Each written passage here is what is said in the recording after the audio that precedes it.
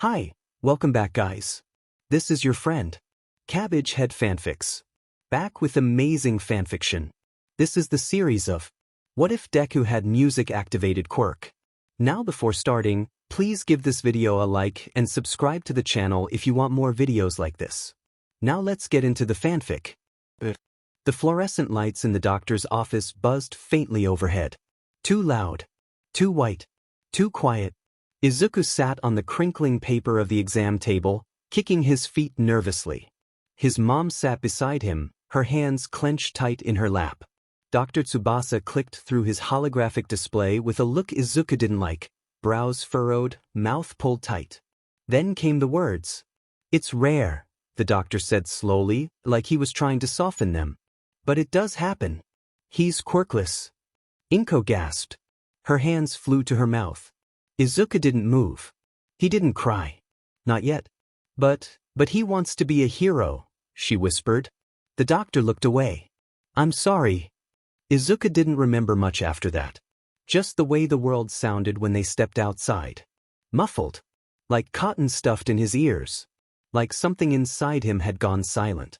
The sidewalk tiles blurred under Izuku's sneakers as he walked, staring down. He didn't cry. Not yet. His throat burned with the effort of holding it in. Inko didn't say much. She clutched her purse to her chest and kept a hand on his back. "I'm sorry, Izuku," she whispered again. He just nodded, small and silent. As they waited for the crosswalk light, she dug through her bag and pulled something out. Her old music player. The one with the pink heart sticker on the back, half scratched away. "Here," she said gently, offering him the tangled headphones. "Maybe this will help a little?" He took them. Slowly. Slid them on. Pressed play. Song, Demons, by Imagine Dragons. When the days are cold and the cards all fold and the saints we see are all made of gold. The bass thrummed softly in his ears. The sound settled something in his chest. It didn't fix the aching hole, but it covered it, for a moment. They turned a corner to cut through a side street, like they always did when coming back from the clinic. Then the shadow stepped out. "Wallet," the man snapped. But pulled low. Something glinted in his hand, long and sharp. Inko gasped and stepped in front of Izuku. I don't have it, I swear," she said, raising both hands. "Wrong answer." The mugger's face twisted into something awful. "Then you'll have to give me something else." He stepped forward. Izuku's heart jumped in his chest. "No matter what we breed, we still are made of greed. This is my kingdom come, this is my kingdom come." His ears rang. No, not from fear. From the music. His muscles tensed. His fingers curled. It felt like lightning under his skin. Quick time slows. The mugger lunged. Izuku moved. Not fast, explosive. A blur of green sneakers and a clenched fist. Something in his brain snapped, and his body moved on instinct, flinging itself between his mother and the knife. He didn't know how to fight. He just screamed. But the punch landed. The mugger flew back. Hit the brick wall with a sickening thud. Crumpled. Izuku stood there shaking, chest heaving. A sharp pain flared through his neck and shoulders like static backlash. His nose started bleeding. Inko's hands were on his face, checking him, saying his name over and over. He blinked. The music still played. "Don't get too close, it's dark inside, it's where my demons hide." His headphones sparked. Then shattered. He collapsed. The steady beeping of the heart monitor was the first thing Izuku noticed. The second was the dull ache in his bones. His eyes fluttered open to white lights and pale walls. The hospital. "Sweetheart." His mom. Her voice cracked as she leaned over, tears already slipping down her cheeks. She squeezed his hand tight like she was scared to let go. "You're okay," she whispered. "You're really okay." He blinked at her, confused. What happened? Before she could answer, the door creaked open. A man stepped in, older, with kind eyes and a rumpled brown coat. He wasn't wearing a uniform, but he had that tired energy all cops seem to carry. "Izuku-huh?" the man asked gently, glancing at the chart. "I'm Detective Tsukachi. I've been speaking with your mom." Izuku shrank back slightly, unsure what to say. "He's only 4, Inko said quickly, defensive. He's never shown signs of a quirk. I didn't even think, he just moved. Tsukachi gave a small, understanding nod. I know. His registry still marks him as quirkless. But that man you stopped? He's got 3 broken ribs and a dislocated shoulder. Izuku flinched. I didn't mean to. I know, Tsukachi interrupted calmly. And I believe you. Something about the way he said it made Izuku blink. Then the detective laughed softly, shaking his head. Still can't believe a 4-year-old took down a grown man like that. Poor guy looked like he got hit by a car. Inko frowned. But how is that possible? His quirk test came back negative. They said. Tsukachi reached into his coat pocket and pulled out a simple white card. Nail Mesa Tsukachi Special Crimes Division. And beneath that in small print, Quirk, Truth Sense. He handed it to Inko gently. Most people don't develop late quirks. But it's not impossible. And sometimes, quirks don't show up the way we expect. He turned to leave, pausing by the door. That's when Izuku sat up a little, his voice barely more than a whisper. Wait. Tsukachi turned back. Izuku swallowed, clutching the edge of his blanket. You mean, I can be a hero? The detective looked at him for a long moment. Then smiled, just a little. I think, he said, you already acted like one. And with that he left, the door clicking softly shut behind him. Izuku stared at the card on the bedside table. He hesitated. Then added, I've got a friend.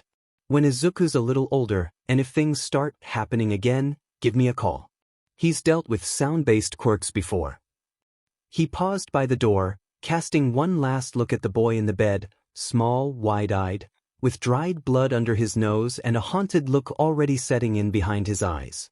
Good instincts, kid, Tsukachi said with a half-smile. Just, try not to break anyone else in half for a while, yeah? Then he left, still chuckling quietly to himself. 10 years later, age 14, last year of middle school. Most people still didn't believe he had a quirk. Didn't matter. Izuku adjusted his headphones, the ones with the reinforced audio limiter he'd built into the side.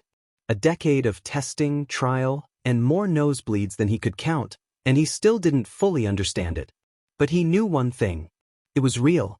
And it was his. The hallway buzzed with noise as students shoved their way to class. A sharp laugh rang out down the corridor. Bakugo. Izuku didn't flinch, didn't even look. He kept walking. 10 years ago, that laugh would have stopped him cold. But Bakugo was still a D-. Nothing new there.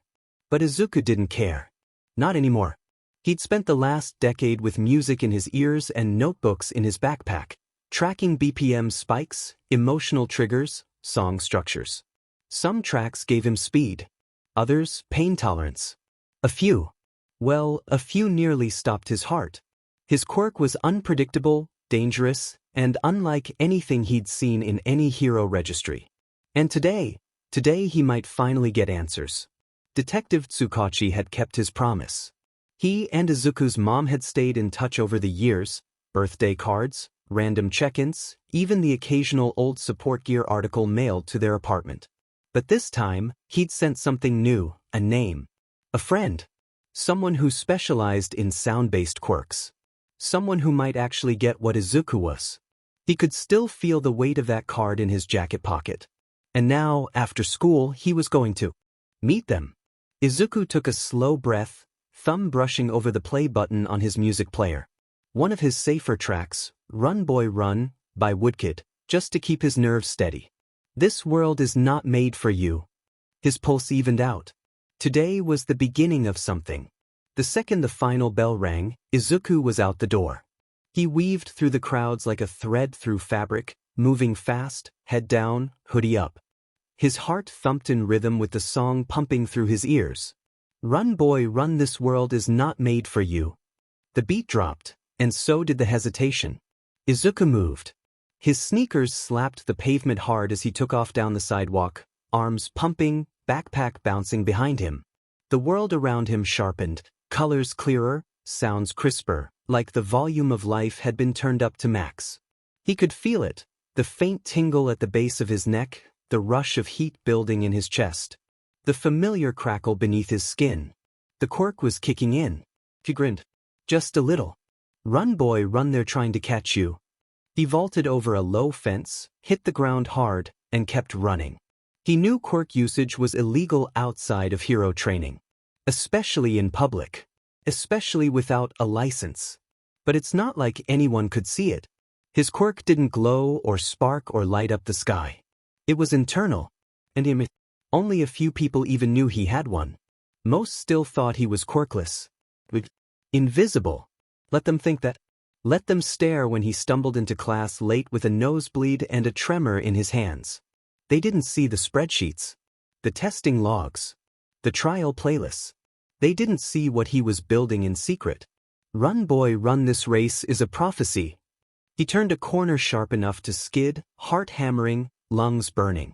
But he didn't stop. He couldn't. Because today wasn't just another after-school experiment. This wasn't about testing pain thresholds or recording reaction times. Today, he was going to meet someone who might understand. Someone who could tell him what he was. He sprinted up the hill toward his apartment complex, legs aching but steady. The song climbed to its crescendo, and he pushed harder. Not because he had to. Because he wanted to. Because when the music was loud enough, when the world blurred around him, he didn't feel broken. He didn't feel forgotten. He felt powerful. By the time Izuku reached the stairwell of his building, the song had ended. His legs felt like lead. His hoodie clung to his back, soaked in sweat, and his lungs burned with every breath. But he couldn't stop smiling. That run, it felt good. Controlled. Balanced. 3 minutes and 36 seconds of clarity. Not bad for a mid-tempo track. He trudged up the stairs, skipping the elevator, practically vibrating with leftover energy. But the second his hand touched the door to his apartment, that buzz started to fade. The grin slipped. His stomach twisted, a nervous knot forming right in the center of his chest. He was about to meet someone who might really understand what he was dealing with. Someone Tsukachi had called a friend, he'd said. No name. No details.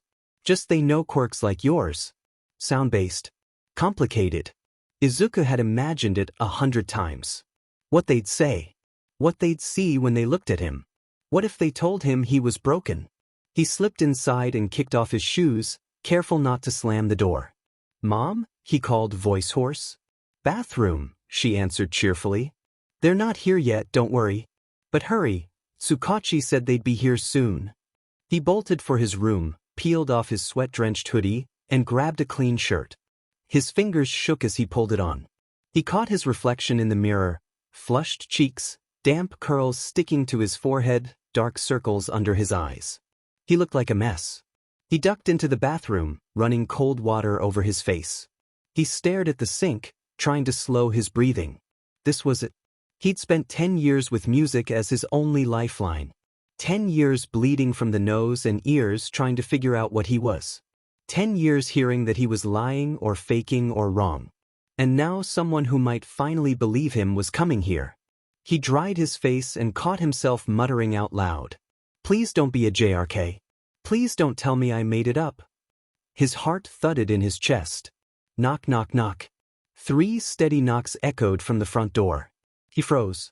Inko's voice called out cheerfully, Izu, they're here. He wiped his palms on his breathes and walked slowly toward the door, heart pounding in his ears like the first beat of a song. By the time Izuku reached the stairwell of his building, the song had ended. His legs felt like lead. His hoodie clung to his back, soaked in sweat, and his lungs burned with every breath. But he couldn't stop smiling. That run, it felt good. Controlled. Balanced. 3 minutes and 36 seconds of clarity. Not bad for a mid-tempo track.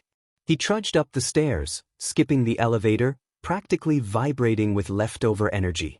But the second his hand touched the door to his apartment, that buzz started to fade. The grin slipped. His stomach twisted, a nervous knot forming right in the center of his chest. He was about to meet someone who might really understand what he was dealing with. Someone Tsukachi had called a friend, he'd said. No name. No details. Just they know quirks like yours. Sound-based. Complicated. Izuku had imagined it 100 times. What they'd say. What they'd see when they looked at him. What if they told him he was broken? He slipped inside and kicked off his shoes, careful not to slam the door. "Mom?" he called, voice hoarse. "Bathroom," she answered cheerfully. "They're not here yet, don't worry. But hurry, Tsukachi said they'd be here soon." He bolted for his room, peeled off his sweat-drenched hoodie, and grabbed a clean shirt.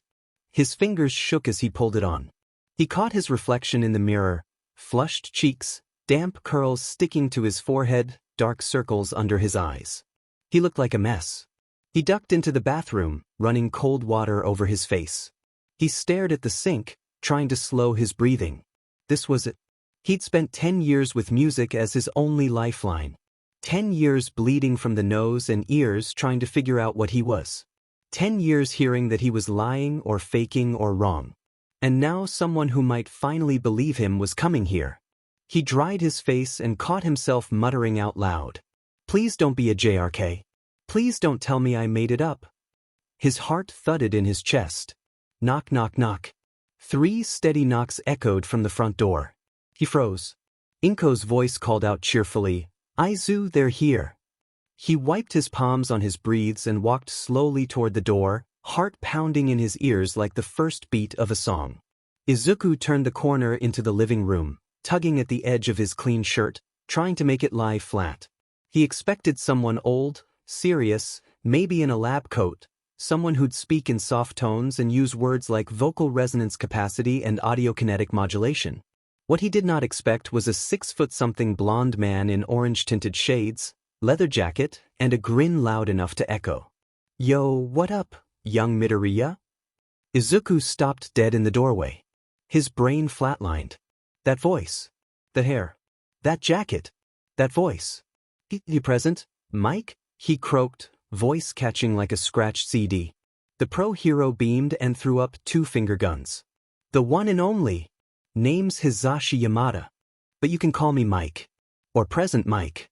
Or, honestly, I'll answer to hey you with the volume knob, not picky." Izuku blinked. His mouth opened. Opened again. His mom smiled warmly from the kitchen, wiping her hands on a towel. "Detective Tsukachi said you liked him, so he thought it'd be a nice surprise." "Liked him?" Izuku squeaked, horrified. "He's my favorite hero of all time." Present Mike let out a big laugh. "Well, that's a first. People usually say I'm too loud for that kind of title." Izuku's legs finally moved, only to carry him in a daze toward the couch. He sat down like he didn't trust his knees to keep working. Present Mike dropped into the armchair across from him, legs spread comfortably, all easy charisma and casual energy, but his tone dropped a notch when he spoke again. "Tsukachi told me you've got something real interesting going on, kid." Izuku nodded slowly. "I heard what happened 10 years ago," Mike said, voice quieter now, more serious. "And I've seen some weird quirks in my time, but a music-triggered enhancer with backlash? That's rare." Izuku swallowed hard, hands clasped tightly in his lap. "So," Mike said, leaning forward, "wanna show me what you can do?" Izuku's heart thundered. This was it. Present Mike wasn't just his favorite hero, he was living proof that sound-based quirks could do more than shout. That they could mean something. And now, he was listening. The sun had dipped low by the time they reached it, a narrow stairwell tucked between 2 buildings downtown, nearly invisible unless you knew where to look. A flickering neon sign above the door read, "Vibe Zone, authorized personnel only." Izuku stared at it. "That's so cool," he whispered. Present Mike chuckled, leading the way down the steps. "This place has been my side project for years. Got tired of trying to test high-frequency resonance in public gyms and blowing out all the windows." "Ah," Inko said with a polite smile. That makes sense." They passed through 2 steel doors and into a long hallway.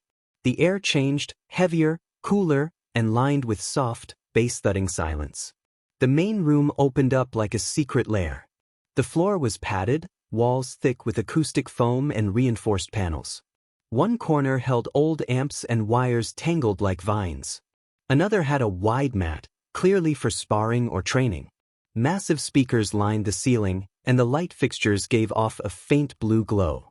Izuku turned in a slow circle, mouth hanging open. It's perfect." Mike winked. Soundproofed, isolated, and reinforced. You could drop a beat so hard in here it breaks glass, and the neighbors wouldn't hear a thing. Is it safe for him? Inko asked, her voice low but firm. Mick's grin softened. Absolutely. I promise, I won't let him push past his limit. Just want to see what he's working with. He turned to Izuku, suddenly all business. You ready, kid? Izuku felt his fingers twitch. He swallowed, nodded. I brought my player. One of the safer tracks, low BPM, moderate emotion build. I've logged it 26 times. Mike raised a brow. That's the nerdiest way I've ever heard someone say, favorite song. I love it. Izuku flushed. Inko gave her son a small squeeze on the shoulder before stepping back near the door, her eyes locked onto him like a lifeline. Izuku stepped into the center of the mat. He pulled his headphones over his ears. Pressed play. Outro by M83. Slow, haunting synths filled his ears. Soft at first. A distant heartbeat. A build like dusk crawling over the horizon. And just like always, the Quirk started to hum. His skin tingled. His breath caught. Then the beat rose. His pulse matched it. Muscles tensed. Eyes focused. He moved. Not like a fighter. Like someone pulled by invisible wires, graceful, fluid, every step synced with the rhythm. His body surged with energy, and even present Mike stepped back slightly, eyes wide behind his shades. Then came the strain. Static down his arms. Chest tight. Head pounding. But he kept going, pushing until the song neared its end. He dropped to his knees the second it faded, gasping. One nosebleed. Right on cue. But his hands were steady. He looked up at present Mike through his sweat-drenched bangs. Well? He asked, voice shaking. Mike crouched down beside him, face unreadable behind the glasses. That, he said slowly, was awesome. Izuku was still kneeling, breath coming in short gasps, nose trickling blood like it was part of the cooldown. Yo, whoa, okay, hang on, kid. Present Mike jogged over to a small shelf, pulling out a worn first aid kit. He knelt down beside Izuku with practiced ease, pressing a cold pack to the back of his neck and handing him a folded cloth. Bleeds like a faucet, huh? Izuku gave a weak laugh and dabbed at his nose. Yeah. It's normal. That ain't normal, kid, Mike said, grinning. But I've seen worse. Sometimes our quirks take more than they give. He shifted, sitting cross-legged now, his gaze steady and curious. So, you gonna tell me what you call it? Izuku blinked, hesitated for a second, then straightened a little. I call it feedback. Mike raised an eyebrow behind his shades. Strong name. Fits. Basically, if I listen to music, I get temporary physical buffs, like increased speed, reaction time, sometimes even pain resistance, but it depends on the song. Hisashi nodded along, silent, letting him go. I've tested over 200 tracks, Izuku continued, fingers twitching like they wanted to write as he spoke. Certain BPM ranges trigger certain types of boosts. High BPM with heavy percussion usually leads to explosive speed or strength, but high emotional content, like ballads or nostalgic tracks, tend to trigger weird neurological side effects. Weird how? Once, I played a song that reminded me of my mom, and I blacked out for 12 seconds. I came to in tears with blood from both ears. Hisashi winced. That's definitely a red flag. But that was before I installed a limiter on the headphones. I embedded a frequency dampener into the left ear cup and programmed a failsafe in the tracklist. My new player automatically cuts off anything over 150 BPM unless I manually override it. See? He pulled the device from his pocket, beaming like a proud inventor. And I made an app that logs my vitals and playback history. Hisashi just stared for a moment, then laughed, not loud and wild like on the radio, but warm. Impressed. You're 14, right? Izuku flushed. Why yeah. Kid, you're smarter than half the support engineers I work with. Izuku blinked. Really? Really? And the way you've broken this down? That's not just instinct, that's training. You've basically been building your own support gear in secret. Izuku ducked his head, cheeks red. I kinda had to. No one ever believed I had a quirk. It doesn't show unless I push it. And even then, it looks like I'm just running weird or overheating. Yeah, well, Hisashi said, reaching out to ruffle his hair. Screw what you've got. It's rare. Complicated. Powerful. Dangerous too, but I can help with that. Izuku's eyes widened. You serious? Dead serious, Hisashi said, finally taking off his shades so Izuku could see his eyes, clear, sharp, and focused just on him. Kid, you've been soloing this dungeon with a starter sword and no map. Let's change that. Izuku sat on the edge of the training mat, ice pack resting against the side of his neck, the cloth under his nose stained faintly red. The room was quiet now, just the hum of the old AC and the soft fizz of power from the overhead lights. Present Mike, Hisashi, he'd told him to use informally, leaned back against one of the padded walls, arms crossed, watching him like a puzzle he was excited to solve. Then he spoke, voice softer than Izuku was used to hearing from the usually booming pro. Please. Listen. Izuku looked up. We're gonna meet up. After school. Regular sessions. Izuku's heart skipped. Wait, really? Really, Hisashi said with a grin. School's almost over, yeah? Summer break's right around the corner. Perfect time to crank the volume and learn what feedback can really do. Izuku couldn't stop the grin spreading across his face, but Hisashi held up a finger. But I've got conditions, he said, rubbing the back of his head. Can't let you blast your brain to pieces in here without a plan. Okay. Izuku said quickly, sitting straighter. Yeah, of course, anything. First, Hisashi said, I want your playlist lists. All of it. Safe tracks, unsafe tracks, any of the ones you've cataloged. I want to know exactly what you've been running into that poor nervous system of yours. Izuku nodded so fast it was a blur. I have spreadsheets, sorted by BPM, emotional resonance, lyrical content. Do you want them alphabetically or by effect severity? Mike blinked, then laughed. You're speaking my language. He pushed off the wall and crouched down next to him again. Second, he said, tapping Izuku lightly on the forehead, let me in on the tech stuff. You're doing half the work of a support crew already. I want to see how you're building your limiters, your headphones, your tracker app. We can fine-tune it all together. Maybe even get you some custom gear down the line. Izuku's eyes were wide, almost shining. You want to help me build it? Not just help, Hisashi said, standing up and stretching his arms overhead. I want to see you become the first hero who beats villains with a playlist and a nosebleed. Izuku let out a quiet, awed laugh. In the corner, Inko wiped her eyes behind a tissue, trying not to sniff too loud. The sun was just beginning to dip below the skyline, casting long shadows across the quiet sidewalk. The concrete still held the warmth of the day, and the sky glowed with streaks of gold and violet. Izuku walked beside his mother, backpack bouncing lightly with each step, hands moving in frantic little circles as he talked. And if I can figure out how to integrate mixed sound dampening mic foam into my limiter casing, then maybe I can reduce the auditory bleed from the left channel, which could help with the nerve tremors. But I also thought about switching to bone-conducting headphones for training tracks, which would change the physical resonance. But that might mess with the muscle feedback loop I've been tracking on the heavier songs, so I'll need to A/B test that over, like, maybe 2 weeks? 3 tops. Inko nodded patiently, smiling softly. Oh.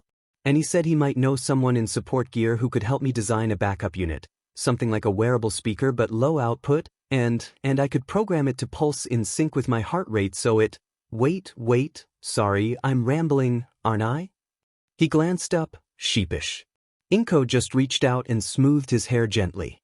You've been waiting 10 years to talk to someone who listened, baby. Ramble all you want. He ducked his head, cheeks going pink. Thanks, Mom. She smiled, the kind that felt like sunlight. Then, tilting her head, she added with a chuckle. You know, he's not as loud as I expected. Izuku blinked. Huh. Present Mike, she said. On TV he's always shouting. I thought the walls might come down when he said hello. But he was gentle. Izuku thought back to the moment Hisashi knelt beside him, tapped his forehead, and said let me in on the tech stuff. He grinned. Yeah. He's really different in person. Still him, but, like, turned down to 70% volume. Inko laughed, hand covering her mouth. They turned the corner toward their apartment complex, the street now mostly quiet aside from cicadas buzzing in the distance. Izuku's thoughts were already spinning again. Ideas, tests, possibilities. For the first time in years, he didn't feel like he was playing catch-up. He felt like he was on track. And maybe, just maybe, he wasn't alone anymore. The door to Vibe Zone swung open with a low mechanical hiss, the familiar cool air greeting Izuku like a ritual. No uniform. Just a black All Might tee clinging to his frame, green training breathes, and his headphones slung around his neck like a badge of honor. His music player was in hand, thumb resting over the play button like a trigger. Hisashi Yamada, present mic, in all his chaotic mentor glory, was already there, tuning some equipment and bobbing his head to a rhythm only he could hear. "Yo, Midoriya," he called out, waving. "You ready to blow my metaphorical socks off?" Izuku laughed, nerves curling tight in his chest. "Hopefully just yours and not, like, my eardrums again." "Hey, no promises," Mike said with a wink. "But I brought tissues this time. We come prepared in the Vibe Zone."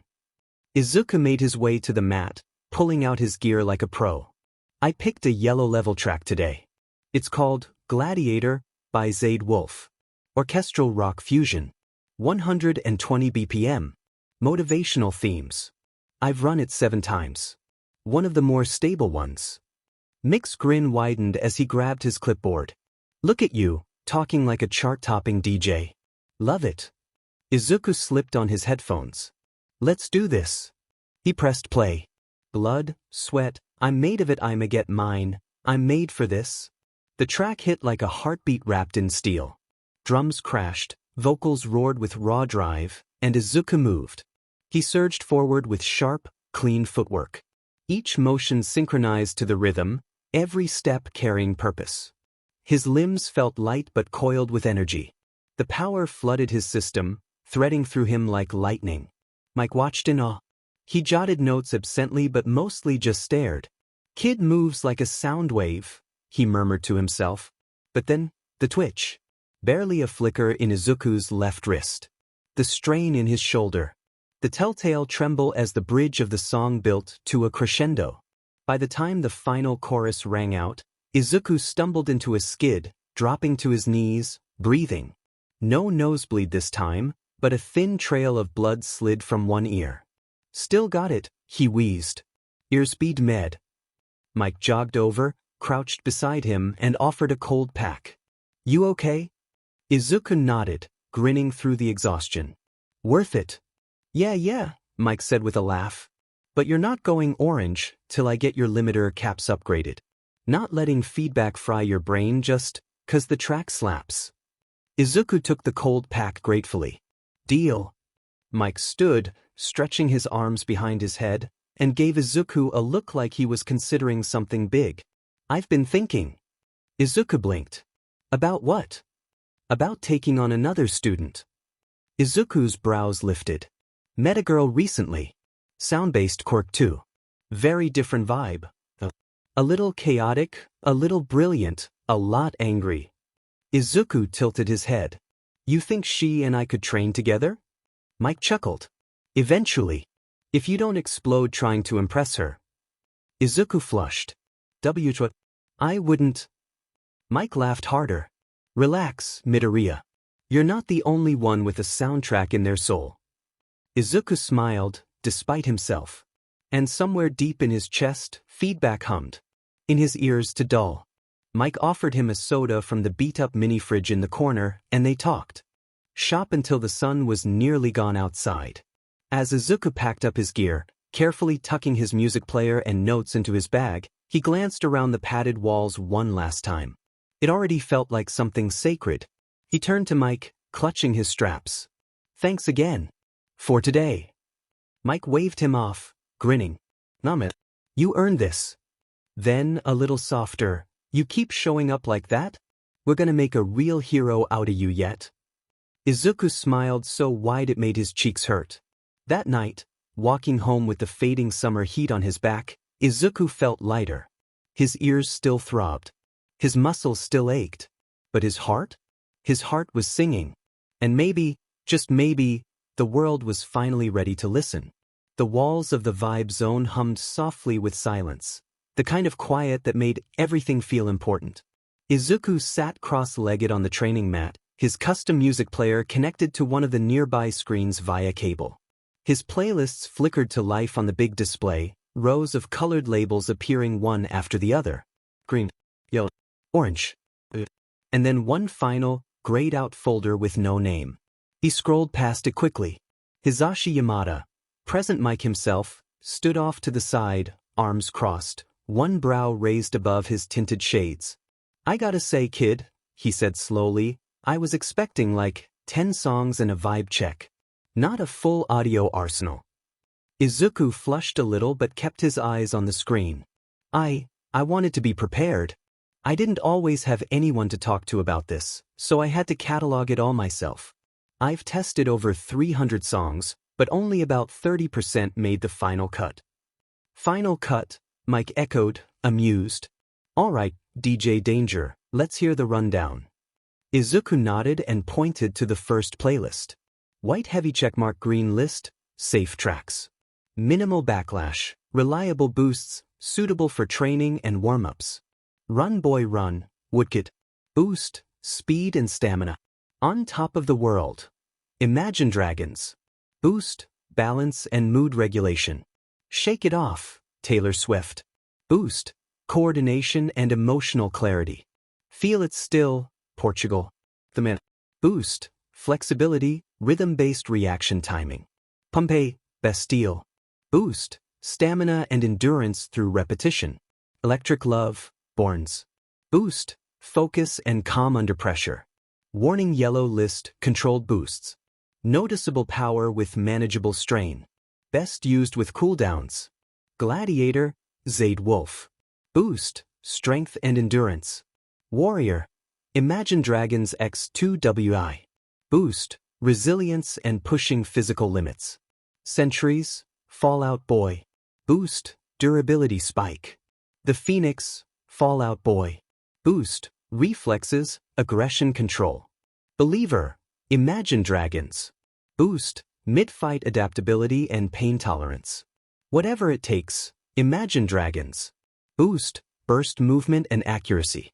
Orange Square Orange List, dangerous but doable. Powerful enhancements, but dangerous without supervision. Battle Cry, Imagine Dragons Exia. Boost, overall combat readiness. Natural, Imagine Dragons, Night Corver. Boost, reflex and perception increase. No Time for Caution, Hans Zimmer, Interstellar OS.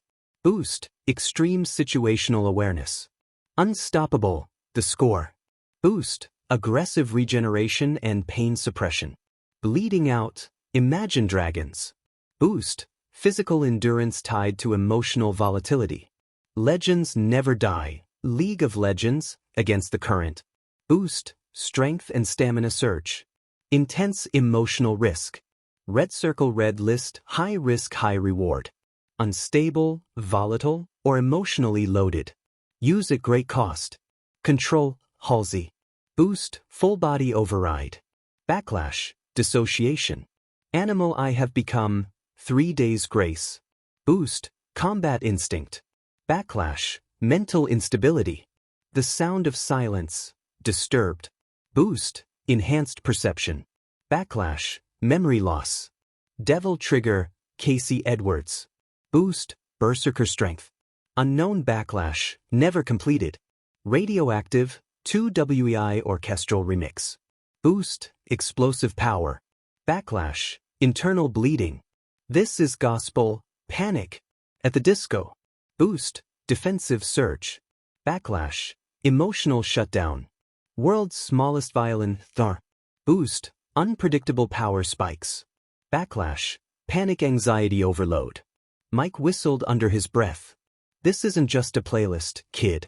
It's a battlefield. And you're playing general and soldier. Izuku gave a small smile. I had to be both. And this one. Mike pointed to the grayed-out folder at the bottom of the screen. Izuku's hand hesitated over the controls. A draft folder, he lied, eyes darting away. Unfinished ideas.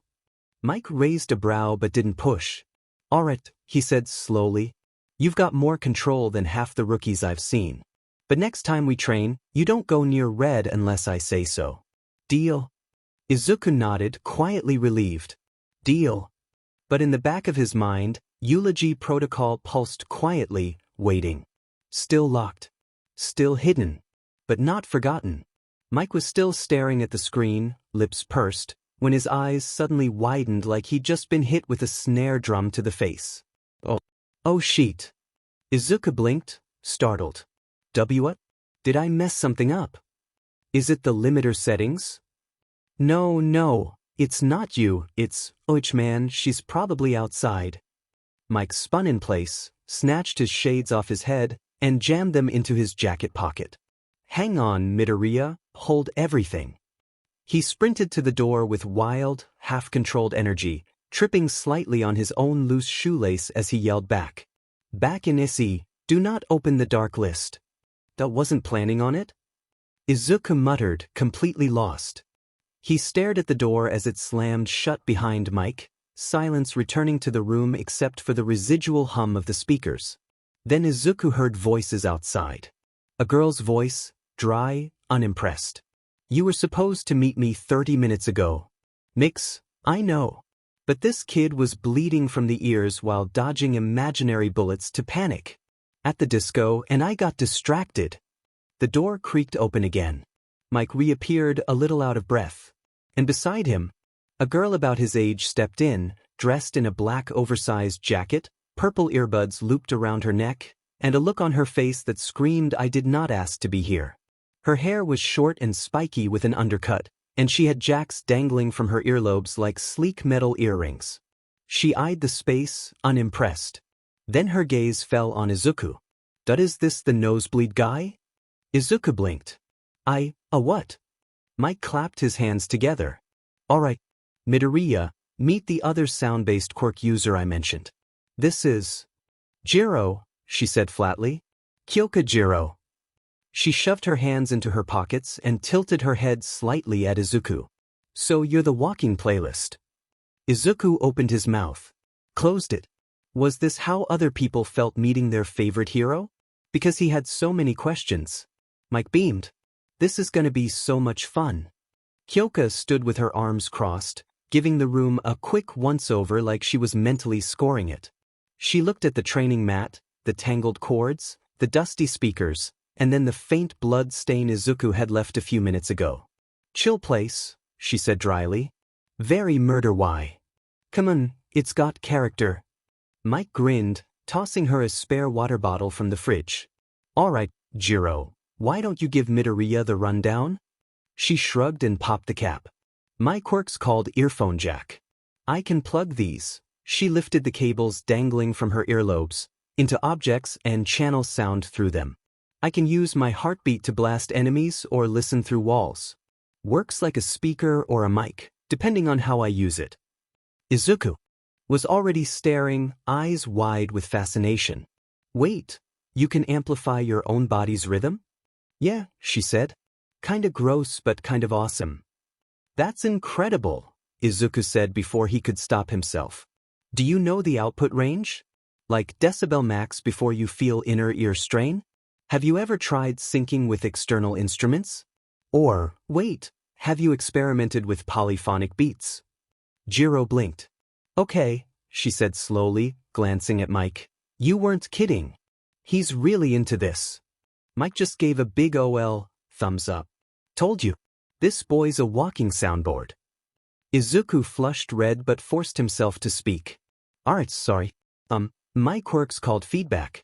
If I listen to music, it boosts my physical abilities, speed, strength, stamina, but the stronger the song's emotional or sonic intensity, the worse the backlash. Bleeding, collapsing, short-term memory loss sometimes. Jiro raised her eyebrows. Yikes. I have categorized the songs by risk level, Izuku added quickly. I have a whole system, color-coded playlists, internal cooldown tracking, limiter settings on my headphones.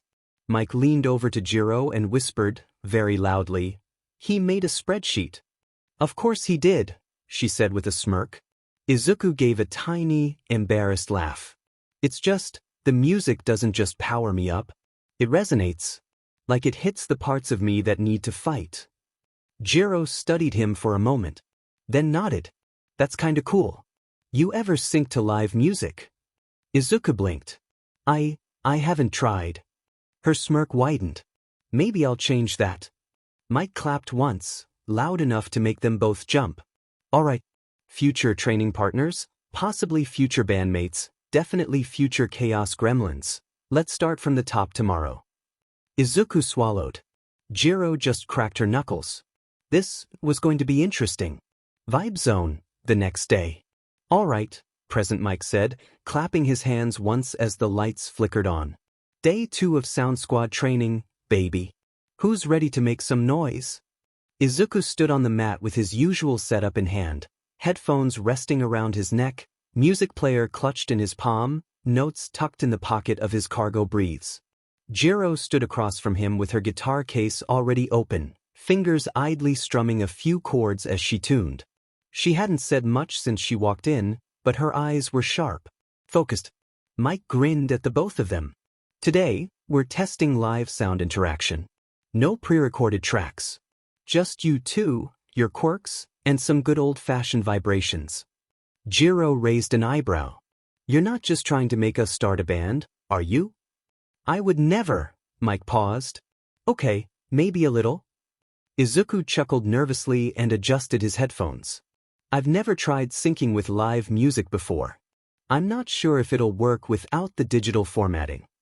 "Well," Jiro said, plugging her jacks into the guitar's amp, "let's find out." She stepped up and started playing. It wasn't flashy, not a shredding solo or wild power chords. Just a steady, rhythmic riff. Bluesy. Something with heart behind it. Izuku closed his eyes and focused. The room filled with her sound. The vibrations crawled up his legs, rolled through his ribs. He waited for the spark. The hum. The surge. Nothing. His quirk didn't activate. But for some reason, he didn't care. When he opened his eyes again, Jiro was watching him. "Well?" she asked.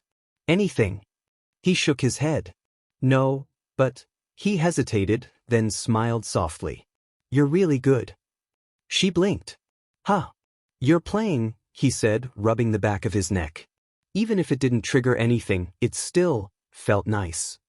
Jiro looked at him for a long moment, then smirked, hiding the faintest hint of pink on her cheeks. "You're a weirdo, Midoriya." He laughed. "I've been told." Mike, watching from the side with his chin in his hand, grinned ear to ear.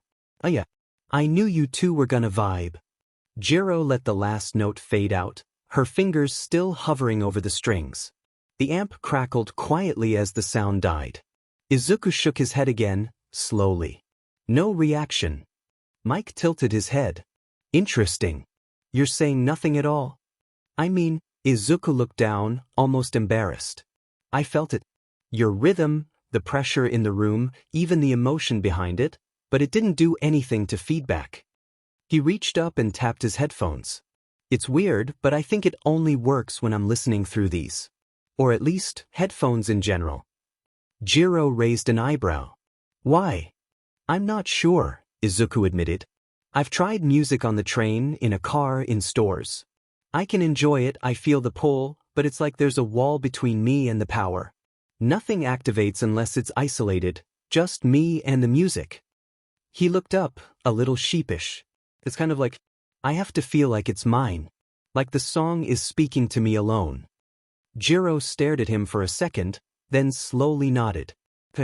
"That's actually kinda poetic." Mike scratched his chin.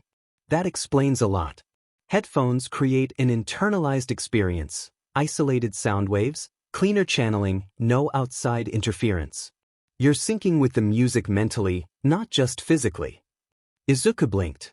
"That makes a lot of sense." Jiro unplugged her jacks, sliding her guitar back into the case. "Well, guess that means we can't form a band just yet." Izuku smiled. "Maybe someday. If I can figure out how to sync to live sound." She snorted. Better hurry. I'm not playing backup forever. Mike was already writing everything down like a mad scientist. The training had slowed down after the live guitar test.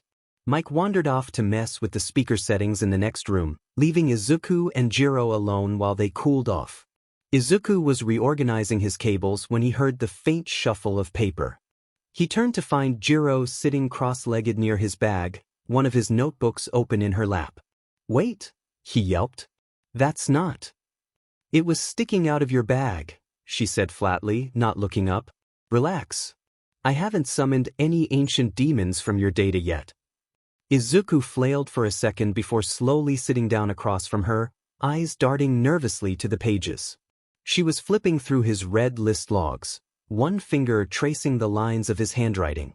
Neatly labeled titles, color-coded symbols, emotional tags, until she stopped on a page with thick, black scribbles slashed through a few entries. Her brow furrowed. "What's with the black outlines?" Izuku hesitated. Jiro looked up at him, her expression unreadable now. "These are all red-level songs, right? Why are they crossed out?" He glanced away. "They didn't work." She blinked. "Like, they didn't activate your quirk?" He shook his head. "No. I mean, they did, but I couldn't finish them." She looked back at the page. The sound of silence, disturbed. "Control, Halsey. Animal I have become, 3 days grace." "I tried," Izuku said quietly. "I listened. I prepared. But halfway through, my body shut down. Nausea. Pressure in my chest. Once I passed out before the second chorus." Jiro was silent for a beat. Her eyes flicked down to the jagged lines slashed across the page. "I crossed them out," Izuku went on, voice low, "because I thought if I didn't, I'd be tempted to try again." She closed the notebook gently and looked at him. "That's not a weakness," she said. "That's called not dying." Izuku gave a soft laugh, hollow around the edges. "Still feels like failure." Jiro held his gaze. "Feels like survival to me." Izuku blinked at her, really blinked. Then, for the first time since they'd met, she offered him a small, real smile. Not smug, not sarcastic. Just kind. "I'll help you get through them," she said. "Eventually." Izuku blinked. Something tight in his chest loosened, not gone, just less sharp. And then, "Sue, who's ready for sparring drills with blindfolds?" The door slammed open, and present Mike practically moonwalked back into the room holding 2 black fabric strips and what looked suspiciously like a fog machine. Jiro immediately dropped the notebook on the floor with a thud. "Dude, what?" Izuku jumped so hard he knocked over his headphone case. Blindfolds?" Mike beamed. "Yeah. One of you can't see, one of you can't hear. Teamwork in chaos, baby." "You're unhinged," Jiro muttered. "Accurate," Mike chirped. Izuku looked between the BLNDFLDS, the fog machine, and the note-stained floor. He let out a shaky breath, then smiled faintly. "All right," he said. "Let's go." Vibe Zone, a few days later. The summer heat was thicker now, clinging to the walls of the Vibe Zone even with the fans Mike had rigged up. Izuku wiped sweat from his neck with a towel, heart still pounding from the last set. Jiro was sitting cross-legged on the floor nearby, tuning her guitar and sipping on a lukewarm energy drink. They'd just finished a round of sound reaction drills, one of them blasting audio at full volume while the other dodged foam projectiles Mike had gleefully rigged to a beat-based launcher. "All right," Mike said, kicking back in one of the old soundproofing crates he used as a chair. "That was solid. Jiro, your rhythm game's tight as hell. Midoriya, your reaction time's gotten way sharper. I'm proud of you little nerds." Izuku gave a tired but genuine smile. "Thanks." Jiro rolled her eyes. "I only missed 2 shots." "Yeah, and he only bled once," Mike shot back, pointing a finger at Izuku's freshly bandaged forearm. "It was minor," Izuku muttered. Mike chuckled, then got quiet for a beat. The kind of quiet that made both teens glance over. Then he leaned forward, resting his elbows on his knees. "Hey, Midoriya." Izuku blinked. "Yeah." Mick's voice lost its usual edge of teasing. "You ever think about going to UA?" Izuku froze. Jiro stopped tuning. The air in the room shifted, subtle but heavy. Izuku stared at him. What? Mike shrugged, but there was something sharp in his gaze now. Measured. You've got the drive. The instincts. The brain for it, definitely. And if you keep training like this? You've got the potential. Izuku's mouth opened, then closed. His heartbeat had gone all weird again, not from the quirk. From something else. He dreamed of you for so long it had stopped feeling real. Why me? He asked quietly. Everyone thinks I'm quirkless. Even now, my quirk's barely stable. Half the songs on my list could kill me. I'm not. You're not perfect, Mike said, shrugging. Neither was I. Neither was Aizawa. You think they only want power at UA? They want people who fight like hell. Who study. Who care. He leaned back again. So I'm asking. Not as a pro. Not even as a teacher. Just as a guy who sees you busting your butt every day. You want to be a hero, Midoriya? The silence that followed felt louder than anything they'd played that day. Jiro didn't say anything. But her eyes were locked on him. Izuku swallowed, throat dry. He wasn't sure what came next. He had spent so long dreaming of Yue that the idea of it suddenly being real felt like trying to hold lightning in his hands. What if he wasn't ready? What if his quirk failed him again? What if he... Oh come on, say yes, stork. Izuku blinked. Jiro was giving him a look.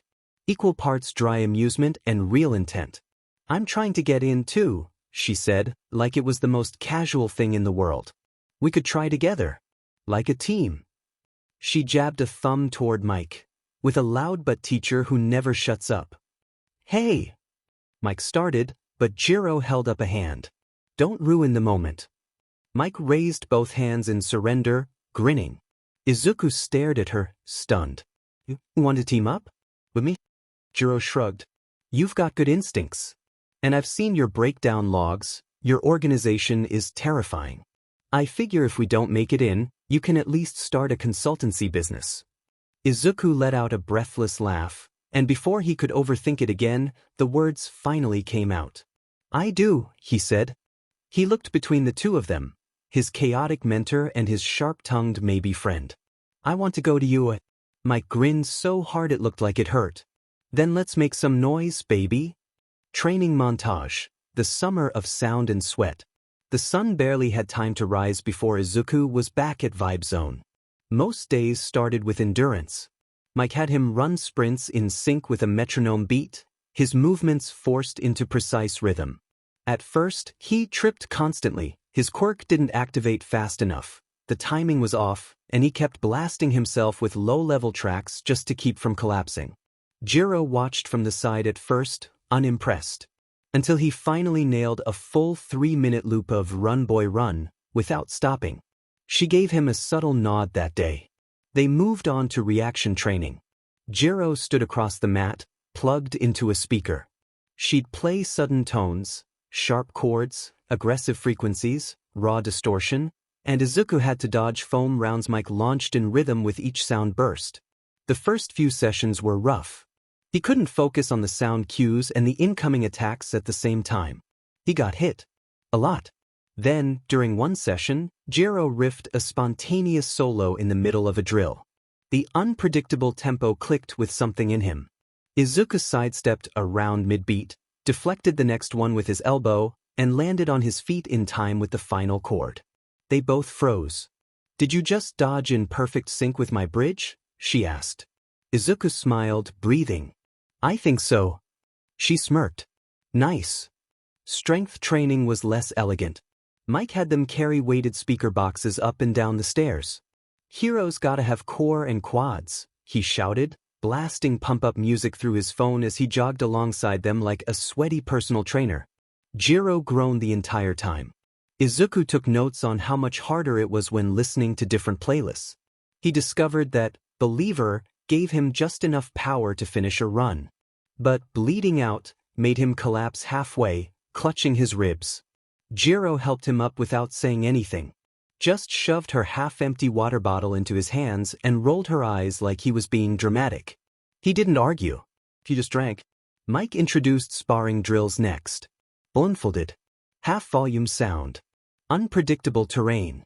Villains won't fight fair, Mike had said. So we're gonna fight messy. Jiro kicked his butt the first 2 days. He couldn't keep up with her quick footwork and sudden strikes, especially when she used her jacks to vibrate the floor and throw off his balance. But Izuku learned. By the end of the week, he'd rigged a new headphone feature, emergency EQ filters that adapted to sudden feedback spikes. He caught her ankle mid-kick one day and dodged the follow-up strike with barely an inch to spare. She looked at him differently after that. Not impressed. Not amazed. Just like he belonged here now. They practiced application drills too. Rescue simulations. Obstacle courses. Strategy breakdowns. Mike graded everything like a chaotic college professor with a foghorn. Izuku filled entire notebooks with notes on his song's impact during different exercises. He even built a mini training simulator in his room using Bluetooth speakers and foam mannequins. One night, Jiro stopped by unexpectedly to drop off a spare audio cable. She caught him mid-simulation, drenched in sweat, muttering song timings to himself, blinking blood out of one eye with natural night corver blaring in the background. She didn't say anything. She just tossed him a fresh towel. "You're insane," she said. He nodded. "I know." As the exam crept closer, the music changed. The green list became warm-ups. The yellow list became his main toolkit. And the red list? He still didn't touch it. Not yet. But he kept it updated. And every so often he'd stare at the grayed-out folder labeled Eulogy Protocol, finger hovering over the screen before pulling away. Not yet. Not unless he had no choice. Then one day, as the sun spilled through the high windows and the training mats were covered in scuff marks, Mike called them over. "You too," he said, pulling down his shades. "I've trained a lot of people. A lot. But I don't think I've ever been more hyped to see what happens next." Izuku looked at Jiro. She smirked. They both turned back to Mike and said, in perfect sync, "We're ready." The shop was quiet, cool, and comfortably cluttered, just the way Jiro liked it. Guitars lined the walls like trophies, amps sat in neat rows across the floor, and a whole back corner was dedicated to audio tech and custom gear. Jiro was already halfway across the store, poking at a wall-mounted pedal display. Izuku, meanwhile, had gravitated straight toward the high-end headphones like a moth to bass-boosted flame. "These have adaptive pressure coils," he muttered, gently touching the rim. "Oh man, and resonance filtration too. This would be perfect for limiter upgrades." "You're talking to the headphones again," Jiro said from behind a rack of guitar straps. "I'm appreciating their craftsmanship," Izuku replied with a huff. Then the shop bell jingled. Izuku glanced up and immediately froze. Mike had just walked in, bright yellow shades, leather jacket, way too much energy as usual. But standing beside him was a tall man in black, with dark tired eyes, messy hair, and a scarf draped lazily over his shoulders like a blanket. A vibe so opposite of Mick's it was almost comedic. Izuku blinked. There was something about him. Something weirdly familiar. "Who's that?" he whispered. "No idea," Jiro said. "But Mike looks weird." She was right. Mike had definitely seen them. His whole body jolted when he spotted his students, like he hadn't expected to be caught. "Oh hey," he said, voice a little too loud. "What are you guys doing here?" "Fun. Funny running into you." Jiro narrowed her eyes. "You okay?" "Yep. Totally. Just out shopping for, gear. Stuff." Mike shoved his hands into his jacket pockets way too fast. "And this is, my, colleague." The man next to him gave the teens a slow once-over and sighed. "Hi," he said flatly. "Aizawa Shoyuda. Pro hero. Eraserhead." Jiro blinked. "Wait, him?" Izuku's breath caught. "That's where I've seen him. On old underground footage. Low-res videos of villain takedowns where the camera shook too much to follow the fight." Aizawa looked down at him with eyes that felt like they could see through music. "You two are students?" "Training for the UA exam," Jiro said casually, still watching Mike like, "What is going on with you right now?" Mike let out a weird little half-laugh. "Yeah, yep. They're, both really promising." Jiro raised an eyebrow. Izuku, sweetly oblivious, just nodded. He's been helping us a lot. You're gonna be at the entrance exam? Aizawa nodded. Helping evaluate. I'll be watching. He turned, disappearing into the amp aisle without another word. Mike stood there awkwardly for a moment, then turned to his students. Well, that was cool, right? But 2 co-workers. Hero buddies. Nothing weird. Jiro stared. Mike adjusted his glasses with a nervous little cough. Well, see you tomorrow. Train hard. And just like that, he speed-walked into the opposite aisle. Izuku blinked. Did something just happen? Jiro was already following the noise to spy. Oh yeah, she muttered. Something's going on. The sun dipped lower over Mizudafu, casting a golden hue across the storefronts as Izuku and Jiro strolled toward the small cafe she'd mentioned. Okay, Jiro said, walking just ahead. Mike was definitely acting weird. Izuku adjusted his backpack strap. Do you think he was embarrassed? Because of Eraserhead? He looked like someone caught him sneaking out of a hotel, she said with a smirk. There's no way they're just co-workers. I'm begging you not to investigate. No promises. The cafe was tucked between a flower shop and an old stationery store, all soft wood and warm lights. As soon as they stepped in, the smell of roasted sweet potato and warm sugar hit them like a blanket. Izuku sighed. This place smells amazing. Jiro led the way toward the counter. You're gonna love the mochi. Izuku was mid-nod when it happened. Well, if it isn't little Midoriya. Izuku flinched so hard he nearly collided with a potted plant. Mitsuki Bakugo was already marching across the room like a force of nature, holding a tray of tea and dango, grin sharp and dangerous. Hair tied up messily, tank top and jeans, and enough confidence to flatten cities. And Mitsuki-san. Izuku stammered, caught like a deer in headlights. Oh my god, look at you. Mitsuki said, already ruffling his hair with one hand and poking him in the cheek with the other. Still got the same soft face. You moisturizing yet? Or is that just genetics? And is that peach fuzz? Are you shaving? When did your voice drop? Was it this year? Izuku audibly choked. Emitsigsen, please? Jiro was dying. Shoulders shaking. Silent laughter. Mitsuki turned on her next, eyes narrowing with casual curiosity. Who are you, exactly? Jiro Kyoka, Jiro said, managing to sound chill despite the situation. Friend. Training partner. Friend, huh? Mitsuki looked her up and down. Cute. You keeping him out of trouble? I try, Jiro said with a small smirk. He kinda brings trouble on himself. Oh, he always has, Mitsuki said with a wave. When he was like 5, he tried to save a stray cat from the rain and ended up getting his whole arm stuck in a drain pipe. Jiro's eyes widened. And Mitsuki-san. Had to call the fire department. Little drama king cried the whole time. So sensitive. Please. Mitsuki just grinned. Anyway, how long you two been hanging out? He ever show you that old All Might onesie he used to wear? Still has it probably. I don't. Izuku's soul was visibly leaving his body. Jiro just tilted her head. Not yet. Should I ask? Oh, absolutely. It had a little cape and everything. Izuku slumped forward, whispering to the counter, End me. Finally, Mitsuki relented with a laugh. Alright, I'll stop. For now. She gave Jiro a playful wink. You seem like you've got a good head on your shoulders. Keep teasing him. Builds character. Jiro snorted. That's the plan. Oh, and Midoriya, tell your mom to call me, Mitsuki added, turning on her heel. We need a catch-up night. I'll bring the wine, she brings the soda, and we'll talk about how weird our kids turned out. She vanished into the back of the cafe, tray in hand. Izuku stared after her, dazed. I'm not weird, he muttered. Jiro just sipped her tea and smirked. Sure you're not. They grabbed a small table by the window, their drinks and mochi between them, the soft hum of jazz playing overhead. Izuku was still visibly flustered, cheeks red, hair mussed from Mitsuki's ambush, and the shell-shocked expression of someone who just watched their social life get punted across a field.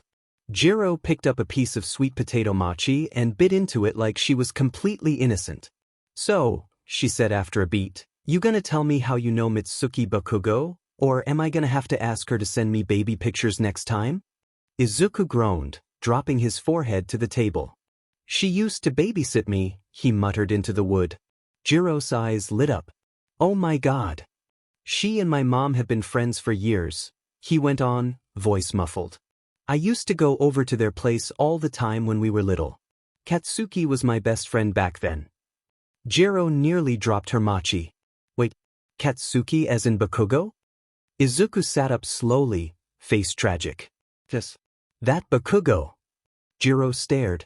Then started laughing, like full body laughing, face buried in her arm on the table. Oh my god, this just gets better. You were besties with the angriest explosion gremlin in Mizudafu. Izuku sighed. We don't talk anymore. Jiro wiped a tear from her eye. Yeah, I'm guessing that ship exploded. He gave her a deadpan look. Hilarious. So wait, she leaned in, still grinning, how long did you wear the All Might onesie? Can we please not? Was it fuzzy? Did it have a cape?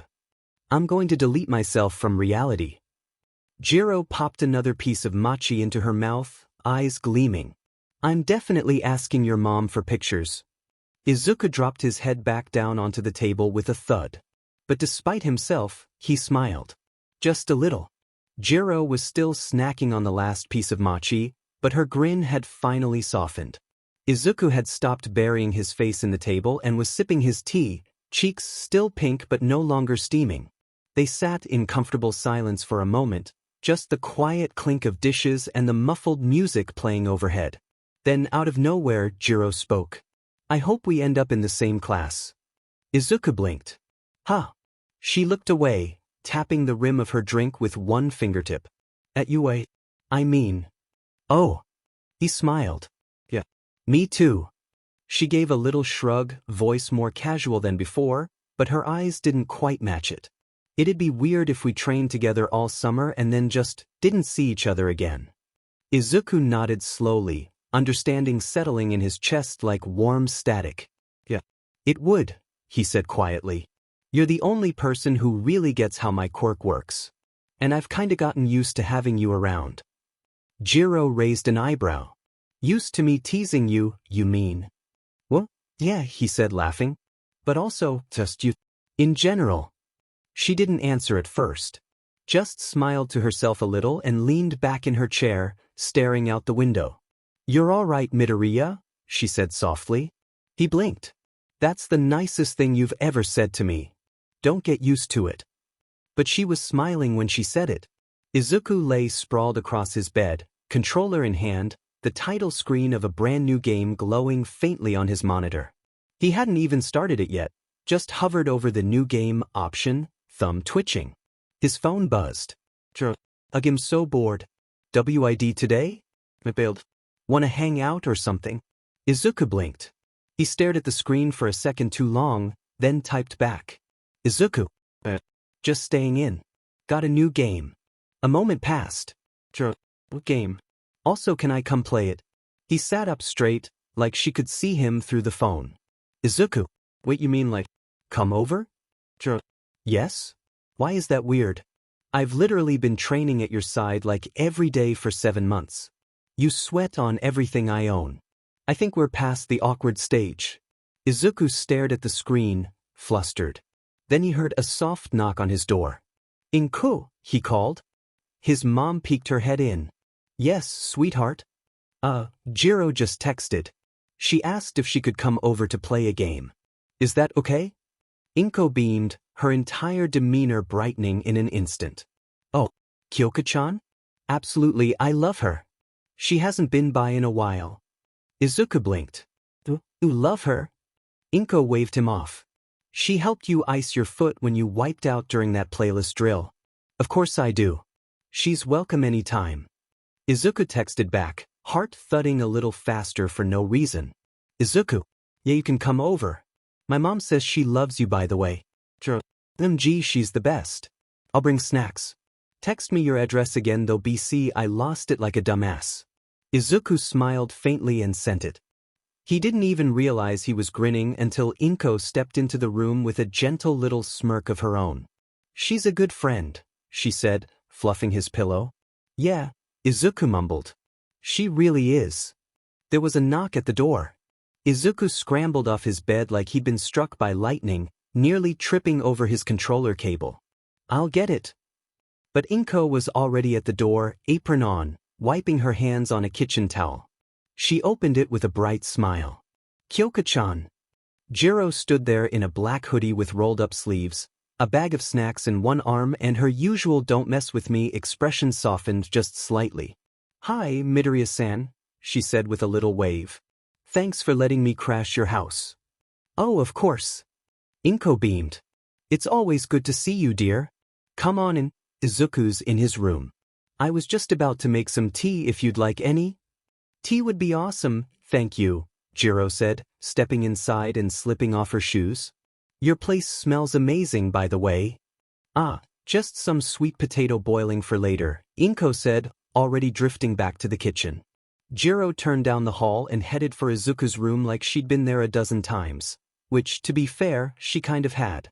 Just never for something like this. She pushed open the door. Izuku was standing awkwardly by his desk, half holding a game case, clearly trying to make it seem like he hadn't just cleaned every surface in the room. Jiro looked around. Posters. Soundproofing pads. A stack of headphone prototypes. 3 shelves filled with labeled music drives and notebooks. His laptop was open to a spreadsheet that said, "Orange Tier Track Analysis Updated Version 4.3. She let out a short laugh as she stepped inside. "I'll never get used to someone having more music than me." Izuku flushed. I mean it's mostly for Quirk research, so... You have a spreadsheet for Quirk-compatible rhythm tempo categories. Don't pretend it's casual. He laughed, rubbing the back of his neck. "Okay, it's not." Jiro dropped her snack bag onto his desk and flopped down on his bed without asking. "All right, let's see this game of yours. You promised entertainment and escape from boredom." "I did no such thing," Izuku muttered, already grabbing the second controller. "Too late. I brought snacks. Your room is suspiciously clean. I'm getting comfy." He sighed but smiled as he sat beside her. And for the first time in what felt like forever, everything felt easy. No, how did you do that?" Izuku's voice cracked mid-sentence as his character was launched clean off the stage, vanishing in a spectacular explosion of pixels and shame. Jiro didn't even look up from the screen as she adjusted her grip on the controller. "I pressed the buttons faster than you. It's a skill. You countered my special 3 times. That move has frame-perfect timing. I dunno what that means, but I did it so." She smirked. "Get good." Izuku groaned and flopped backward onto his bed, one arm draped across his face. "Dude," he mumbled. "How are you so good at this?" "It just came out." "I'm a natural," Jiro said casually, popping a piece of dried fruit from the snack bag into her mouth. "You spend your time building headphones. I spend mine dodging my mom's jazz lessons with rhythm games." He peeked at her from under his arm. "You've kicked my butt like 6 times. And I'll do it again. But I'm scared." "You should be." He sat up slowly, narrowing his eyes. "All right, no more Mr. Nice Guy. I'm picking a red tier mindset now." Jiro grinned. "Oh, bringing out the big Quirk metaphors? You know that means I have to crush you again." Mike would be so proud of this rivalry. They both paused. Then, at the exact same time, "Loudest training arc ever." They laughed, loud, easy, real. And outside the room, Inko peeked in with a tray of tea, watching them with a smile soft enough to melt steel. She said nothing, just quietly set the tray on the desk and backed out again like a ninja, muttering to herself, "They're so cute." The game sat on pause. Controllers abandoned. Half the snack bag was empty. Jiro was stretched out on Izuku's bed like she owned it, one arm behind her head, her jacks lightly tapping against the blanket with soft, rhythmic beats. Izuku sat cross-legged on the floor, sipping tea and pretending he wasn't still smarting from being utterly wrecked in 6 consecutive rounds of virtual combat. "Hey," Jiro said suddenly, eyes still on the ceiling. Wanna try something? Izuku blinked. Sure. She sat up slightly, smirking. Music game. That is this revenge for me calling myself Mr. Nice Guy? Maybe, she said. But it's also kind of fun. I do this with my dad sometimes. I play a song, no lyrics, just the melody, and you try to guess it. Izuku tilted his head. Do I get hints? Absolutely not. Oh no. Jiro grinned as she unplugged one of her jacks from her phone and started tapping it lightly against the wooden edge of his desk. The rhythm was soft at first, 2 beats, a pause, then 4 sharp ones in a row. A pattern. A melody. Izuku narrowed his eyes, concentrating. He mouthed along with the rhythm, trying to place the feel of it. It was familiar. Nostalgic. Wait, is that On Top of the World? Ding ding, Jiro said. Okay, not bad. She suched it up. This time, it was heavier, slower rhythm, pulsing and deep. There was a tension in the way she played it. Izuku closed his eyes. Centuries by Fall Out Boy. She gave him a nod, impressed. 2 for 2. Let's go, he whisper cheered. Don't get cocky, she warned, and tapped out a new beat. This one was chaotic. Messy in a way that somehow still worked. Like someone having a breakdown to a banger. Izuku furrowed his brows. Is that World's Smallest Violin? Jiro blinked. No way. You got that. It's one of my red tracks, he said, a little too excited. The tempo shift is what gives it away. Totally unpredictable. She shook her head, laughing. Okay, you might be a nerd, but you're my kind of nerd. He grinned sheepishly and ducked his head. Thanks. She hesitated for a second. Then, softer, she asked, Wanna do one of mine? Izuku looked up. You mean a song that you made? Jiro nodded. Then she gently tapped a rhythm. It was simple. No flashy tricks. But it lingered. Izuku listened carefully. The first beat echoed like a soft heartbeat. He closed his eyes and let the pattern wash over him. That's not one I know. Jiro smirked. But I wrote it. Izuku opened his eyes, and for a second, the room felt quieter. You're really good, he said, meaning it. She looked away just a little. I know. Then she tossed a pillow at his face. Your turn. Let's see if you can throw me off. Izuku caught the pillow midair and grinned. Challenge accepted. The sun outside had dipped low, casting amber light through the window, giving the room a warm, soft glow. Jiro sat cross-legged on Izuku's bed, leaning against the wall, a half-empty bag of snacks between them. Izuku was nearby, kneeling beside his desk, flipping through notebooks, half-tidying, half-distracted sorting. Jiro let her gaze wander. She noticed a slightly open drawer just below his desktop. The corner of a worn, unlabeled folder was barely sticking out. It was darker than the rest, gray, but not like his neat category colors. Almost cold in how plain it looked. Curious, she leaned forward and reached for it. Hey, what's this one? Izuku looked up. He froze. Jiro's fingers brushed the edge of the folder, just enough to catch the label tucked inside. Eulogy Protocol, scrawled in black ink. No color tag. No track info. Before she could slide it out, Izuku moved. Wait, he said, voice soft but immediate. Jiro paused. Izuku didn't raise his voice. He didn't snatch it away. He just gently reached out and placed his hand over hers, stopping her. That's not one of the others. Jiro blinked. Eulogy Protocol? What? Is that like a boss fight playlist or something? He gave her a small, tired smile. No, he said. It's the one I don't play. Ever. Jiro stared at him for a moment. The shift in his voice, the way his fingers stayed lightly over hers, not tense, but firm. Like it mattered. Like it hurt. She let go. He quietly slid the folder back into the drawer and closed it. Silence sat between them for a moment. Then Jiro leaned back against the wall again and crossed her arms. You name your forbidden playlist like it's a final will, you know that? He gave a short laugh. Yeah. Is it just scary songs? Or? He didn't answer. She didn't push. Instead, she said, "You're allowed to keep some songs to yourself. Doesn't mean I won't try to steal them eventually, though." Izuku smiled, grateful. "Thanks for not digging." Jiro shrugged. "You've earned some privacy." She threw a chip at his face. "Now sit back down. I'm not done destroying you in Rhythm Quiz." By the time the sky outside turned a soft lavender, the game was paused, the Rhythm Quiz abandoned, and the snack bag fully decimated.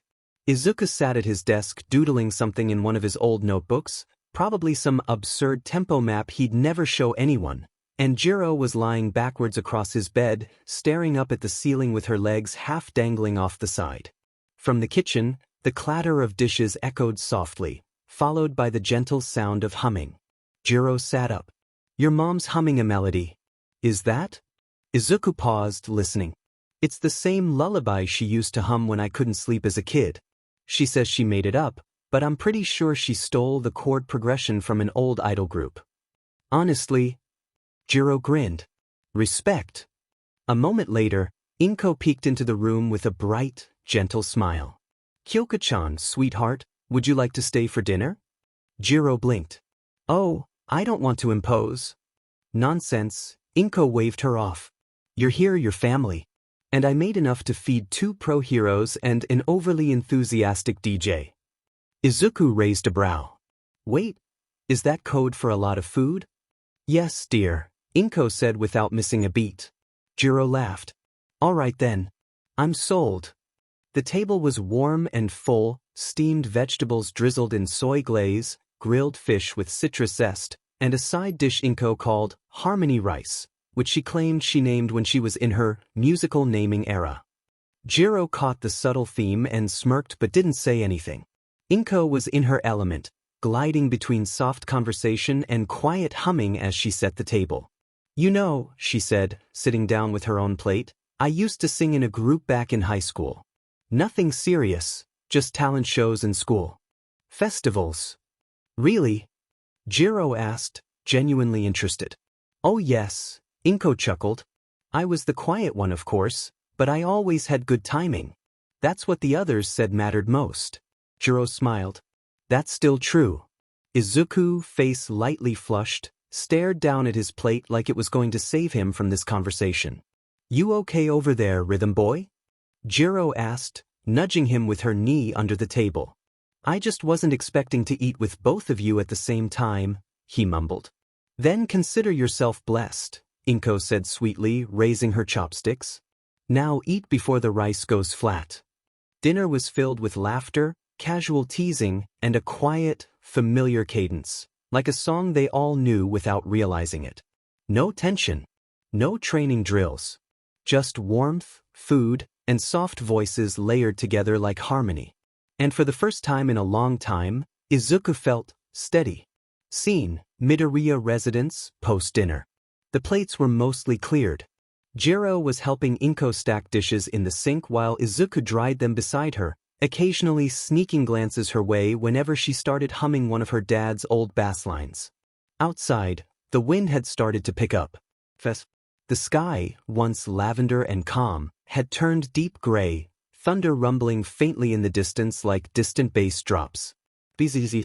Jiro's phone lit up on the kitchen counter. She grabbed it without thinking, glancing at the message as her eyebrows lifted slightly. "What's up?" Izuku asked, towel still in hand. Jiro turned the phone so he could read the screen. "The storm's bad out here. Don't come back in this weather. You're not walking with that gear, and the trains are glitching again. Stay where you are." "Guess I'm grounded," she said with a shrug. Izuku blinked. "Oh, not going back?" "Not unless I feel like surfing through a lightning storm," she said casually. Before either of them could say anything else. "Oh, wonderful," Inko called from the hallway, already pulling a folded blanket from the closet. "The couch folds out, dear. You'll be perfectly comfy." Jiro blinked. "Wait, I wasn't trying to." "Nonsense." Inko beamed. "We'd love to have you. You're always welcome, Kyoka-chan." Izuku flushed slightly. Yeah, of course. Totally fine. No problem." "Yep." Jiro smirked. You sound so thrilled." "I am thrilled," he said, voice cracking halfway through the sentence. She snorted and nudged his shoulder. Inko hummed softly as she laid out a spare pillow, moving like she'd done this 100 times before. I'll set up tea in a bit, she said, vanishing into the kitchen again like a musical mom ninja.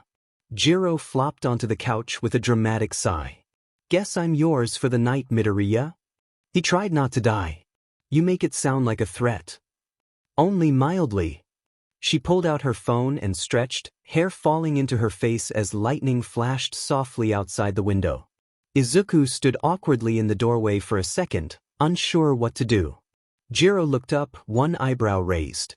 You gonna stand there all night or bring me that playlist you keep hiding in your brain? He rolled his eyes but smiled.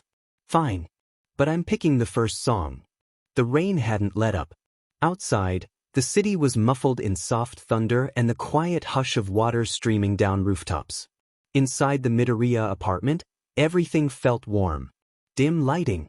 The faint scent of tea still in the air. A lo-fi playlist played quietly from Izuku's speakers, just instrumental stuff, soft piano and muted beats. Jiro sat on the pull-out couch, wrapped in a borrowed blanket. Her hair was down now, earbuds dangling from her neck like a necklace she forgot to take off. Izuku sat on the floor nearby, back against the couch, legs stretched out and notebook resting across his lap. He wasn't writing anymore. Just tapping his pencil absently, lost in thought. I keep thinking, Jiro said quietly, that I'm gonna mess up the entrance exam. Izuku glanced back at her. What? I mean, I know I've trained. I know I'm good. But, she shrugged. What if my quirk isn't flashy enough? What if I freeze up? What if all that noise just swallows me when it actually counts? He was quiet for a second, then said, I think about that too. Jiro tilted her head, surprised. You? Izuku nodded, eyes on the ceiling now. I've spent so long just surviving my own quirk. Taming it. Controlling it. Half the time I still can't even finish the songs on my own list. But you're ridiculously good, she said. Like, you breathe strategy. Yeah, but strategy doesn't matter if I collapse halfway through a fight, he muttered. Or if I panic and pull the wrong track. Or if someone figures out how to shut me down before I even hit play. His voice went quiet at the end. Jiro didn't say anything right away. Then she reached over and gently flicked the back of his head. Okay. Stop talking like you're doomed, she said. You've worked harder than anyone I know. You don't need to be perfect. You just need to show them you. Izuku rubbed the spot she flicked, but he was smiling a little. Yeah, he said. Same to you. Jiro pulled the blanket tighter around her and leaned her head back against the couch. Still weird to think we might not end up in the same class. Izuku looked up at her. We will. She glanced down. Confident, huh? He nodded. I mean, if there's one person I want on my team in there, it's you. For a moment, neither of them said anything. The music played on. The storm rumbled quietly, like the world was catching its breath. You're such a dork, Jiro mumbled, voice softer now.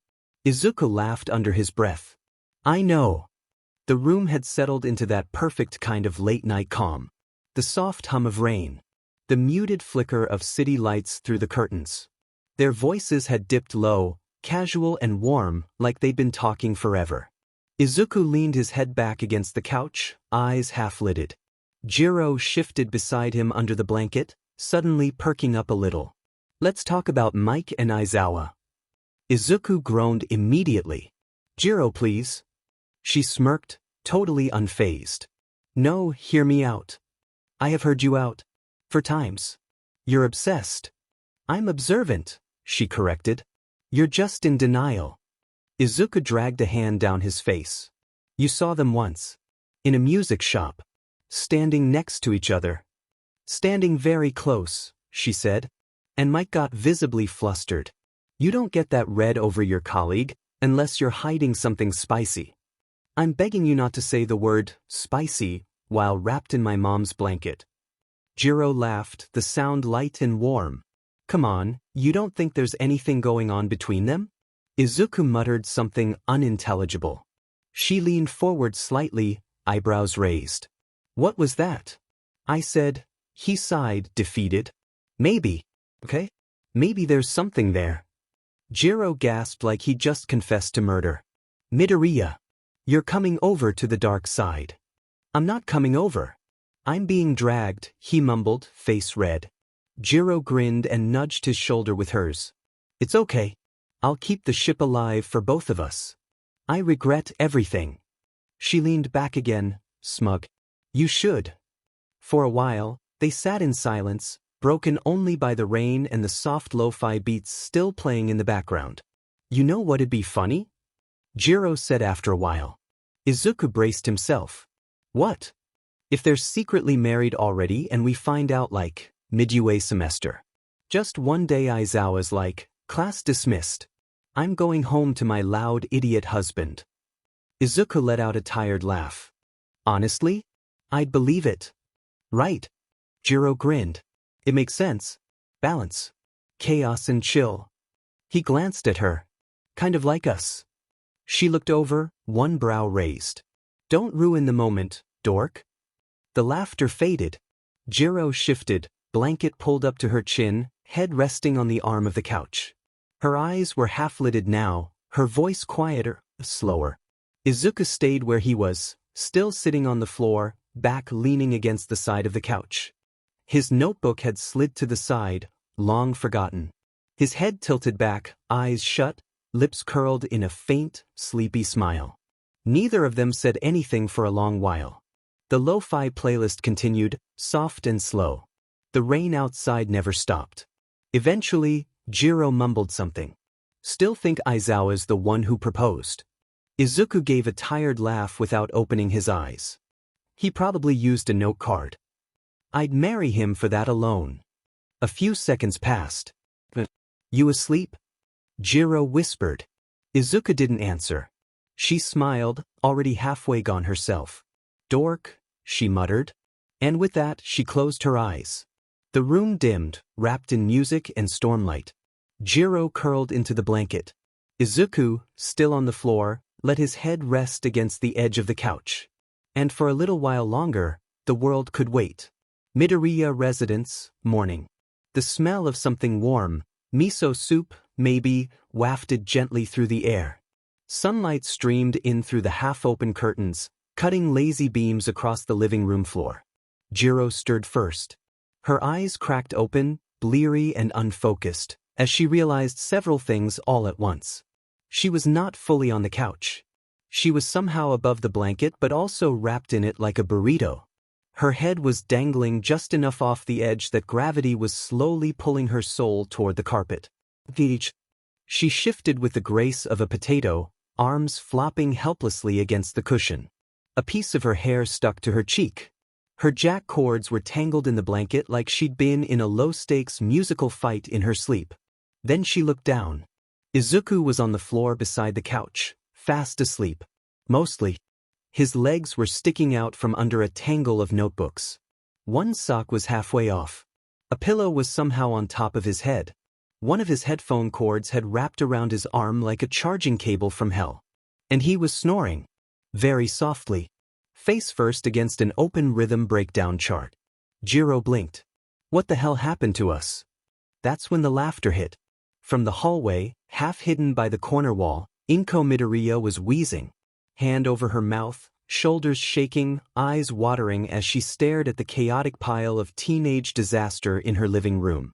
Oh my God, she gasped between laughs. You two look like a band fell on you. Jiro groaned and rolled fully off the couch with a thud, still half-blanketed. This is illegal. Izuku stirred at the sound, sat up mid-snore, then instantly fell sideways into a pile of tangled wires and his own sock. What year is it? Izuku finally stepped into view, wiping tears from her eyes. Breakfast is almost ready. But maybe clean up the living room first before it gets up and runs away. Jiro looked at Izuku. Izuku looked at Jiro. Both of them looked at the war zone they had apparently created just by sleeping near each other. And in perfect sync, they both muttered, "We're never speaking of this again." Izuku giggled as she disappeared back into the kitchen. Too late, I'm texting Mike a photo. No. The training space felt different today. So, no drills running. No foam projectiles flying through the air. No rhythm-triggered chaos. Just the three of them. Jiro stood near the speaker rack, arms crossed and earbuds looped around her neck. A subtle bounce in her heel like she was fighting off nerves. Izuku was pacing with his notebook open, rereading the same page for the third time. Mike leaned against the control table with a very obvious smirk plastered across his face. "So," he said, dragging out the word like it owed him rent, "how was the little sleepover?" Izuku immediately choked on his own breath. What? How did you? Your mom sent me pictures, my dude, Mike said with a wink. You were under a pile of notebooks. Like a sad little DJ who lost his beat. Jiro, unbothered, rolled her eyes. We fell asleep. Sure. All tangled up, cozy vibes, stormy night, very rom-com, if you ask me. Izuku turned bright red. Mike, please. But Jiro just smirked and tilted her head, voice calm as ever. Hey, speaking of cozy vibes, how's Aizawa? Mick's grin froze on his face. Izuku blinked. So? Jiro's expression was pure, practiced neutrality. He's doing okay? Still, just a colleague? Or have we upgraded to emotionally distant live-in partner who secretly brings you tea at 3 a.m.? Mike sputtered. I don't. Right, she said, nodding. Totally platonic. My mistake. Izuku was now fully covering his face with his notebook to avoid secondhand embarrassment. Mike cleared his throat loudly, running a hand through his hair. Okay, alright, fine. Mutual ceasefire. Let's get back on track, yeah? Jiro smirked. Izuku peeked from behind his notebook. I think she won. She always wins, Mike muttered, rubbing his temples. I've created a monster. Then his voice softened, losing the teasing edge. But for real, tomorrow's the big day. Both students straightened, the joking moment dissolving into something heavier. Mike looked at them, really looked at them. One hyper-prepared, overthinking rhythm nerd with a quirk that could destroy him if he let it, and one sharp, grounded audio genius who'd quietly become the voice of reason he didn't know he needed. You two have done more in the past few months than most hero students do in a year, he said, voice low. You've pushed each other, held your own, and made music out of chaos. He smiled. You're ready. Both of you. Jiro nodded once. Izuku inhaled slowly, then nodded too. Mike raised a hand. Now get out there tomorrow and blow the doors off. You're not just future heroes. You're sound waves, Jiro finished.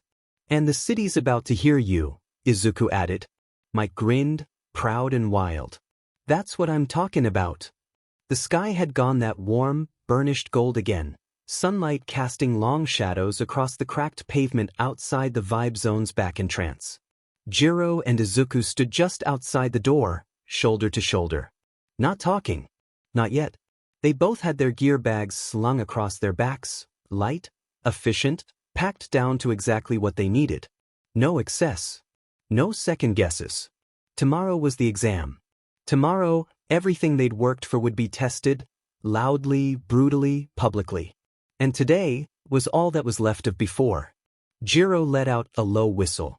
Hard to believe we started this summer with you nearly fainting from using centuries for the first time. Izuku groaned. You said you wouldn't bring that up again. I lied. She grinned. You're the worst. I know. Her voice was light, but there was something else under it. A little edge. A little weight. She kicked a pebble across the pavement. Kinda weird to think we won't be coming back here for a while. Izuku nodded slowly. Yeah, feels like, I don't know. Like this place knows us now. Jiro glanced at him. Think we'll end up in the same class? I hope so, he said without hesitation. You're the only one who knows how to yell at me properly. She smirked. Exactly. It'd be a waste to let that go. They stood in silence for another moment, the sun casting halos around the edges of their hair.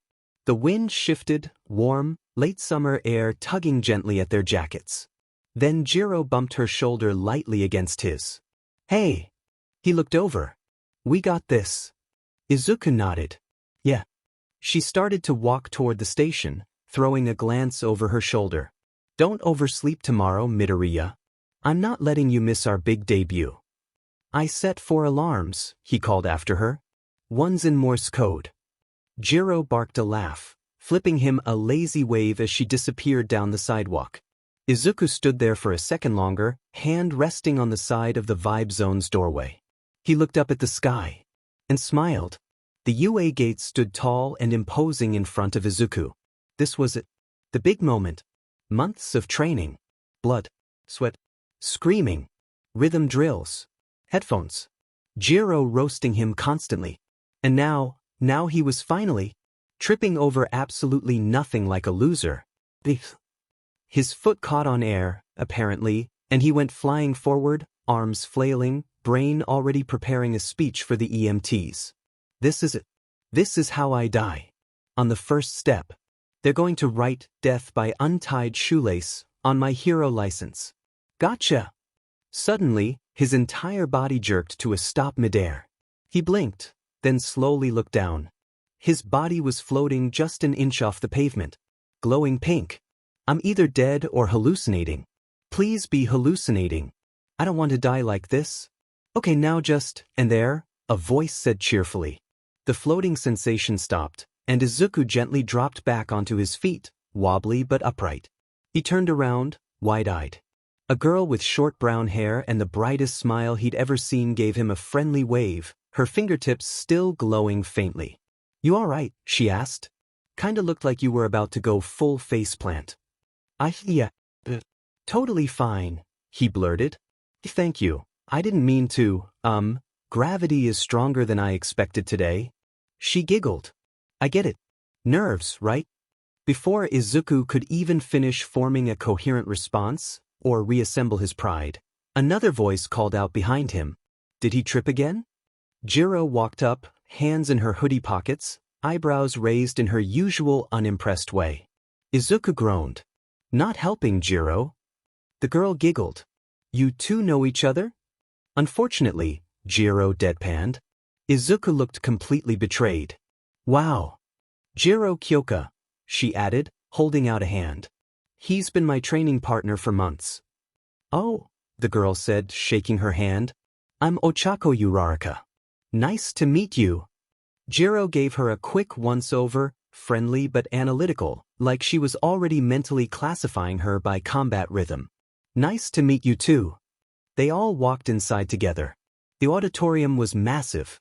Rows and rows of folding chairs stretched out in perfect symmetry across the polished floor. Spotlights beamed down on the main stage like a concert about to start. Izuku, Jiro, and Uraraka found seats near the middle. Uraraka gave them a little wave before peeling off toward another row, leaving the two of them alone. Jiro dropped into a seat, stretching out like she owned the place. Izuku sat beside her, eyes wide as he looked around. Then a heavy thud landed in the seat on his other side. His spine stiffened. Slowly, he turned his head. Katsuki Bakugo was sitting right next to him, arms crossed, leg bouncing like it was barely containing rage. He glanced over, eyes narrowing the second he saw Izuku. Jiro looked up from where she was adjusting her earbuds. Oh, she said. You're him. Bakugo's eye twitched.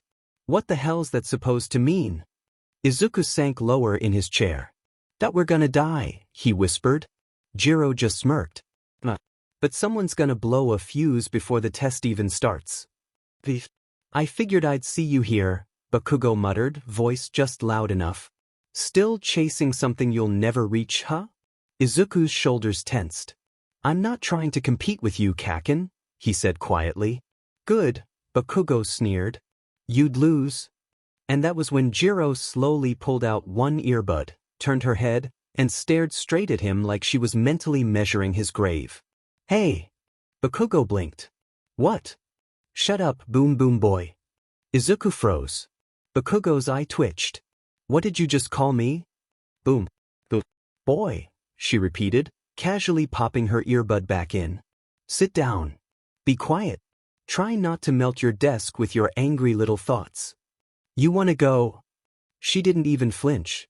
Do you want to fail this exam because you picked a fight with someone smarter than you and louder than you? Bakugo looked like he was about to explode. Izuku looked like he was about to evaporate. And Jiro? Jiro was already back to scrolling her playlist, completely unfazed. The silence that followed was glorious. Bakugo growled but said nothing, sinking a little deeper into his chair. Izuku leaned over slightly. "You're terrifying." "Thanks," Jiro said, not looking up. "You're welcome." The lights dimmed slightly. A spotlight hit the stage. And then, "Yeo." The auditorium practically shook with sound as none other than present Mike exploded onto the stage, one hand holding a mic, the other pointed dramatically into the crowd. "Welcome to UA High's entrance exam, baby." Students flinched. A few clapped. One kid near the front visibly fell out of their chair. Izuku and Jiro just blinked. Jiro leaned sideways and whispered, "You think he rehearsed this with fog machines and crowd mics?" Izuku whispered back, "He made me run timing drills to this exact entrance track. This is the fog machine moment." Jiro snorted. On stage, Mike was still going strong. "This is where you bring your dreams, your hopes, and your eardrums to be tested under pressure. Are you ready?" "Not even a little," Izuku muttered. "You'll be fine, nerd," Jiro whispered back. "Just don't trip into a robot." They chuckled softly, shoulders brushing as they leaned closer. And that's when it happened. A sharp, decisive chair scrape echoed from a few rows ahead. A tall boy with perfectly combed blue hair and spotless glasses stood up like he was testifying in court. "Excuse me." Mike paused, one eyebrow twitching mid-speech. The blue-haired boy turned, pointing toward Izuku and Jiro with the energy of a disappointed librarian. "You two in the back, you should not be talking during this important presentation. It is incredibly disrespectful to the pro-hero giving the instructions." Izuku froze. Jiro raised both eyebrows. The boy turned back to the stage, voice still projecting like a school bell. "Additionally, if there are 4 types of combat robots listed in the brochure, why has only 3 been mentioned? Is this a typographical error or a deliberate omission?" A beat of silence. Then Mike grinned. Well, look who's ready to take the mic." The auditorium jumped again. Mike continued, casually unfazed. "That's what we like to see, students with attention to detail. And to answer your question, my mechanically inclined friend, yes, there are 4 bots, but that 4th one's a trap.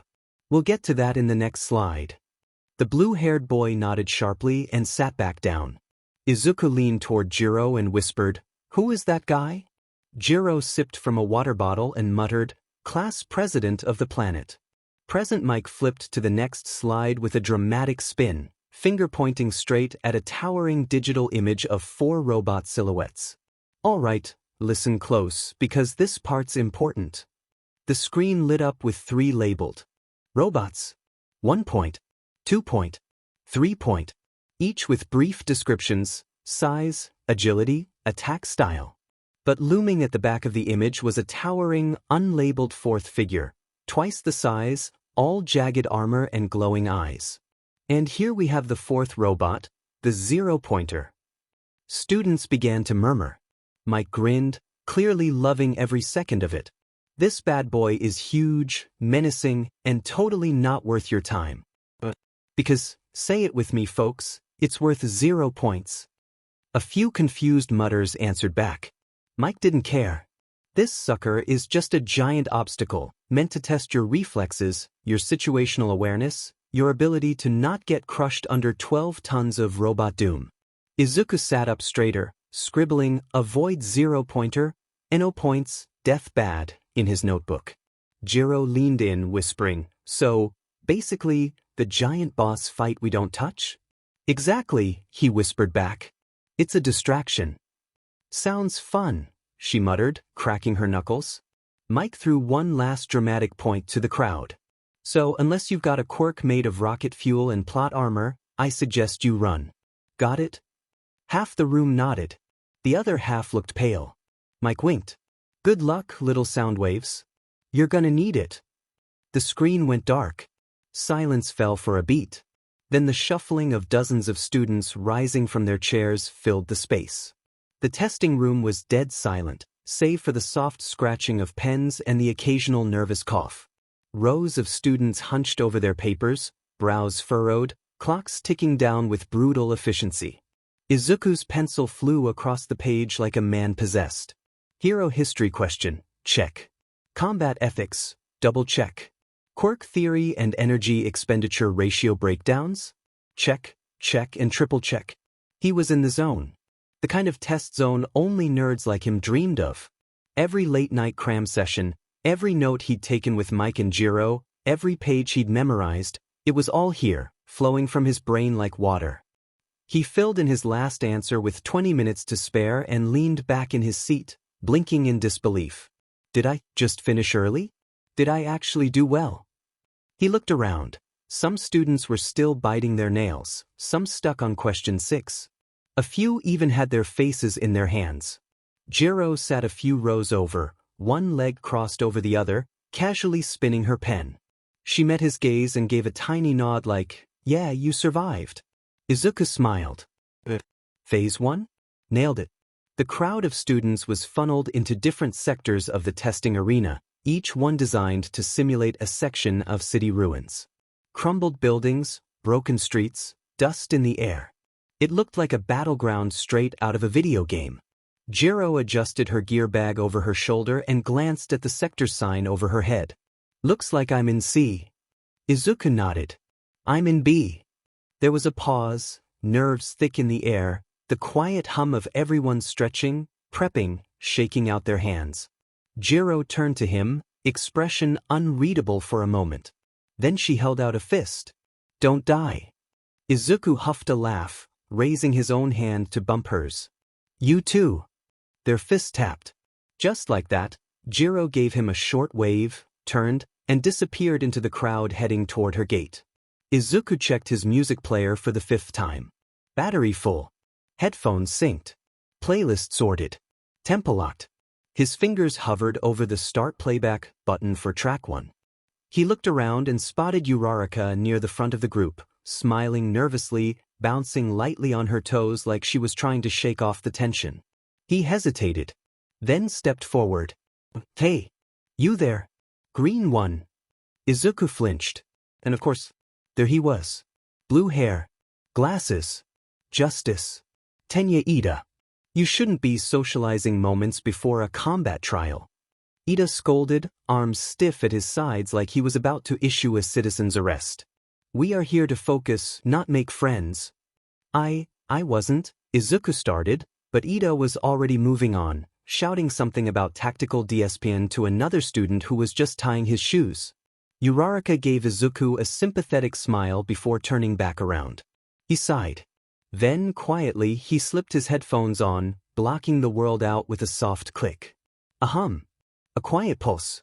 Then a soft voice from his playlist's opening track whispered, You ready to run? Izuku exhaled slowly. Yeah. He was. The gates creaked open with a slow, metallic groan. Sunlight spilled onto the broken street ahead. Concrete rubble. Toppled lampposts. A simulated war zone built to test everything. Dozens of students stood at the ready. Izuku tightened his grip on his music player. Headphones secure. Fingers hovering over his first track. Present Mix voice exploded through the loudspeakers. There's a countdown. Goo. The crowd burst forward like a wave, students sprinting, shouting, activating quirks. Drones lifted off from rooftops. The mechanical screech of combat bots filled the air. Izuku didn't move. Not yet. He pressed play. Run boy run. Woodkid, white heavy checkmark. A low, steady rhythm kicked in, drums building like war. The moment the beat dropped, something inside him shifted. His pulse synced to the tempo. His steps got lighter. Breathing steadied. Muscles activated like they remembered the rhythm before he did. And then he was moving. First encounter, 2 one-point robots. A bot rolled into the open ahead, targeting a student with a narrow burst cannon. Izuku darted forward, using the beat as timing. Sidestep, jump, spin kick to the sensor eye. Crush. Bot down. Another wheeled around the corner. Izuku used a low slide to get under it, then jammed one of his spare headphone wires into the exposed vent, overcharging it. The second one exploded in sparks. Plus 2 points. Total, 2 points. Further down the street, he spotted one of the taller units, heavily armored, clunkier. Izuku ducked into a side alley, used the vertical wall for momentum, then launched off it, twisting midair and landing a kick directly into the back of its neck hinge. It staggered. He suched his weight, used the percussive breakdown in the song to time a double pulse strike to its sensor module. Crunch. It collapsed. Plus 3 points. Total, 5 points. Izuku skidded to a stop near the base of a crumbled parking garage, chest heaving, the song still pulsing in his ears like a second heartbeat. So far so good. Focus. Don't overdo it. Keep moving. Track buff, white heavy checkmark green list. Agility. Endurance. Minimal backlash. Tingling in fingertips. No strain yet. Run boy run. Woodkid, white heavy checkmark. Track time, 3:10 elapsed. Izuku ducked behind a half-collapsed pillar as another bot rolled past. He waited for the beat drop. Run boy run. This world is not made for you. He launched from cover, sprinting straight up the side of a broken street sign, flipping midair and landing hard on the back of a 2-point bot. His elbow slammed into the hatch release, clank. Then his boot met the power core. Bang. Plus 2 points. Total, 7 points. A trio of 1-pointers appeared from the alley ahead. Izuku dashed forward with the tail end of the rhythm still pulsing in his limbs. Run boy run. They're trying to catch you. He spun through them like a whirlwind. Elbows. Knees. Headphone wire WHP. 3 down. Plus 3 points. Total, 10 points. His chest heaved. He slowed, dropping behind a barricade, pulling open a water pouch on his belt. Screams echoed through the crumbling arena. Students ran. Dust and concrete filled the air like a storm. Uraraka was trapped, pinned between slabs of rubble, arm twisted unnaturally, eyes wide with fear as she looked up at the mechanical giant barreling toward her. The 0-pointer. Izuku ran. His breath came ragged. Vision tunneled. The music still playing in his ears had almost faded, his last song running dry. His legs burned. His balance shifted mid-sprint. And when he jumped, when he leapt from the broken ledge to reach the bot's shoulder, he missed. He slammed into the metal plating near its arm. Hit the pavement with a sickening thud. His shoulder dislocated instantly. His left arm twisted beneath him. The wind ripped from his lungs. Pain screamed through his body like a warning siren. He saw double. And then, he heard her again. Help! His hand shook as it reached for the music player still clipped to his belt. He didn't think. He just pressed play. Radioactive, 2WI orchestral remix, red circle. Red list, high risk, environmental surge, internal shock possible. A deep, warping rumble hit his ears. Whoa, oh, oh. The bass kicked in like a thunderclap. Power surged through his veins, even as blood spilled from his mouth. Buffs, strength, pain inhibition, reflexes, backlash warning, cardiac strain, muscle micro-tearing, left shoulder instability. Izuku screamed and forced himself upright. He stumbled, dragged one leg, pushed forward anyway. The 0-pointer towered over the street now, arm lifting like it was about to crush her.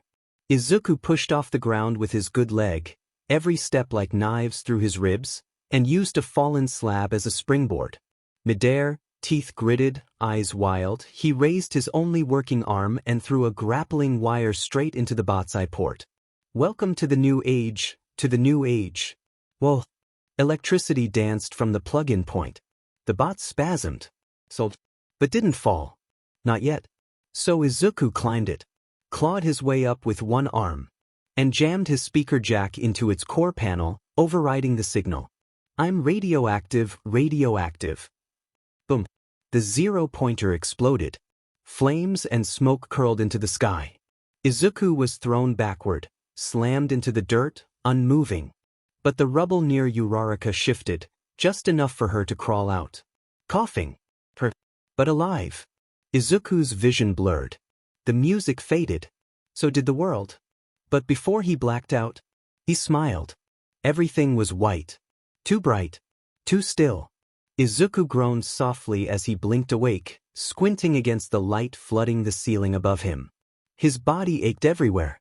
He was wrapped in bandages, chest, arm, even his dim forehead. His mouth tasted like metal and regret. He shifted.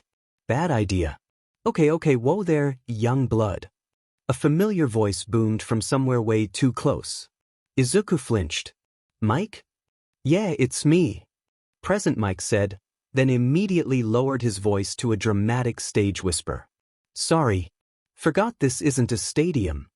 Izuku turned his head. Mike was perched backwards on a chair next to the bed, sunglasses off, hair slightly flattened on one side like he'd been pacing for hours. And just to his left, sitting on the windowsill, arms crossed, earbuds tucked in, but not plugged into anything. She wasn't looking at him. Not yet. Mike grinned. You pulled some serious moves out there, Midoriya. 0-pointer, evac assist, near sacrifice, real hero stuff. You broke like 17 school safety guidelines. But still, hero stuff. Izuku blinked, groggy. Did I pass? Before Mike could answer, Jiro finally spoke. Quiet, dry, and very much Jiro. You dumbass. Izuku blinked. Huh. You weren't supposed to fight the 0-pointer. Her eyes met his. Let alone climb it. With one arm. While bleeding. I didn't mean to, Izuku started, panicked. It just, someone was screaming and I couldn't ignore it and... I know, she said, and her voice softened just enough to crack him wide open. That's why I'm not yelling. The beat. Then she muttered, but I was planning on it. Mike stood and stretched. Recovery girl patched you up. Said you'll be sore for a while but no long-term damage. Might wanna, not choose death as your go-to strat next time, but hey, you made an impression. Izuku let his head fall back into the pillow. I'm never listening to that song again, he mumbled. Mike snorted. Fair. Jiro finally walked over and gave him a light tap on the arm, not his injured one. You scared the hell out of me, she said softly. He smiled woozy. Yeah. Me too. The sun hung low in the sky, warm and orange, casting long shadows over the sidewalk as Izuku and Jiro walked side by side toward the station. Izuku had a brace on his arm and 3 band-aids on his face, but he moved okay now, slower, stiffer, but walking. He had insisted he didn't need to be carried again, which Mike had threatened out loud at least twice before they left. Jiro had her hands in her hoodie pockets, earbuds dangling loose around her neck. They hadn't said much. Not because it was awkward. Because it wasn't. Because they didn't need to fill the quiet. Not until... So, she said casually without looking at him, what song did you listen to? Izuku flinched so hard he almost tripped on a sidewalk crack. Which one? He asked, poorly pretending he didn't know exactly what she meant. Jiro gave him the side-eye. Don't make me pull out your playlist logs. I know you used a red. He rubbed the back of his neck with his good hand, sheepish. I didn't mean to. It just happened. I heard her screaming and my fingers moved before I thought. She didn't say anything right away. Then, so, he groaned. Radioactive. The orchestral remix. Jiro blinked. Then let out the low whistle. DMN. That one's a beast.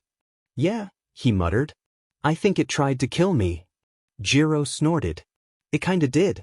You looked like you'd gone 12 rounds with a vending machine. I felt like it too, he said, but smiled despite himself. Jiro looked at him again, softer this time.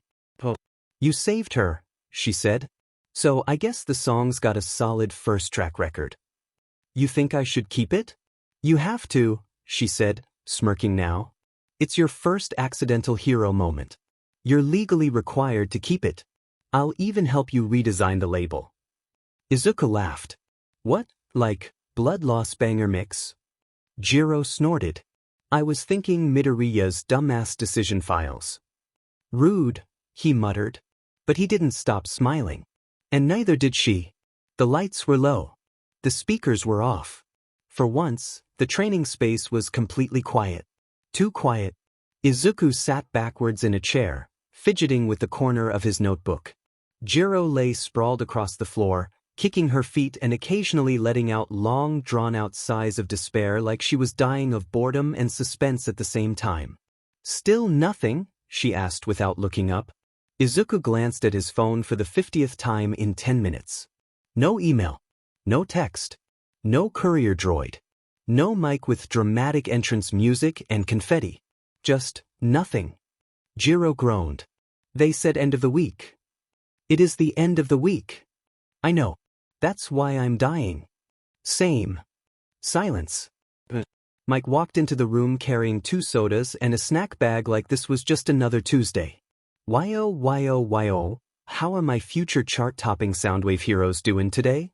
Both teens sat up so fast they nearly snapped their necks. Jiro pointed dramatically. "Do you know? Did it come?" Izuku asked, already halfway to his feet.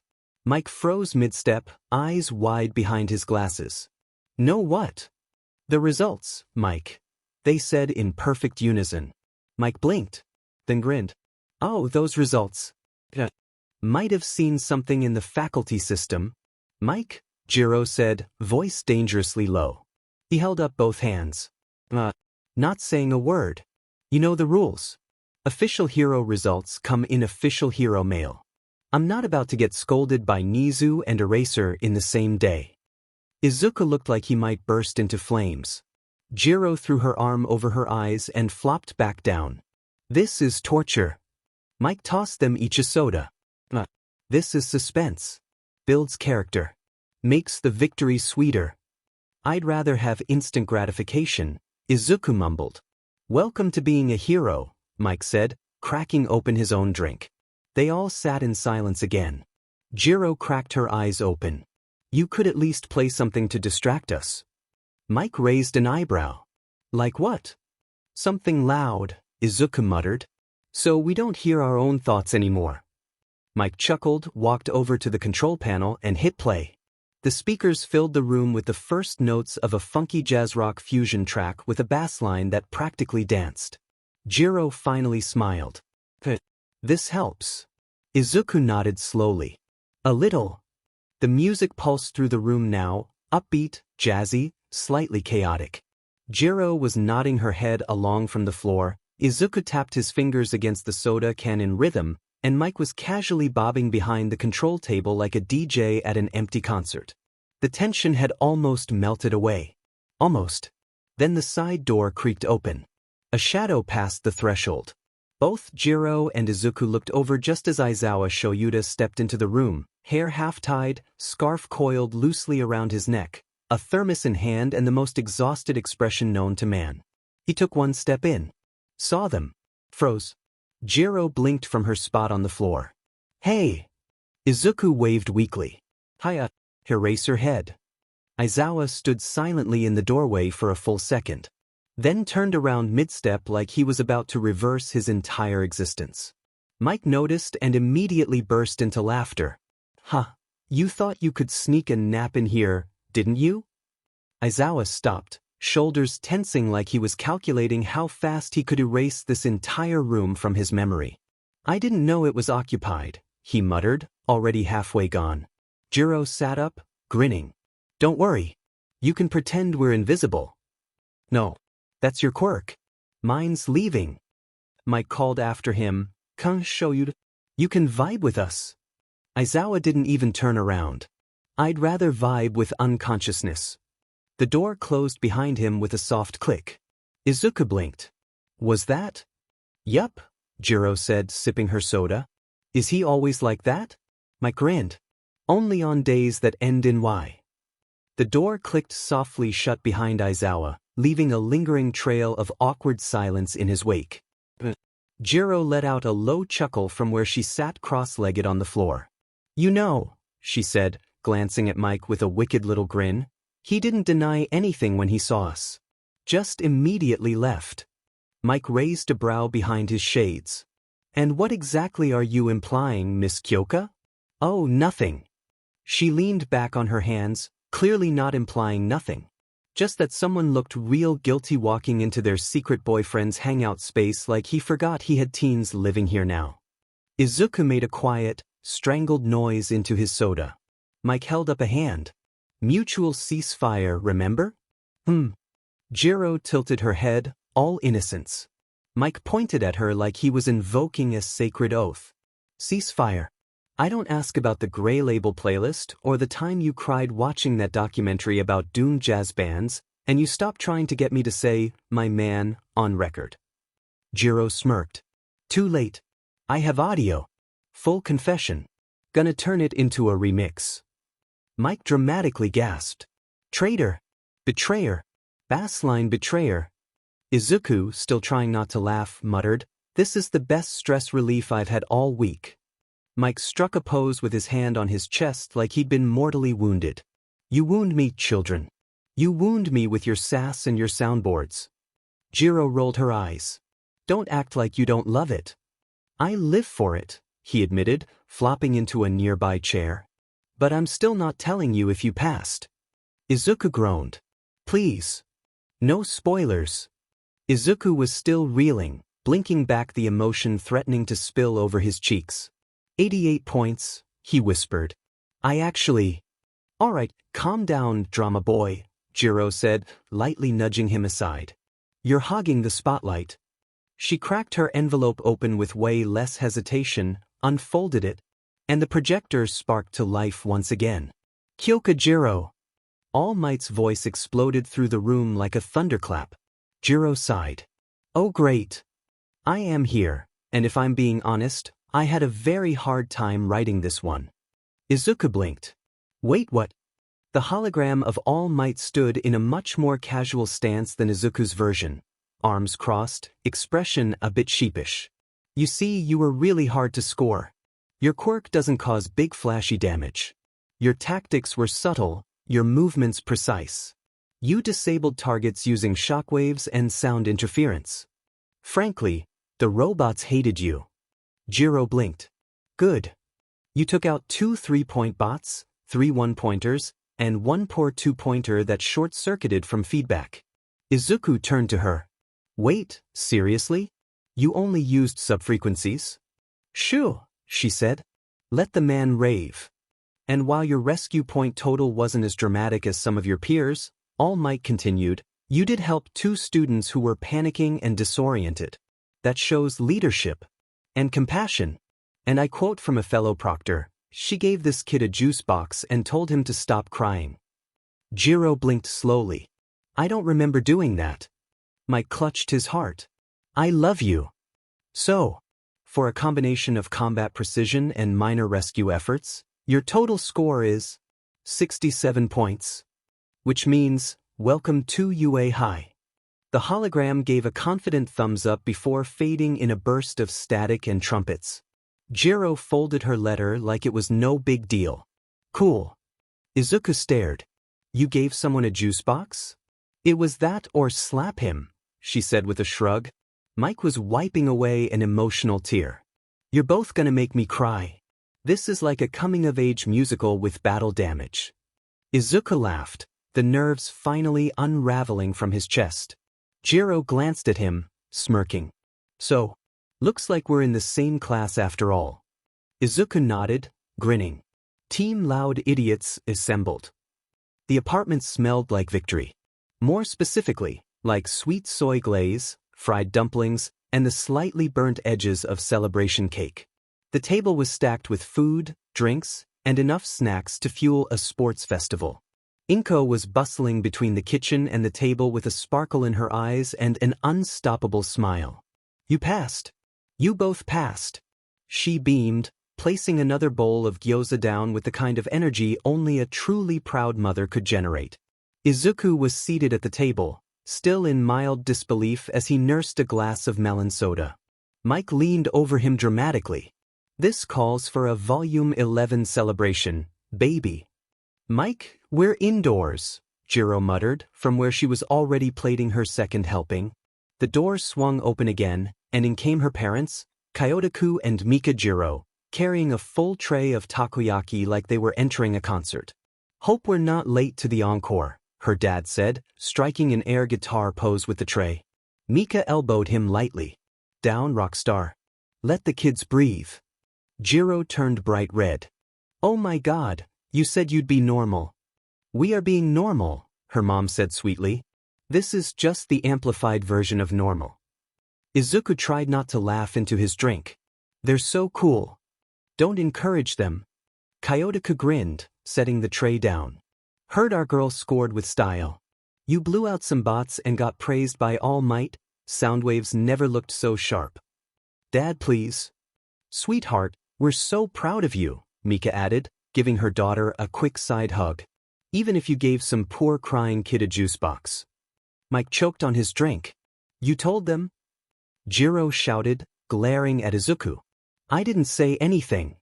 You giggled. That's betrayal. Inko slid into the seat beside Izuku, smiling warmly. I'm just happy you're both okay. And starting UA together. She trailed off, her eyes misting a little. Izuku reached over and gently took her hand. I'm happy too, Mom. Everyone fell quiet for a moment, just enough to feel it. The warmth. The music playing low in the background. The smell of good food. The beat of something beginning. And then Mike raised his soda.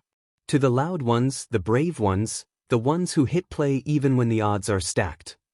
Everyone raised their glasses, even Jiro, grudgingly. To you, to heroes. To the next track.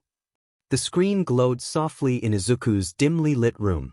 He sat cross-legged on his bed in a worn pair of All Might pajama breathes, a massive corkboard of quirk theories behind him. His hair was slightly messy from pre-call panic fluffing. Okay, he said, voice slightly hoarse from over-practicing introductions. I know I shouldn't be nervous, but what if I forget how to walk tomorrow? Or say my name backwards? Or combust? On the other side of the screen, Jiro was sprawled across her bed in a hoodie, earbuds looped around her neck, half a guitar peeking into frame behind her. Her posters were loud. Her expression? Unbothered. You literally fought a skyscraper robot with one arm, she said flatly. You'll be fine. Izuku groaned and fell backward onto his pillow. But that was like adrenaline and death panic. This is social interaction. Way scarier. Jiro smirked. You're such a nerd. I'm your nerd, he mumbled without thinking. The beat. Jiro raised an eyebrow. Izuku's soul visibly left his body. I didn't mean it like that. Not ownership, I just meant, I'm your friend, your teammate, She rolled her eyes, smiling. Relax, dork. I knew what you meant. He let out a breath like he'd been underwater for 2 minutes. Jiro shifted her phone slightly, curling up on her side. You really nervous? Kinda, he admitted. I mean, new people, new teachers, possible explosions. You'll be fine, she said again, softer this time. You've got this quirk your stilm string, a million notebooks, enough playlists to soundtrack a war and me. He looked at her, eyes wide. Ooh. She shrugged. Yeah. I'll be there. Loud and dangerous. Izuku smiled, eyes crinkling. Thanks, Jiro. Don't get sappy. You'll ruin your reputation. I don't have one. Exactly. They both laughed. Silence stretched comfortably between them. Then Jiro glanced at the time. Alright, sleep soon. I don't want to hear you overslept because you spiraled into a playlist rewrite. No promises. She smirked. Night, Midoriya. Night, Jiro. The call ended. Izuku stared at the ceiling for a long moment. Then quietly whispered to himself. We're really going to UA. The sun hadn't fully risen yet. City lights still flickered against the pale orange sky as Izuku stood near the station entrance, backpack strapped tight, custom music player clipped to his belt, hair surprisingly well behaved for once. He checked his phone for the 6th time. 7:01 a.m.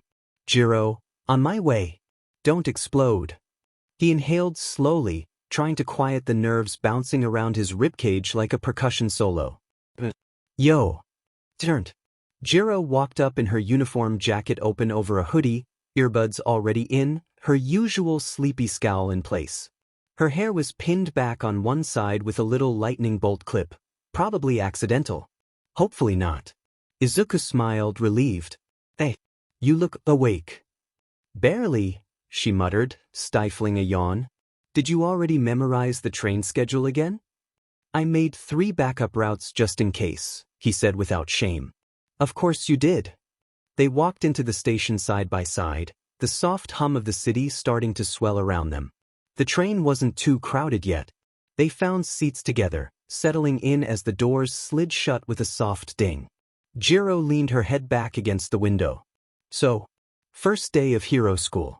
Feeling dramatic yet? Izuku stared ahead. I feel like I'm about to fight a boss battle I wasn't allowed to grind for. She grinned. You've been grinding your whole life. You just didn't know the tutorial was that long. He laughed nervously. Thanks. I think. Silence fell for a moment. Not awkward. Just calm. Then she spoke again, quieter this time. Kinda cool though. Izuku glanced at her. What is? Jiro didn't look at him. That we get to do this together. He smiled. Yeah. It is. The train rattled forward, speeding toward UA, toward everything they'd worked for. And whatever came next, they'd face it like they always had. Together. The main hallway of UA was wide, spotless, and way too polished for 2 kids still recovering from emotional whiplash. Jiro walked slightly ahead, earbuds still looped around her neck, idly flipping her ID between her fingers. Izuku was practically vibrating. Not from nerves this time, but from excitement. Pure, undiluted, caffeine-free excitement. Okay, I get that we're hero students now, Jiro said, glancing at him, but why are you walking like your legs don't work? I'm conserving energy, he replied. You're panic speed walking. That's tactical footwork. You look like you're being chased by your own anxiety. He opened his mouth to argue. Fair. They reached the staircase that led toward the classrooms. Izuku peeked at the numbers above the doors until they turned a corner and 1A. The door towered above them. Huge. Intimidating. More of a wall really. Izuku's steps faltered for just a second. Wow. This is it. Jiro nodded slowly. You ready? He nodded back. And then, voices. Loud ones. They hadn't even touched the door yet when it slid open on its own, revealing a very familiar scene unfolding just a few feet inside. Bakugo was mid-lean forward, scowl locked in, teeth bared like he'd already decided everyone in the room was beneath him. Ida was standing tall and sharp like he was seconds from filing a noise complaint. It is incredibly rude to place your feet on the desk. Ida snapped, gesturing like a full-on traffic conductor. You're disrespecting this institution and the students around you. Bakugo didn't even flinch. I'll put my DM feet on your face if you don't shut up. Jiro blinked. Oh. Izuku stopped dead in the doorway. Oh no. Bakugo and Ida were mid-standoff when the door slid open and in walked Izuku and Jiro, pausing just long enough to see the weird tension fog in the air. Ida immediately turned to them, adjusting his glasses with militant precision. You, Midoriya, correct? Izuku blinked. Yes. Ida marched toward him like he was preparing for a press conference. I reviewed the combat statistics after the exam. You scored no higher than 10 villain points. And yet, you were admitted. Izuku's eyes widened. Wait, how do you even? I performed my own analysis, Ida said. Proudly. It's the only logical conclusion. You must have known about the rescue point system. You predicted it, didn't you? Izuku blinked. I didn't, what? No, I just saw someone who needed help and I. Jiro slid in between them like a bodyguard who was already done with the drama. He didn't know, she said bluntly. He just did the right thing. Try it sometime. Bakugo let out a short, nasty laugh from across the room. What? The nerd scored higher than you. That's hilarious. Ida flinched, looking personally offended. I merely seek clarity in the system. It's unusual for someone to act so recklessly during a tactical exam. Izuku rubbed the back of his neck. I really didn't think. I just moved. Jiro nodded once, proud. Exactly. Ida looked between them, glasses glinting. I see. Then I must apologize. It seems I misjudged your intentions. He gave a short, formal bow. Izuku blinked. Oh, thanks. Jiro muttered. Okay, that was unexpected. Bakugo rolled his eyes and slumped deeper into his chair, muttering something about demon extras.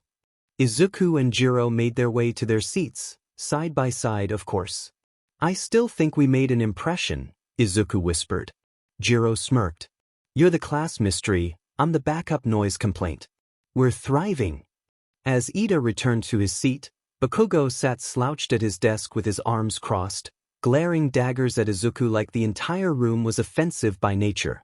Jiro dropped into the seat beside Izuku, leaned back casually, then slowly turned her head to glance across the aisle. Bakugo met her gaze, already irritated. What? She tilted her head slightly. Casual. Deadly. You know he scored 11 more points than you, right? The corner of her mouth twitched. Bakugo stared at her like she just set something on fire. You say that like you're proud. She shrugged. I am. Deal with it, boom boom boy. Izuku coughed violently into his notebook, trying not to laugh out loud. Bakugo's desk creaked under the strain of his clenched fists. But before he could explode, literally or verbally, a soft rustle cut through the tension. Every head turned as a long, human-shaped lump in a yellow sleeping bag slithered into the room and rose like some kind of exhausted cryptid. Dead eyes stared at the class from beneath a mess of black hair. It took you 8 seconds to shut up. That's not going to work. Izuku sat up straight. Jiro muttered, and there it is. The classroom was dead silent. Everyone stared at the strange man in the yellow sleeping bag now standing upright like some kind of antisocial caterpillar that hated mornings. His hair was tangled. His eyes were half-lidded. He looked like he hadn't slept in 3 days and hated all 17 of them already. He unzipped the bag. Name's Shota Aizawa. I'll be your homeroom teacher. No greeting. No enthusiasm. No hope. Jiro whispered, wow. He's got less energy than Mike before coffee. Izuku scribbled, Shota Aizawa Eraserhead? In the margins of his notebook. Aizawa held up a small stack of folded gym uniforms in clear plastic. Get changed and head out to the field. Wait, what about orientation? Ida asked, standing halfway up. Aizawa didn't blink. This is orientation. Dead silence.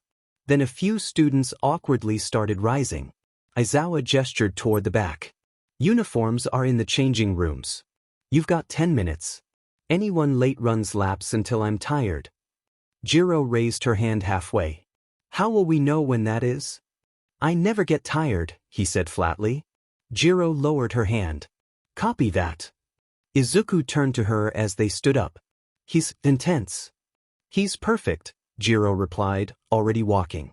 Bakugo stormed out ahead of everyone like he owned the building. Ida followed in full-on military stride. And as the class began filtering out, Aizawa stared at them all like he could already see the weakest links. Izuku gulped. First test? Already? Jiro nudged his shoulder.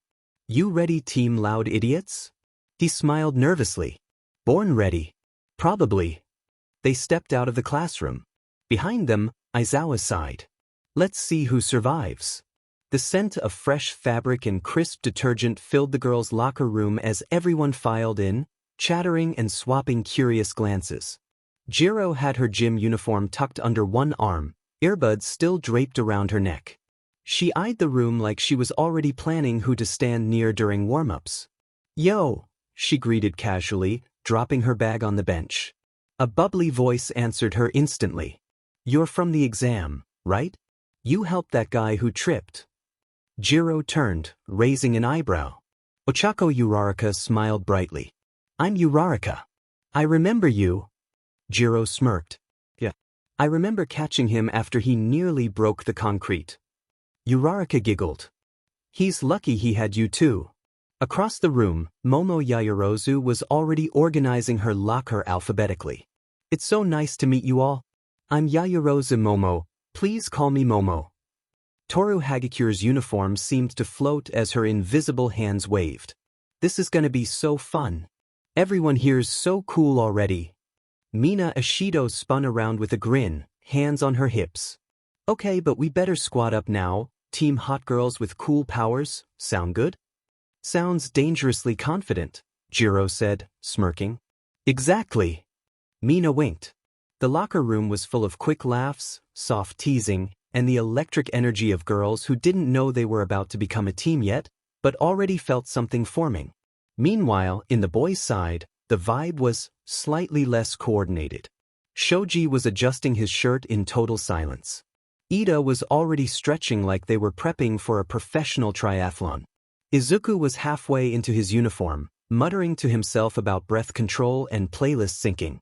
And then, girls' locker room. Everyone paused.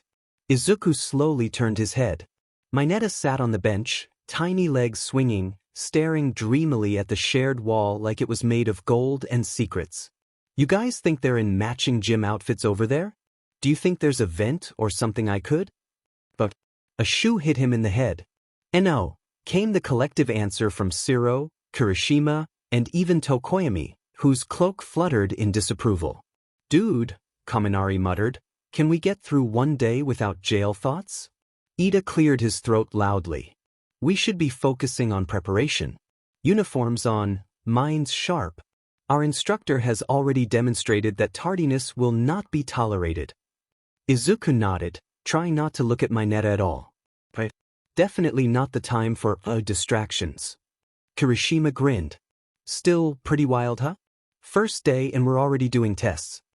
Think it'll be combat? Kaminari asked. Something loud, Shiro said. That dude looked like he lives in a soundproof coffin. Izuku pulled his shirt on and stood, more confident now. Whatever it is. I'm ready. The class gathered in loose, uncertain clusters on the massive outdoor field behind the school. The air was crisp, the grass perfectly trimmed, and the weight of expectations hovered over them like a storm cloud. Aizawa stood in front of them, arms folded, his ever-present sleeping bag discarded in a heap nearby like it offended him. All right, he said, deadpan. Time to see what you can do. Everyone stiffened. This is the Quirk apprehension test. You'll each be doing a series of basic physical evaluations, grip strength, standing long jump, sprinting, ball throw, but this time. He let that hang in the air for a moment. You're allowed, encouraged, really, to use your quirks. Several students perked up. Wait, really? Kaminari lit up. That's awesome. Finally something exciting. Mina beamed. But what about orientation? Uraraka asked, raising a hand. Aren't we supposed to? I already told you, Aizawa said flatly. This is orientation. He held up a small device. This is how we evaluate what kind of heroes you might become. He turned to Bakugo and casually tossed him a softball. Bakugo, what was your best throw in junior high? Bakugo scoffed, palming the ball. 67 meters. Try again, Aizawa said. Bakugo grinned, you know the grin, and launched the ball into the sky with a thunderous boom, his quirk exploding behind it like a cannon. The class stared in awe as the ball vanished into the clouds. A moment later, Aizawa's device beeped. 705.2 meters. Someone gasped. A few kids cheered. Holy CRP, that's awesome. Kaminari shouted. Hell yeah. Kirishima grinned. We get to go all out. And then, Aizawa's eyes narrowed. Whoever comes in last gets expelled. Silence. Heavy. Immediate. Even the breeze stopped. What? Someone whispered. You heard me. Izuku fiddled with the strap on his music player, double-checking the sync on his custom playlist. His earbuds dangled loose around his neck, the cord half-tucked under his shirt. He could feel the eyes.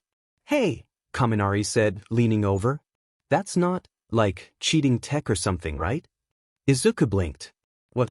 No, it's part of my quirk. You have a quirk that involves music? Shiro asked, curious now. Mina perked up. Wait, like, does it activate stuff?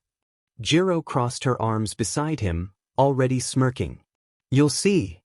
Izuku flushed slightly under the attention. It's called feedback. I get physical boosts based on the kind of music I listen to. But there's a cost, depending on the song. Oh, Mina said, eyes wide. That's kinda badass. Wait, do sad songs make you, like, weaker? Kaminari asked. No, Izuku muttered. Sad songs make me dangerous. They stared at him. Even Bakugo turned slightly. Jiro snorted. Dramatic much? Izuku shrugged. It's not untrue. Students were still reeling from Bakugo's explosive launch. Everyone watched the next few throws with anticipation, but none of them came close. Then Aizawa looked up from his device, voice dry as dust. Midoriya. Step up. Izuku tightened his grip on the ball. Jiro nudged him. You've got this. He nodded, already scrolling through his playlist. He selected the track, the familiar cover art popping up on screen. White heavy checkmark track selected, On Top of the World. Imagine Dragons. Green list, safe. High mobility. Stable tempo. He slipped in his earbuds, heart sinking to the bouncy rhythm the moment it kicked in. If you love somebody, better tell them while they're here. The nerves settled. His shoulders rolled back. His breathing evened out. Every step felt lighter, like his body was remembering what confidence felt like. The class was watching. He didn't care. He walked to the throwing line, gripped the ball with his right hand, and took a short, steady breath. He moved. No wasted motion. No drama. Just a clean, coiled spin and a full-arm launch timed with the rhythm's lift. I'm on top of the world. I've been waiting on this for a while now. The ball soared. Gone. Not a blast. Not a roar. Just clean force and perfect follow-through. Aizawa's device pinged. 569.4 meters. Whispers spread instantly. Whoa, what song was that? Mina muttered. That wasn't even loud or flashy, Kaminari said. It was just good. Controlled, Siro added. He knew exactly what he was doing. Izuku pulled out his earbuds, smile tugging at his lips as the track faded.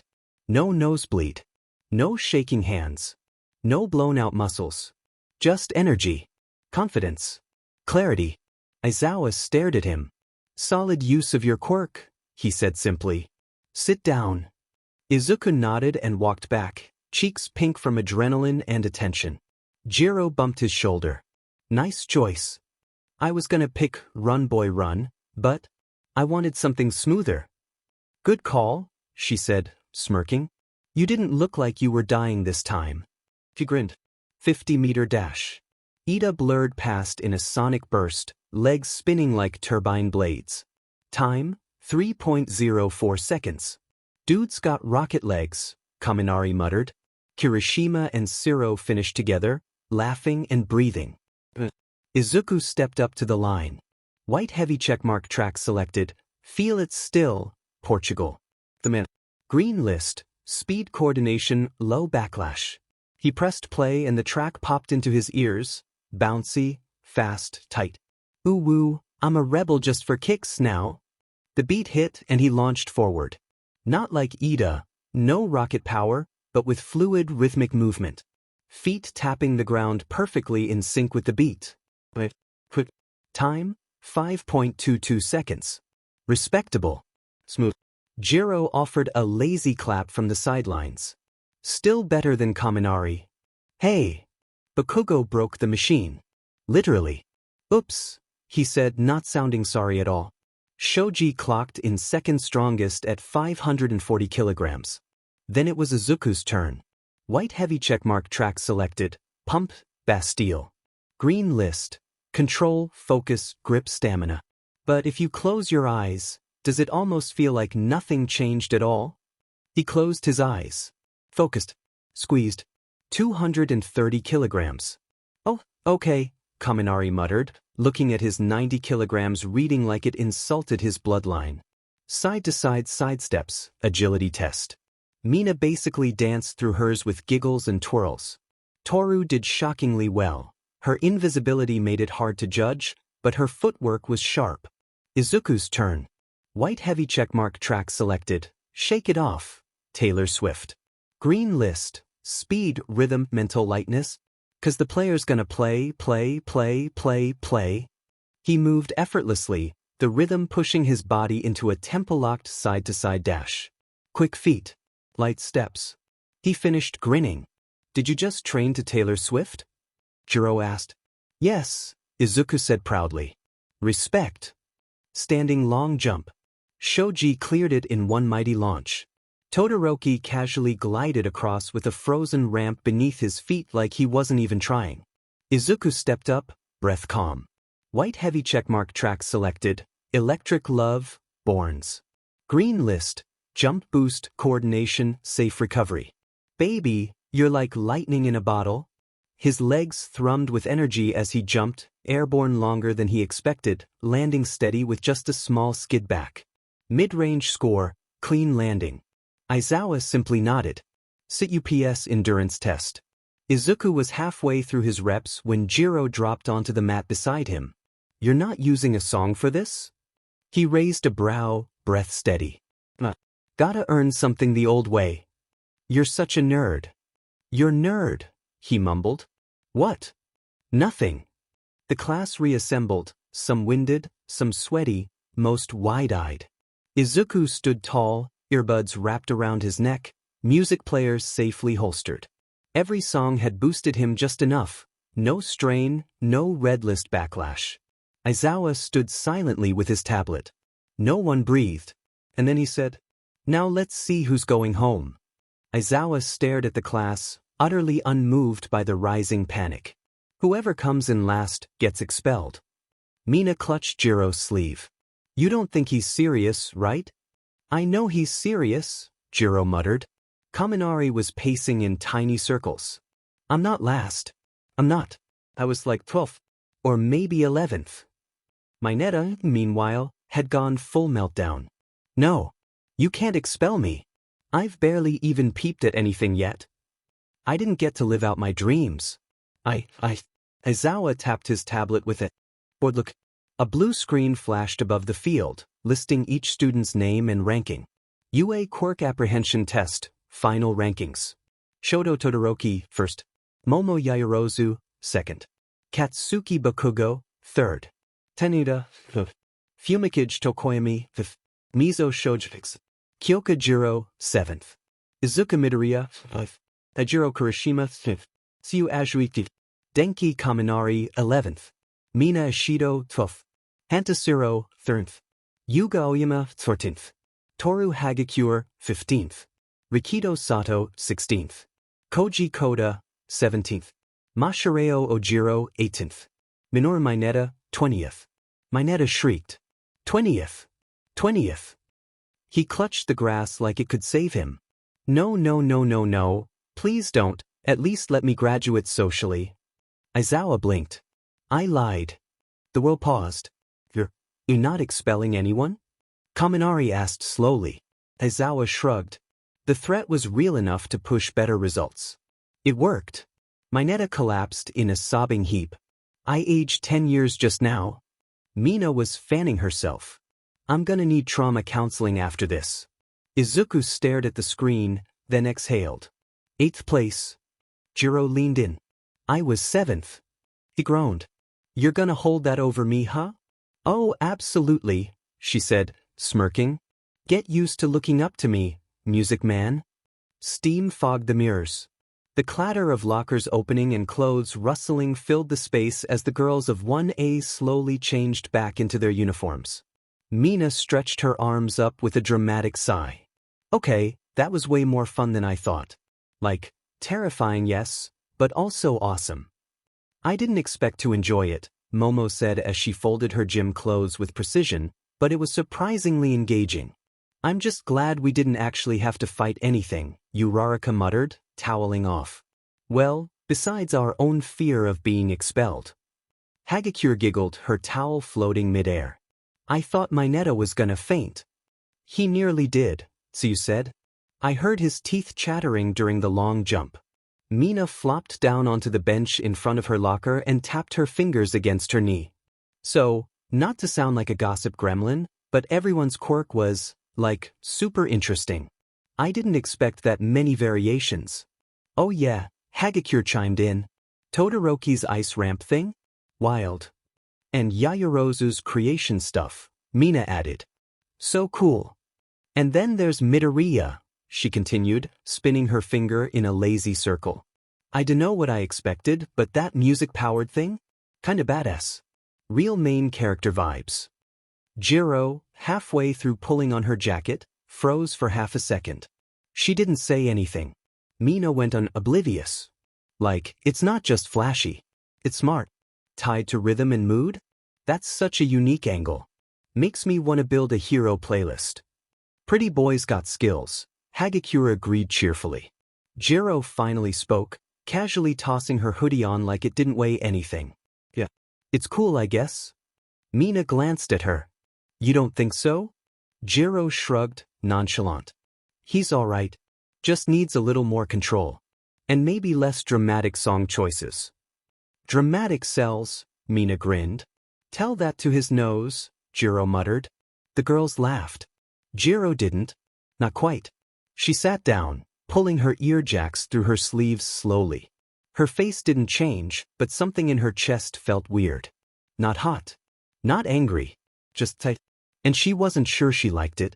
Mina leaned back on the bench, towel draped over her neck, her hair still slightly damp from her quick rinse. The locker room buzzed with light chatter and the thump of shoes against tile. Okay, but seriously, she said with a sly grin, did you guys see Midoriya when he was throwing the ball? Jiro raised a brow. What about it? Mina kicked her feet lightly, like she was building suspense for her own comment. Just saying, kids got surprisingly nice arms. Like, for a music nerd? Dude's kinda shredded under that baggy uniform. Hagakure laughed. Mina. What? I'm just observing. I have eyes. His form was clean, the quirk boost made everything snap. He had that whole low-key power vibe going. So you blinked. You sound like you've been analyzing this. Mina winked. Listen, I'm just saying, cute guy, cool quirk, mystery playlist, and a decent throw? Midoriya's kinda underrated. Jiro blinked. Her expression didn't change. Not at first. But she suddenly zipped up her jacket a little faster. Yeah, well, she said, keeping her voice calm. He also flinched when Mike played jazz during warm-ups. Jazz is chaotic, Mina said. I respect the flinch. Momo chimed in gently. He does seem thoughtful. And very polite. Hagakure added, and his smile's really cute when he's focused. Jiro muttered under her breath. You've known him for like a day. Mina looked over. Aw, don't tell me you're jealous, earphone jack. I'm not. Immediate. Flat. Too fast. Mina grinned, teeth sharp. So you're not. Jiro tugged her hood up and stood. I'm getting water, she mumbled and walked out. The hallway outside the girls' locker room was quiet, late afternoon sun casting long golden stripes through the tall windows. Jiro stepped out with her hood up, earbuds in, but nothing playing. She was still hearing Mina's voice in her head. Midoriya's kinda underrated. She sighed and rounded the corner. Right into someone. Whoa, sorry. Are you okay? A familiar voice blurted, and a hand gently steadied her shoulder. She looked up. Green hair. Soft freckles. Big worried eyes. Izuku. I was looking for you actually, he said, sheepishly rubbing the back of his neck. I didn't want to leave without saying something. You ready to go? Jiro stared at him. Hair still messy from the test. His shirt slightly wrinkled. Bag slung too low over one shoulder. Bright smile like he didn't just turn half the locker room into a fangirl circle. She felt that weird tightness again. Yeah, she muttered. Let's go. Izuku blinked, then smiled. Cool.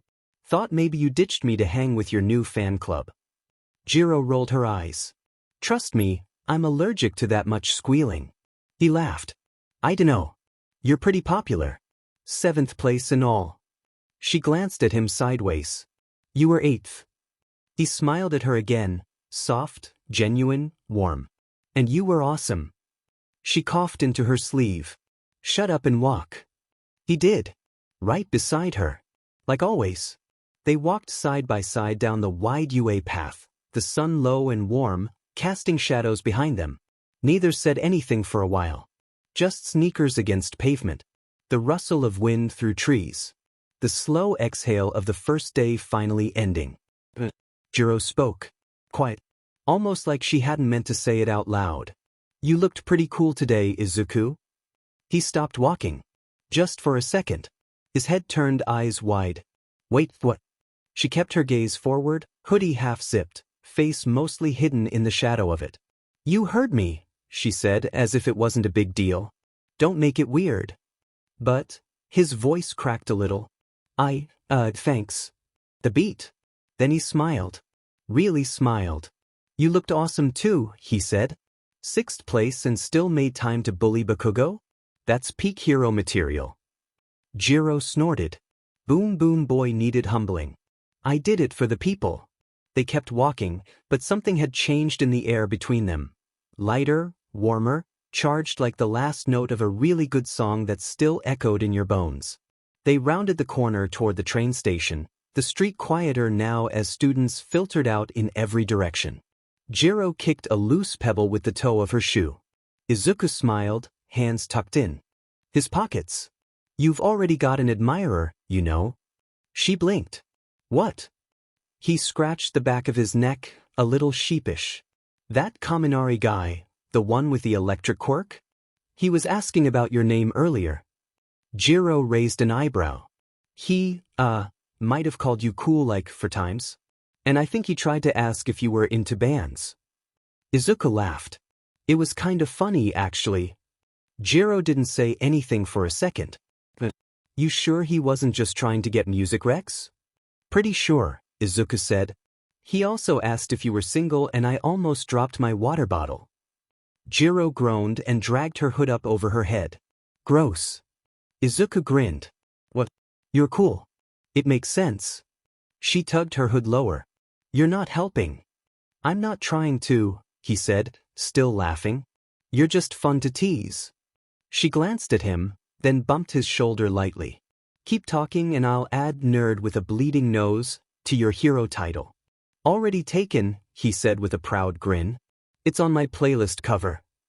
She rolled her eyes, but she was smiling too. They kept walking, the distant rumble of a train echoing through the station ahead. Jiro tugged her hood a little lower, hiding the faint warmth in her cheeks. Kaminari's not my type anyway, she said casually. Izuku blinked. Oh. She shrugged. I like guys who think before they fry their own brain cells. Izuku laughed. That does rule out Kaminari. Also, she added, kicking at a crack in the sidewalk, I don't think I'd date someone who uses the phrase, shockingly cute, out loud and thinks that's smooth. Izuku snorted. Oh no. He said that. Loudly. They both laughed, the kind of easy, breathy laughter that came after surviving something ridiculous. Then Jiro glanced at him, smirking. Mina said some stuff about you in the locker room, by the way. Izuku looked over, immediately on alert. Wait, what kind of stuff? She stretched out the words, enjoying this. Oh, you know, that you've got a cool quirk, nice arms, like the mysterious playlist vibe. His ears turned pink. I don't even, my arms? She was very complimentary, Jiro added, hands in her pockets, expression neutral but her eyes glinting. Izuku made a small, strangled noise. Okay, I mean she's cool and all, really cool but like, not my type. Jiro raised a brow. Oh. He waved his hands. I mean, not cool, she's bubbly. And loud. And I don't, why no. Jiro smiled, small, satisfied, smug. Relax, dork. I'm not judging you.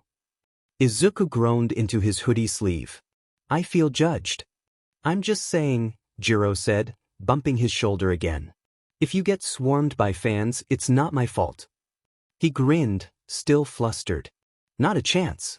If anything, you have the fan club. Oh, I know. They stepped onto the platform just as the train pulled in, the doors opening with a smooth hiss. A few other students from different classes filed on, but the car wasn't crowded yet. Jiro and Izuku slid into a seat by the window, shoulder to shoulder, bags between their feet. The train jolted into motion. Izuku exhaled slowly, still pink around the ears, trying to mentally recover from the nice arms comment. Jiro leaned her chin into her hand, elbow propped on the edge of the seat. So, she said, tone light.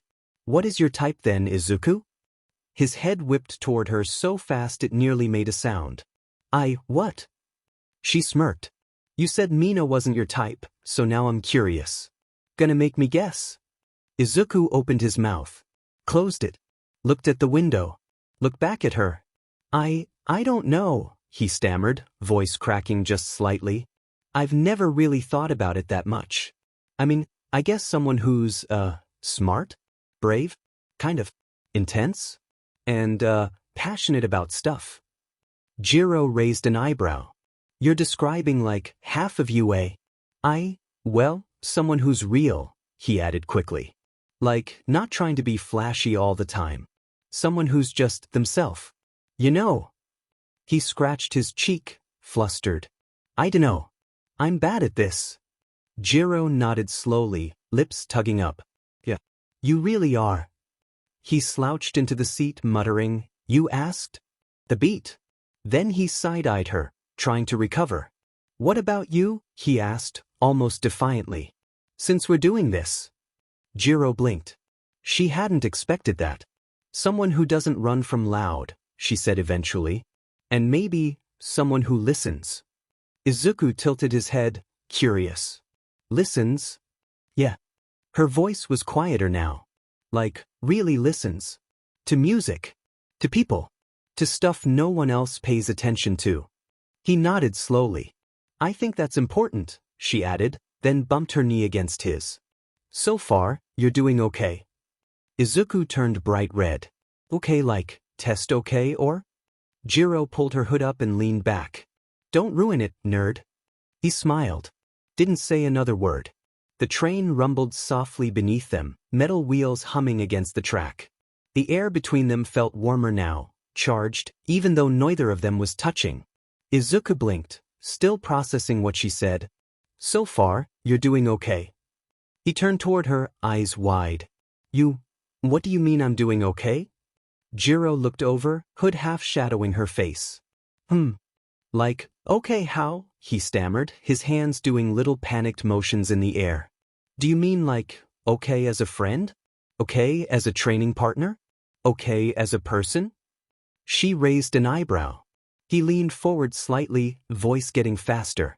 I don't want to assume, but you said it kinda casually and now my brain is making it a thing, and if it wasn't a thing that's totally fine, but if it was… Jiro cut him off by flicking his forehead. Relax, she said, deadpan. It was a compliment. You're not failing the vibe check. Izuku blinked. There was a vibe check? She smirked and leaned back in her seat again. You passed. Barely. He stared at her, then slumped into his seat, hands over his face. I hate you. You don't. No, he admitted quietly, still pink in the ears. I really don't. She glanced at him from under her hood. Good, she said. And they both looked out the window, quiet, smiling, a little too aware of the space between them. The train slid into the station with a soft hiss, brakes humming as it slowed.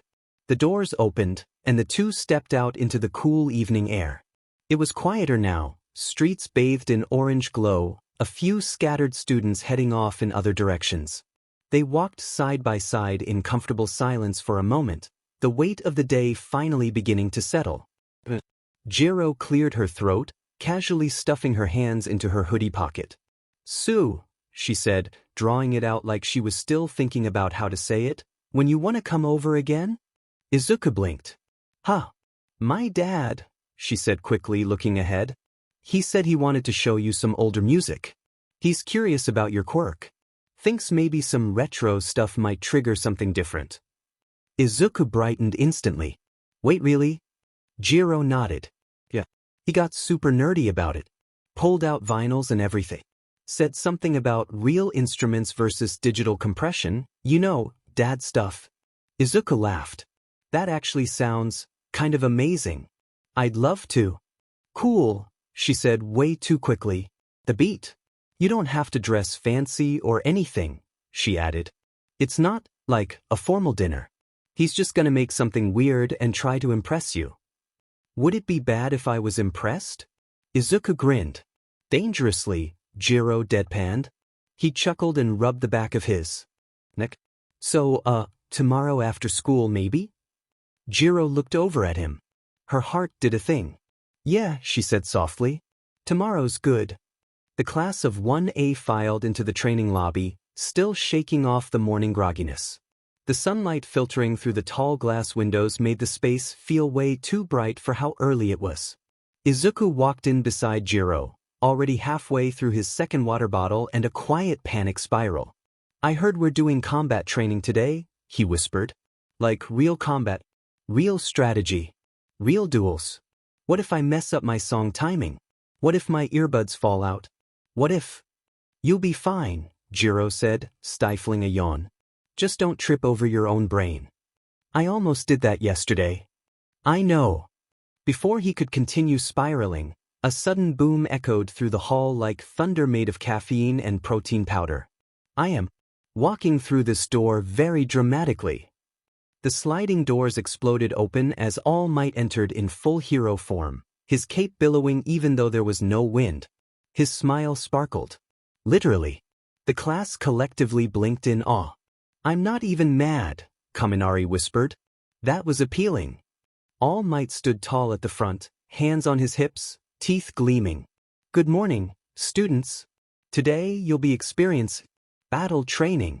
Real scenarios. Real stakes. Real drama. Bakugo grinned like he'd just been handed a weapon. Your quirks are powerful, but without strategy and control, you're just flashy liabilities, All Might continued. Today, we'll split you into teams of 2 for a mock exercise, heroes versus villains. Classic setup, Kirishima whispered. Let's go. And of course, All Might added with a wink, you'll be needing these.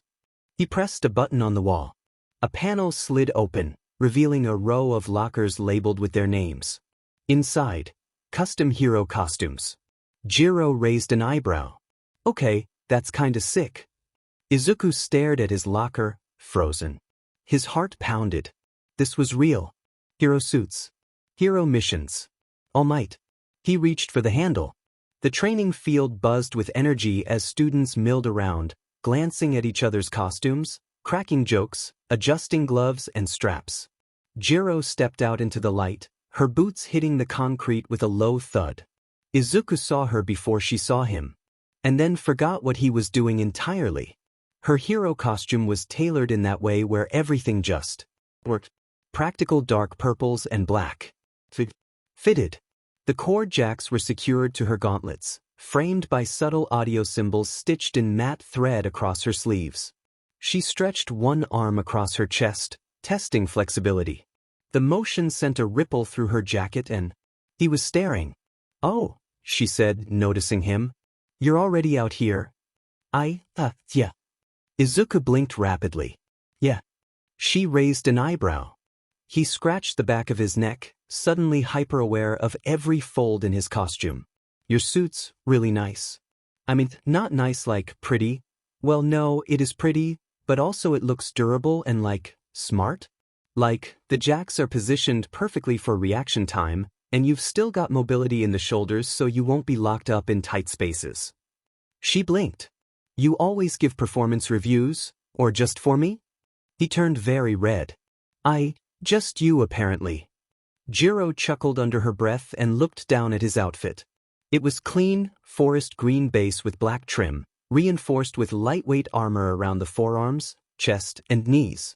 His gloves had flexible knuckle guards, and a small retractable shield was strapped to the back of his left arm. The design was clearly made for someone who needed to move, protect, and adapt, not someone trying to show off. You went minimalist, she said finally. Izuku nodded. Didn't want to copy anyone. Just wanted something that lets me use my quirk without falling apart. She paused. Looks good. Kinda cool even. He stared at her. Seriously, he said quietly. Jiro gave a lazy smirk. Yeah. You've got the whole quiet specialist vibe now. You're gonna confuse the press. Before he could respond, Mina popped up beside them. Oh, Midoriya. Look at you. She did a slow twirl with one hand. You look like you just walked out of a stealth mission. Where's the smoke bomb? He laughed, flustered. I didn't think I'd get attention. Please, Mina grinned. You're rocking the whole underdog but I'm secretly dangerous thing. Toru floated up next, only visible by the glimmer of her gloves and boots. It's so different from everyone else's. Very grounded. Izuku scratched his cheek. Just wanted to feel like me, you know? Jiro nodded beside him. Mission accomplished. He smiled at her. For real this time. And she looked away just long enough to hide the pink dusting her cheeks. Across the courtyard, Bakugo muttered something under his breath and glared harder in their direction. All Might clapped his hands together with a thunderous boom. Time for teams.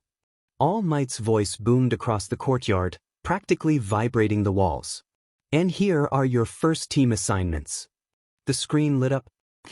Here's Midoriya Izuku, Jiro Kyoka, Team B villains.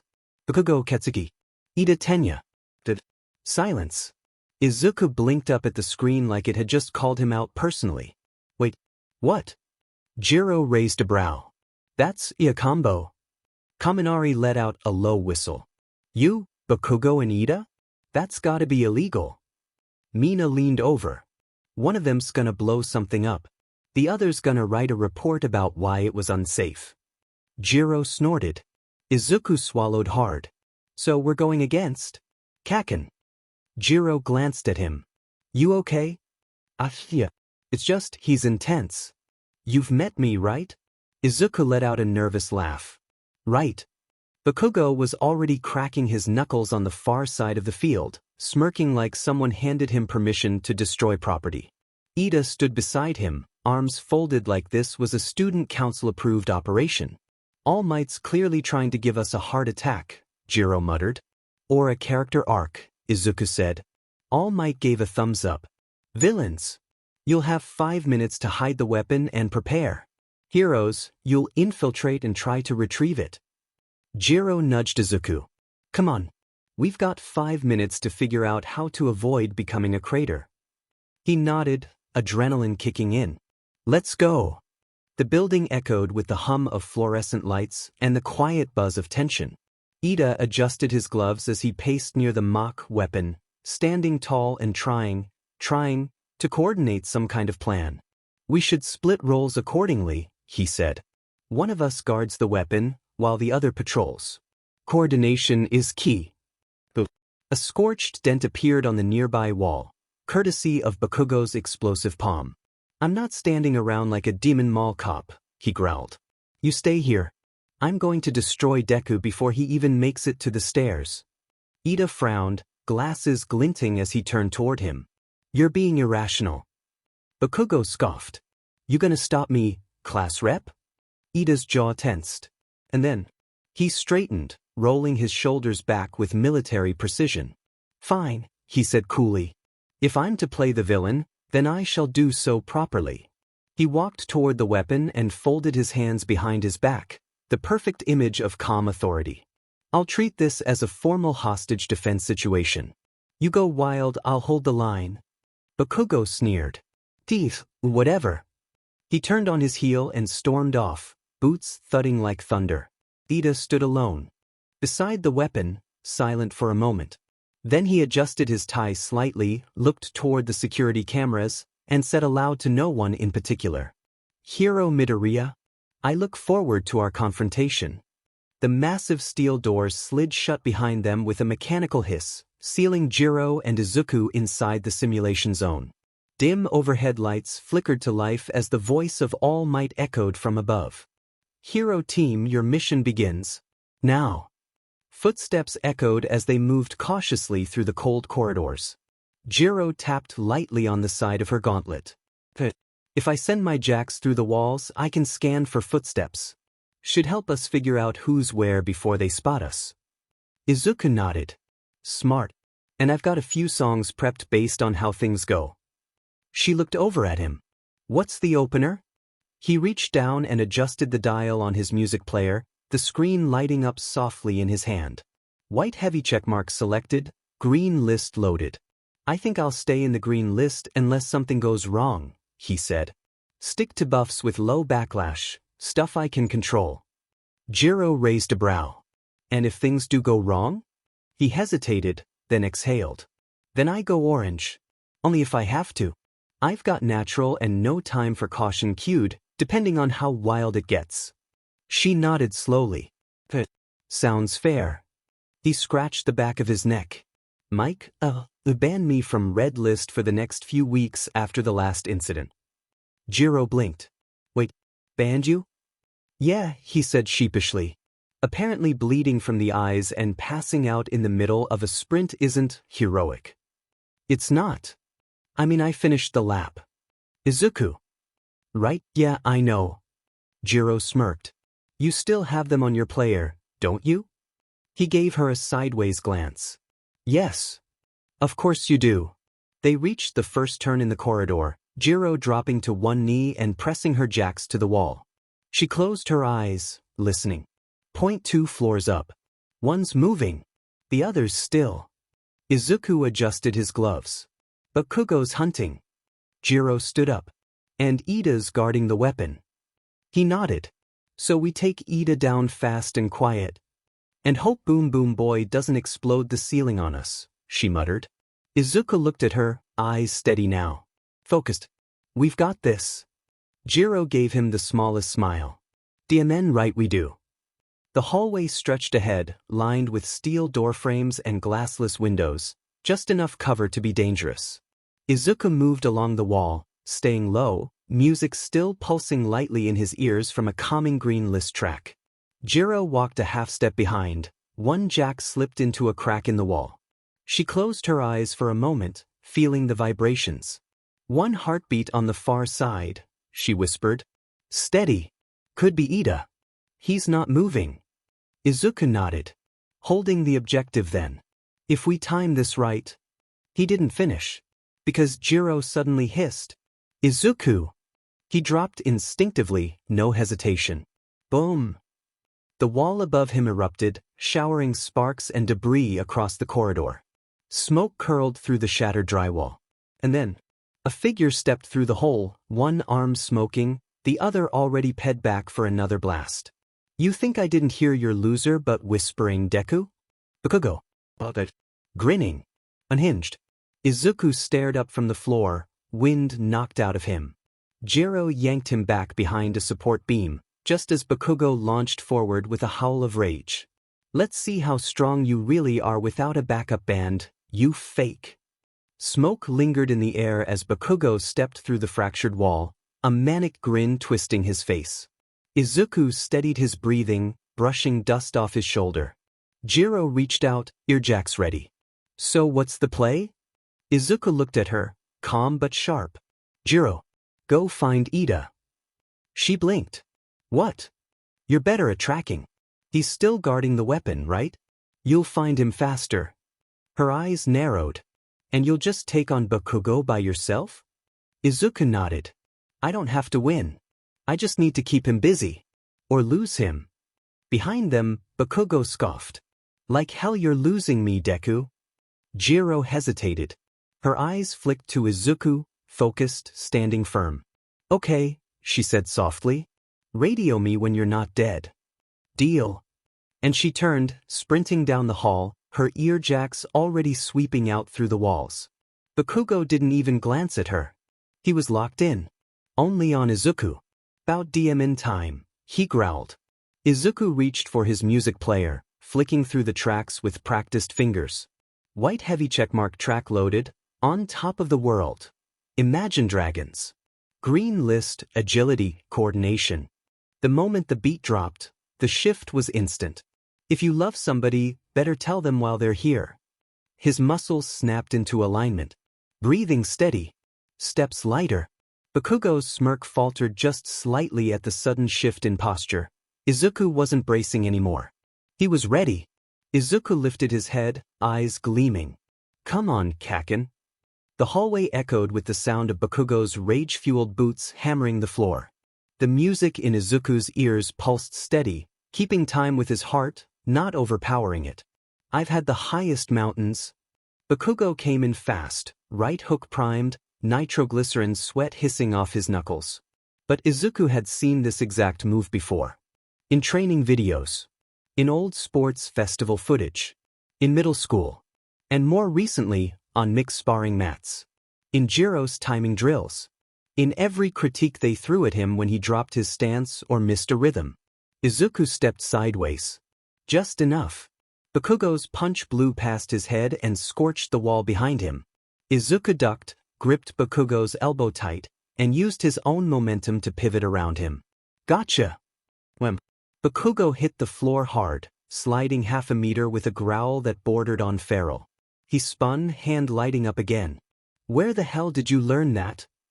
Izuku backed off a few steps, breath calm, posture solid. Mick's been working on my footwork, he said. Jiro's helped me with timing and recovery drills. He glanced down at Bakugo. And you've been teaching me for years. Bakugo's eye twitched.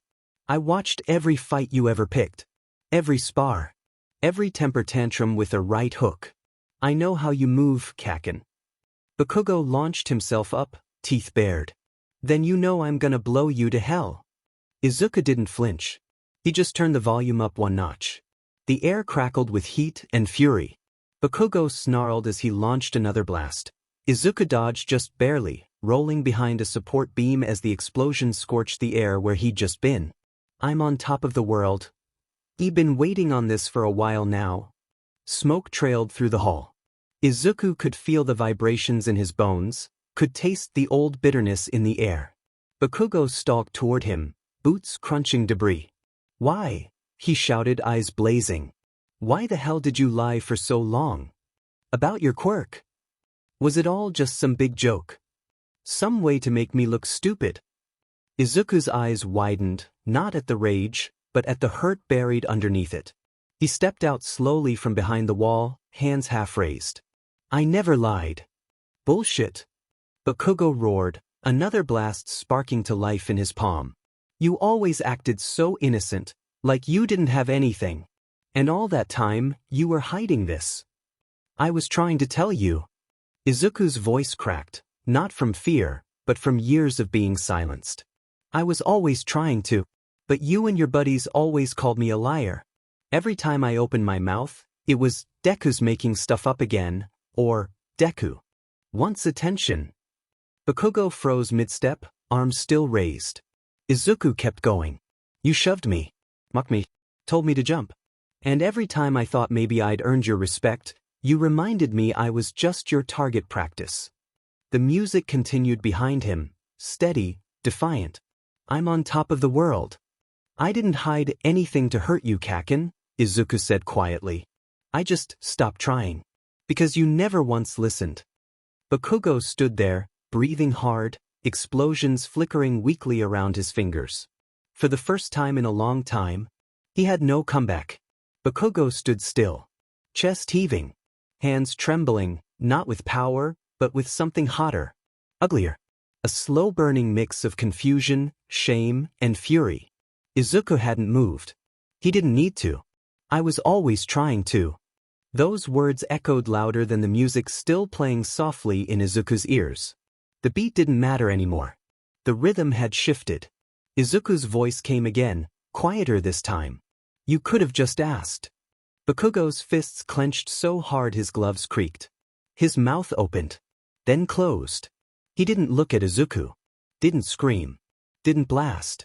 He turned away, boots scraping the tile, shoulders tense like a wire pulled too tight. Where are you going? Izuku asked. Bakugo didn't answer.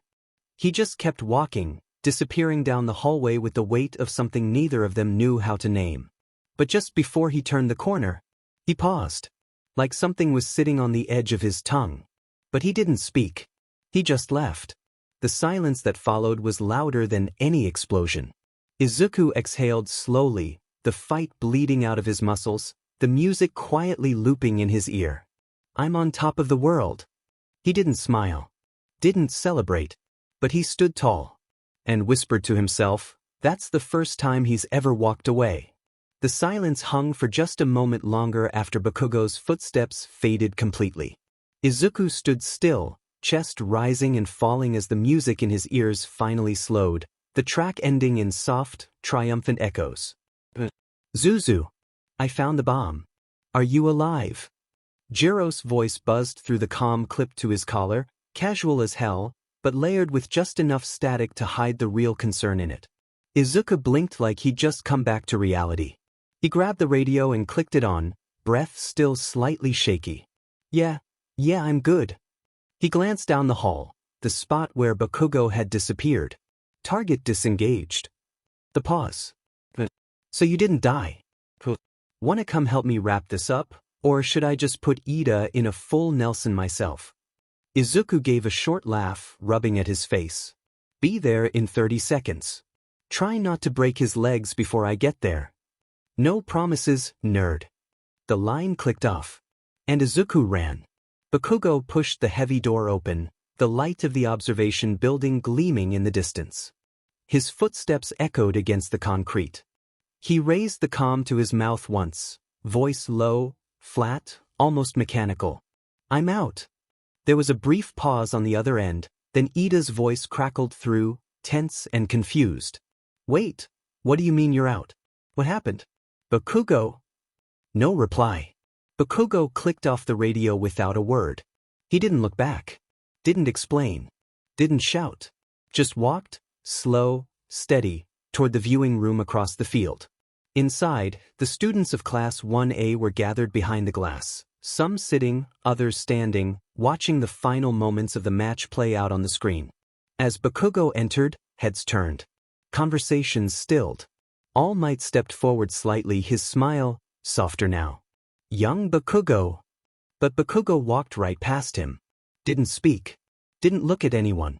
He just sat, arms crossed, eyes locked on the screen, jaw tight, refusing to let anything show. Even if everything already had. The weapon sat untouched in the center of the room, bright, metallic, and surrounded by mock debris. Jiro stood near the entrance, tucked behind a column, earjacks pressed into the wall as she listened carefully. Footsteps. Pacing. And drama.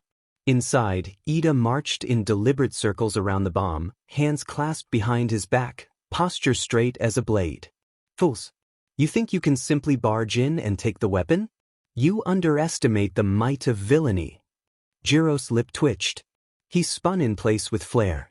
For I am Tenya Ida, your adversary, your obstacle, your inevitable failure. She mouthed the words along with him, shoulders shaking.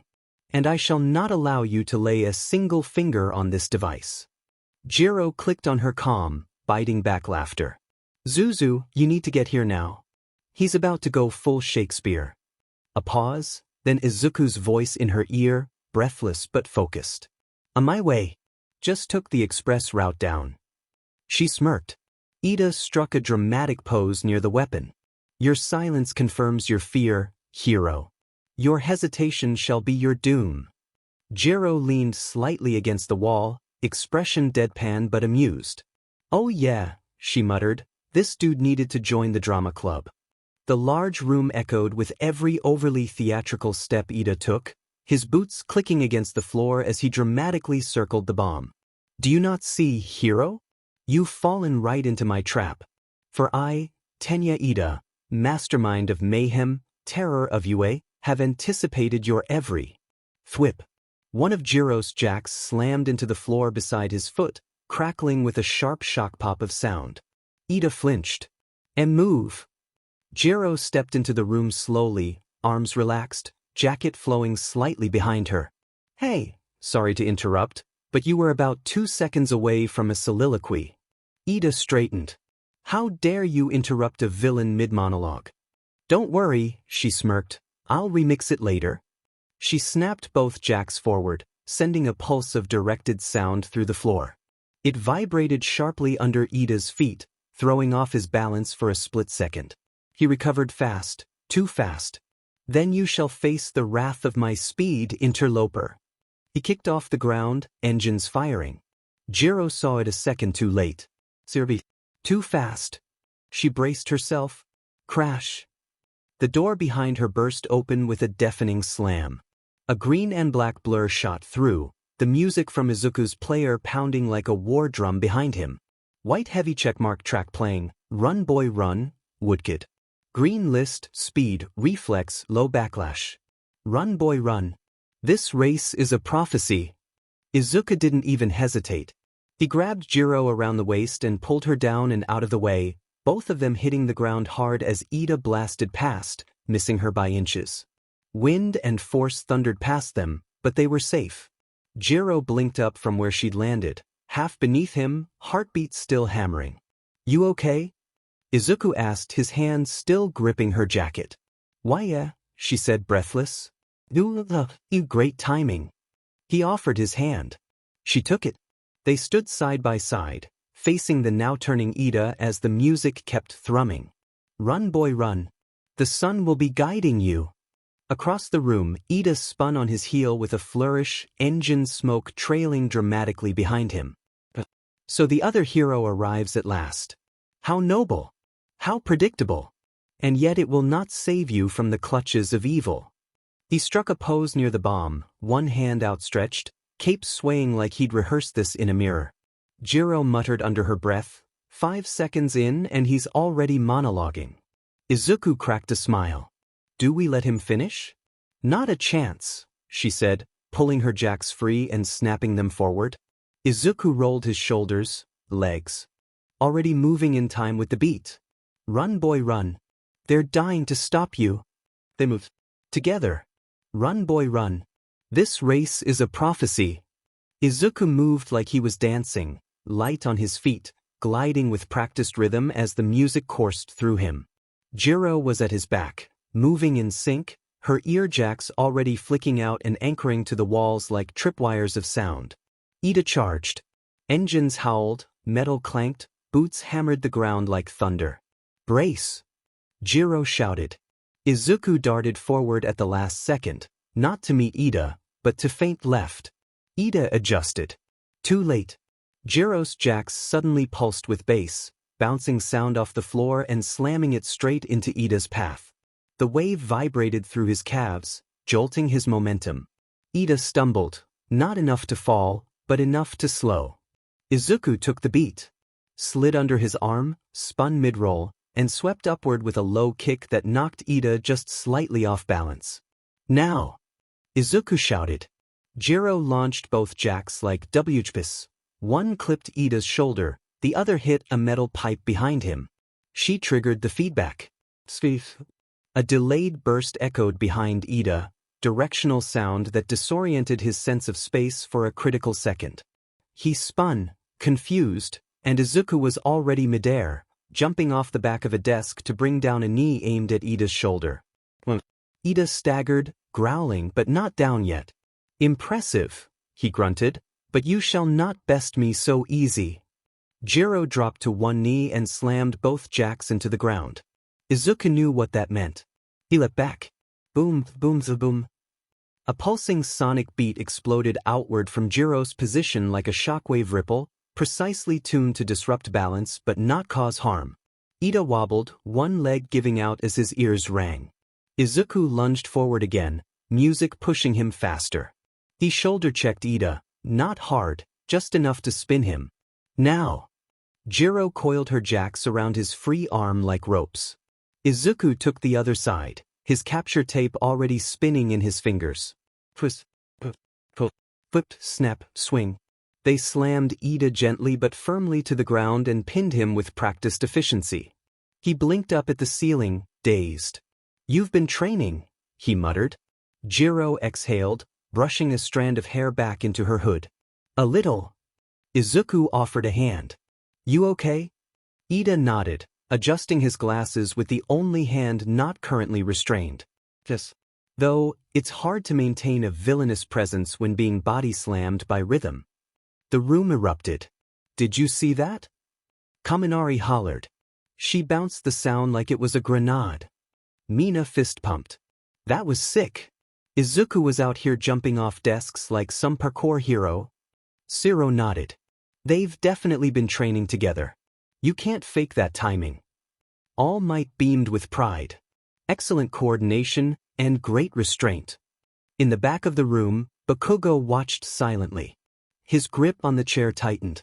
But his only words were, "They didn't even need to go all out." The heavy simulation doors slid open with a hiss, releasing a wave of cool air into the corridor. Izuku walked beside Jiro, his music player now silent, earbuds tucked into his collar. His hair stuck up slightly from sweat, and there was a faint scuff on his cheek. Jiro had her jacks looped around her shoulders like headphones, one hand casually tucked in her jacket pocket. Behind them, Ida walked with perfect posture, despite the fact he'd just been hit with coordinated sonic warfare.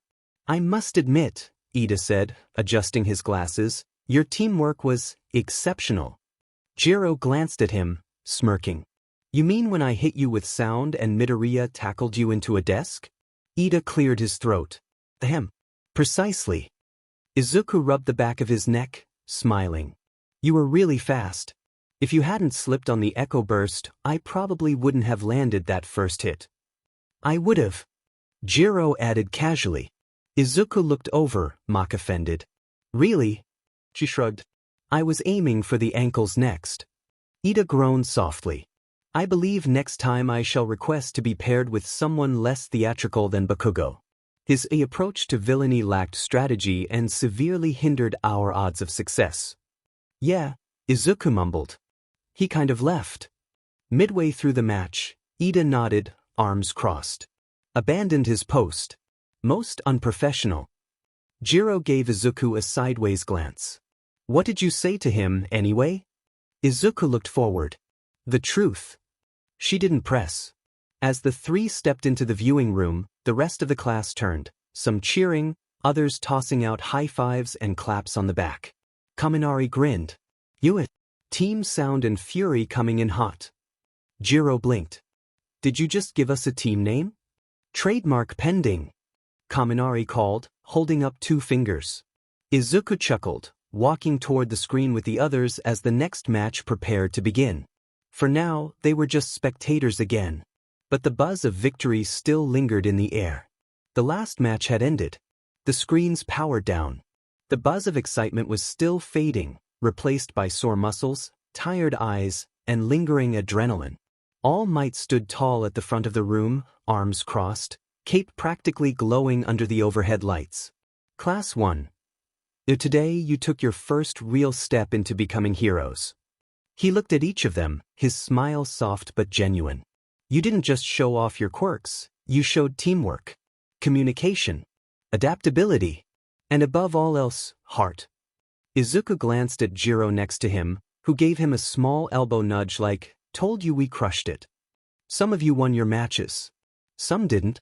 But what matters is what you learned. What you'll do next." All Might gave a firm nod. "Class dismissed. Rest up, tomorrow won't be easier." With that, the students began filing out. Some laughing, some groaning, some dragging their feet. Izuku lingered behind, gathering his notes and rewinding his music player. Jiro gave him a small wave as she left with Mina and Kaminari. "See you tomorrow, Zuzu." "Yeah," he said, offering a tired smile. "Night." Turned and paused. Bakugo stood alone near the back row, his arms crossed, face unreadable. For a second, Izuku considered walking away. But instead, he stepped closer. Quiet. No music. Just them. "Hey," Izuku said, awkward but honest. Bakugo didn't move. Didn't look at him. Then finally in a low voice. "You held back." Izuku blinked. "What?" Bakugo's jaw clenched. "During the fight. You didn't use your full quirk." Izuku hesitated. "Yeah," he admitted. "Mike said I'm still not ready for the higher tier stuff. I didn't want to risk it." Bakugo didn't answer right away. Then quietly, "You still beat me." Izuku stared at him. "It wasn't about beating you." Bakugo looked up, finally meeting his eyes. "It always was." And then he walked past him, slow, controlled. But before he reached the door, he stopped. "You were right." Izuku's breath caught. But Bakugo didn't turn around. He just stood there. "Back then, when you said I didn't listen." Izuku didn't know what to say. Bakugo didn't wait for a reply. He just walked out. The door shut softly behind him. Izuku stood in the silence, the weight of it pressing down heavier than any test. Izuku walked the quiet streets of Mizudafu, phone in hand, thoughts still swirling around everything Bakugo said and didn't say. He opened his messages, thumbs tapping. "Izuku. So I think Bakugo might be broken or something." Almost immediately. What did he do? Explode himself into therapy? Or did he try to say, thank you, and combust internally? Izuku, he told me I was right. No explosions. No insults. Said it. Then left. Is he okay? Are you? Do we need to get him scanned for shapeshifters? Izuku, I think I'm more shaken than he is tbh. He didn't even look mad. That hits harder than if he'd yelled. You holding up? Izuku. Just walking home. Music off for once. Too much noise in my head already. Understandable. But now I really wish we'd done that hangout today. Would have been a good decompress. Izuku. Sorry again for bailing. Today just spiraled. You got launched, dragged, punched emotionally and physically. It's fine. You are free tomorrow, right? Izuku. We've got the day off. Reschedule. Me game my house. My dad still wants to quiz you about old music. And I want to beat your high score this time. Izuku. You mean the score I crushed by 30k? Face with raised eyebrow. Be at my place by noon or I start calling you DJ Zuzu in public. Izuku. That's evil. Bring snacks. And your smug, I'm totally not competitive face. Izuku. Got it. Snacks, face, and maybe a playlist. See you tomorrow. Izuku. Looking forward to it. Night, Kyoka. Night Zuzu. Izuku tucked his phone away, cheeks just a little warm under his hoodie. Tomorrow didn't seem so overwhelming anymore. The first thing Izuku noticed when he woke up was how much his everything hurt. His legs were sore, his arms ached, and his neck felt like it had been headlocked by Ida and shaken by Bakugo in a blender. For a brief, bleary second, he thought maybe I got hit by a car. Then it came back to him. Combat training. The fight. The win. Bakugo's voice. You were right. Izuku blinked up at the ceiling of his room, sunlight filtering in through the cracked curtain. His music player sat on his nightstand, the headphones still half wrapped around it like a coiled snake. He yawned and sat up slowly, joints popping like bubble wrap. Worth it though. He checked his phone. One new message, Jiro headphone. You better be awake. Snacks. Or I change your name to Zuziboi in my contacts. He groaned, laughing into his hands. Oh yeah, I'm up. He stretched his arms over his head, grimaced, and swung his feet over the side of the bed. It was Saturday. No classes. No tests. Just a visit to Jiro's house. Izuku blinked at the thought. That wasn't something he would have pictured a year ago. Hell, not even a month ago. He stood up, already thinking about what snacks to bring, what playlist would best match the vibe, and whether or not Jiro's dad was going to grill him about 70s rock. Today was going to be a good day.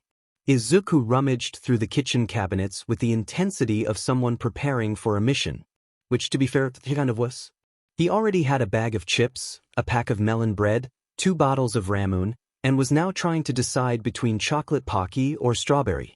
She doesn't even like sweet stuff that much, he muttered, squinting at the shelf.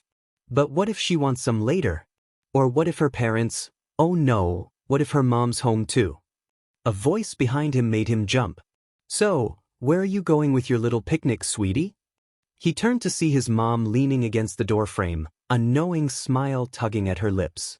Izuku immediately straightened like he'd been caught stealing. Ooh, it's not a picnic, I'm going to Jiro's. To hang out. She invited me.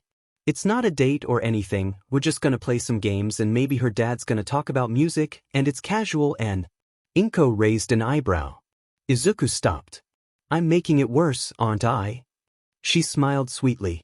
You're adorable. Mom. You've been muttering since you woke up, she said, walking over and plucking the strawberry Pocky from his hand. And yes, take this one. It's a safer choice. Strawberries neutral. He sighed dramatically. I'm never gonna live this down, am I? Nope, she said cheerfully.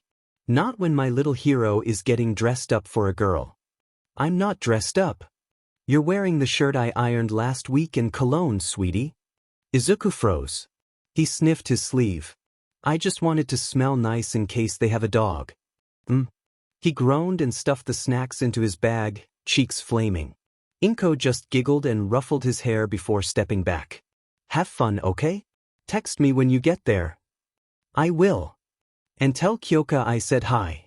He paused at the door. You remembered her name? Inko winked. You talk in your sleep, baby. Door slammed. Izuku, dying inside.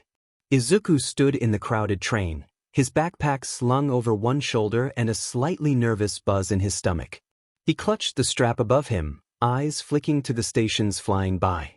He still had time. Barely. When the train jolted slightly to a stop, an older woman with silver hair and a cane stepped in, wobbling just a little as she looked for a seat. Without hesitation, Izuku shifted forward. Ma'am, here, he said quickly, tapping the edge of his seat. Please. She looked up, surprised, then smiled warmly. Oh my, thank you, dear. He offered a soft grin and stepped aside, grabbing the overhead strap again. A few people nearby gave him a glance, some nods, one quiet, ah. He didn't say anything. Just went back to checking his playlist, making sure it was charged, queuing up a new green list track just in case Jiro's dad asked for a demo. You're just visiting. It's not like you're meeting royalty. Just her family. Who are really into music. And judgment. Possibly guitars. You're fine. He was almost there, 2 blocks away, earbuds tucked in his hoodie collar, bag bouncing against his side as he jogged toward her house. Then he spotted him. An older homeless man, sitting on a small crate near the alley corner, jacket worn thin, hands wrapped around a cup of something warm. No sign. No words. Just tired eyes. Izuku slowed instinctively. He reached into his bag, pulled out the second melon bread and one of the bottles of ram. He walked up, crouched a little and held it out. Hey, he said softly. It's not much, but here. It's good, I promise. The man blinked at him, then gave a slow, grateful nod. Thank you, kid. Izuku smiled back, already starting to jog again. Stay safe, okay? The man watched him run off, shaking his head with a tired but amused chuckle. Kids these days, he muttered. Some of them still get it. Izuku rounded the corner, breath picking up, pulse starting to race for a whole new reason. Jiro's house was just ahead. No more distractions. Just one normal, friendly, not-a-date hangout. Totally casual. Totally not nerve-wracking. At all. Izuku slowed to a stop at the front gate, checking his phone one last time. Jiro headphone, doors open. Don't be late to... He swallowed, adjusted his bag, and climbed a few steps to the front porch. 3 deep breaths. 1 mental pep talk. Knock, knock, knock. There was a pause. Some faint guitar chords from inside, maybe a quick muffled voice. Then the door creaked open. A tall man in a black band tee and loose sweatpants stood in the doorway, wild purple hair pulled into a low, messy ponytail. His eyes lit up immediately. Ah, Izuku. He smiled, wide and surprisingly warm. You made it. Right on time. Izuku blinked. Why, sir? Thank you for having me. Please don't call me sir, I'm not that old, the man chuckled, waving him in. I'm Kyotoku. But if that's too much of a mouthful, Jiro's dad works. Izuku laughed nervously and stepped inside, bowing a little. I brought snacks and drinks. I didn't know what everyone liked, so I, kinda overpacked. Kyotoku glanced at the bag and grinned. Sweet. You came prepared. You'd fit right in on tour. Izuku blinked. T-tour. Before he could spiral, another voice came from the hallway. Dad, stop scaring him. He's not auditioning. Kyoka stepped into view, wearing a loose hoodie with a band logo on it and her usual deadpan expression, but there was the faintest tug of a smile on her lips. Izuku immediately relaxed about 5%. Kyotoku raised his hands in mock innocence. What? I'm just saying the kid has good timing. He gave Izuku a wink and ambled back toward the kitchen. You two go do your thing. I'll leave you alone until I inevitably crash your game and ask for help syncing the Bluetooth speakers again. Looking forward to it, Kyoka muttered under her breath, before glancing at Izuku. You survived. Congrats. Izuku grinned. Barely.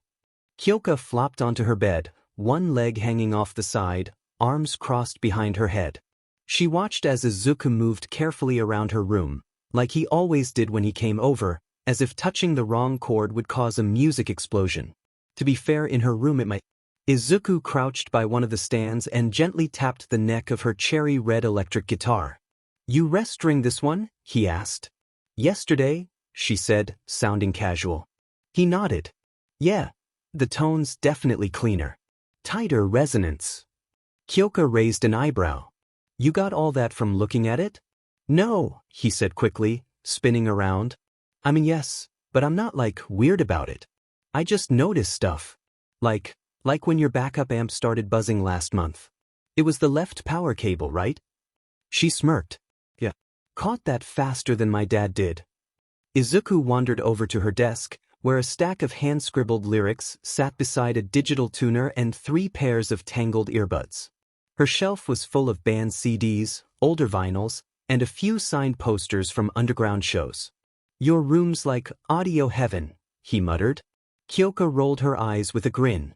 "Still doesn't change the fact that you have more music than me, Zuzu." He turned, looking embarrassed. "I don't." "Yes, you do," she cut in.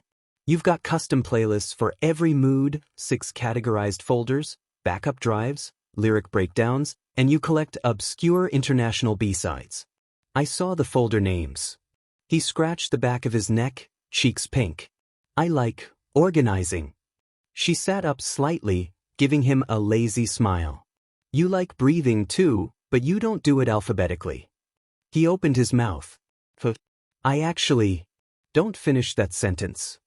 He chuckled and finally sat down across from her, bag resting at his feet.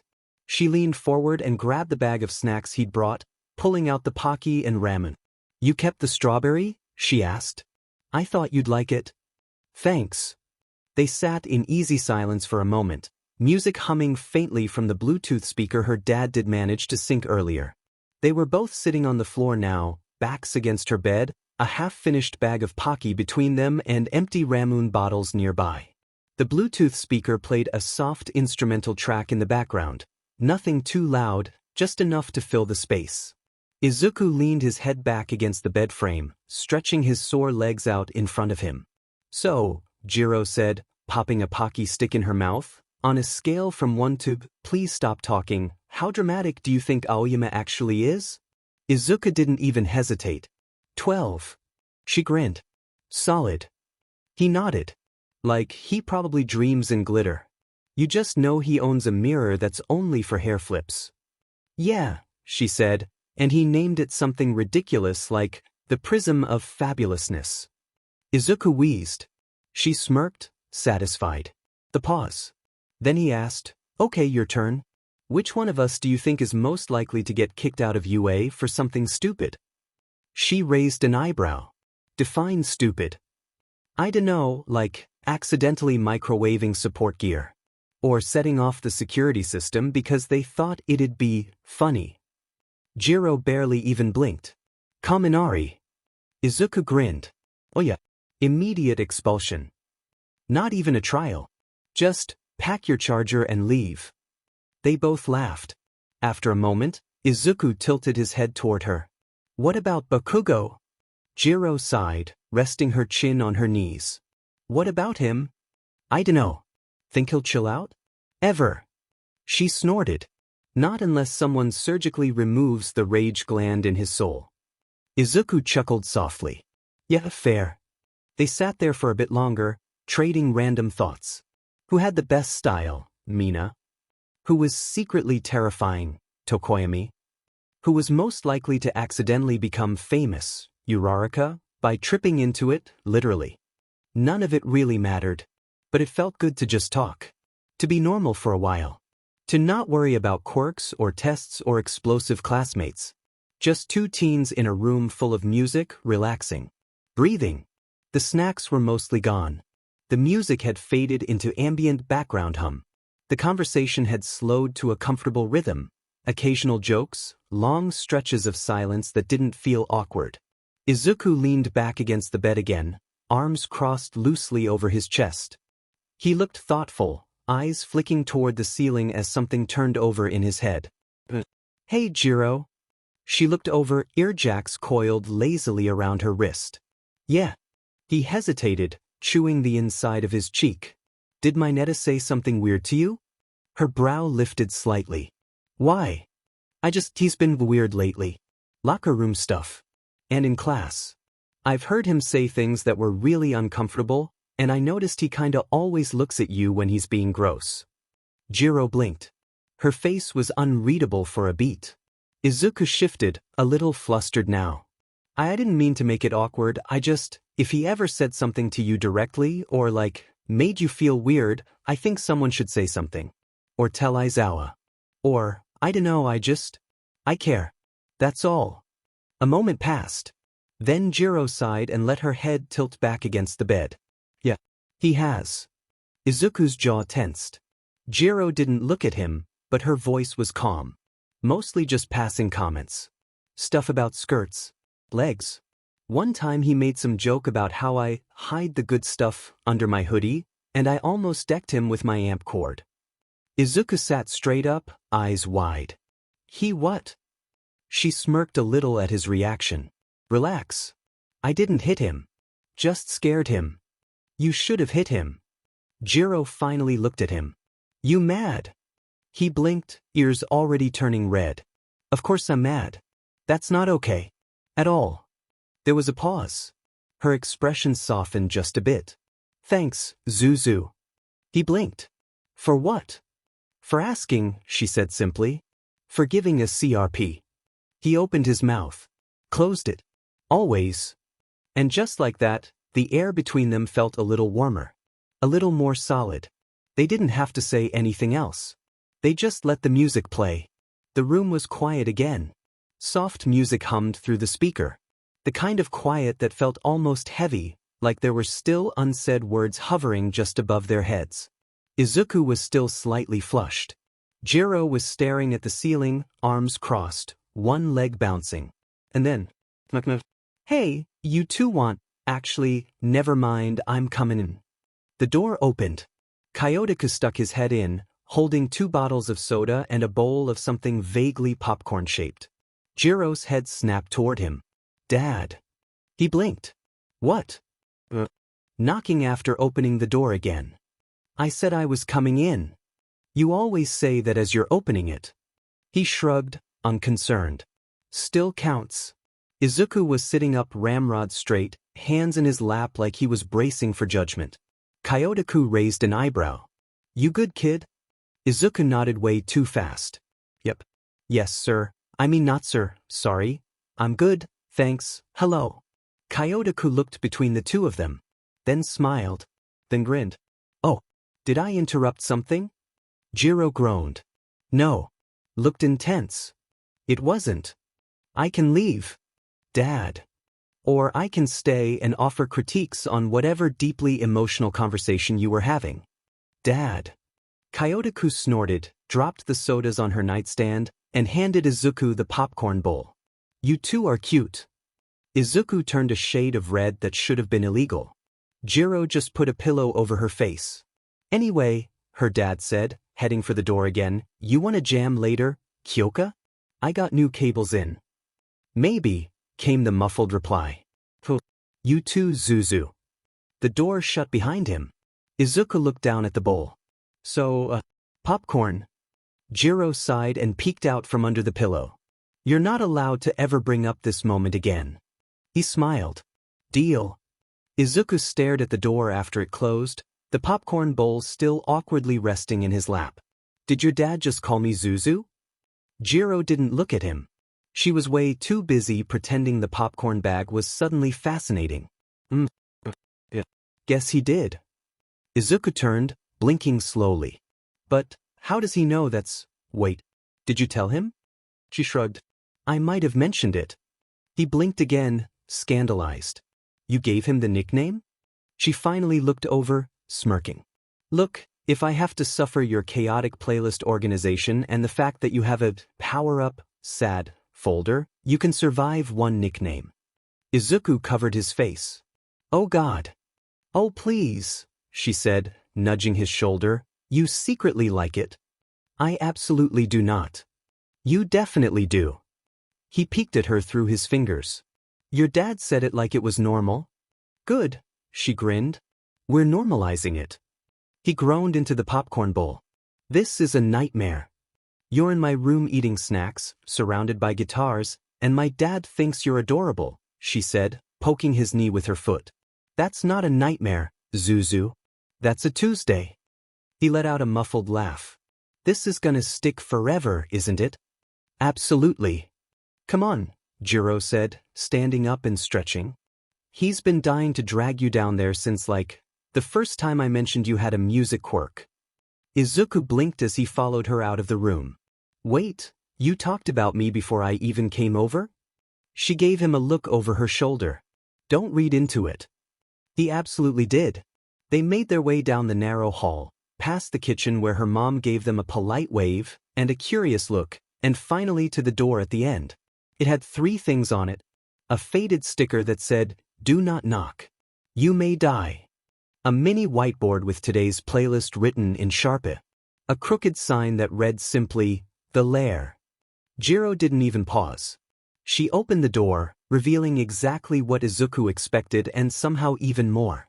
The lair was dimly lit with purple track lights and LED strips curling across the ceiling like audio veins. The walls were lined with guitars, basses, old records, and amps stacked like furniture. In the corner was a mini fridge. Front and center? A full stage. With real speakers, real mic stands, and a fog machine. That was on. Kyotoku stood on stage with a bass slung across his chest, testing the soundboard. He turned when they entered, grinning. Zuzu, you made it. Izuku flinched. Still going with that, Jiro muttered, forever. Kyotoku walked over, already beaming. Now, ground rules. You don't have to play anything, unless you want to. You do have to let me nerd out about your quirk. And you will be judged based on your music taste. It's tradition. Izuku stared around at all the instruments. This is amazing. Jiro sat on a worn couch near the stage, smirking. Told you. It's like his little musical kingdom. It's not little, Kyotoku said proudly. It's acoustically balanced. Right? Jiro replied. Like your ego. He flipped her off affectionately, then looked at Izuku. So, what's your setup like? Show me your gear. Izuku grinned and reached into his backpack. Okay, but no judging the case. It's not cool or vintage. It's practical. Kid, Kyotoku said, hand to heart. I respect practical. He leaned in with that twinkle in his eye.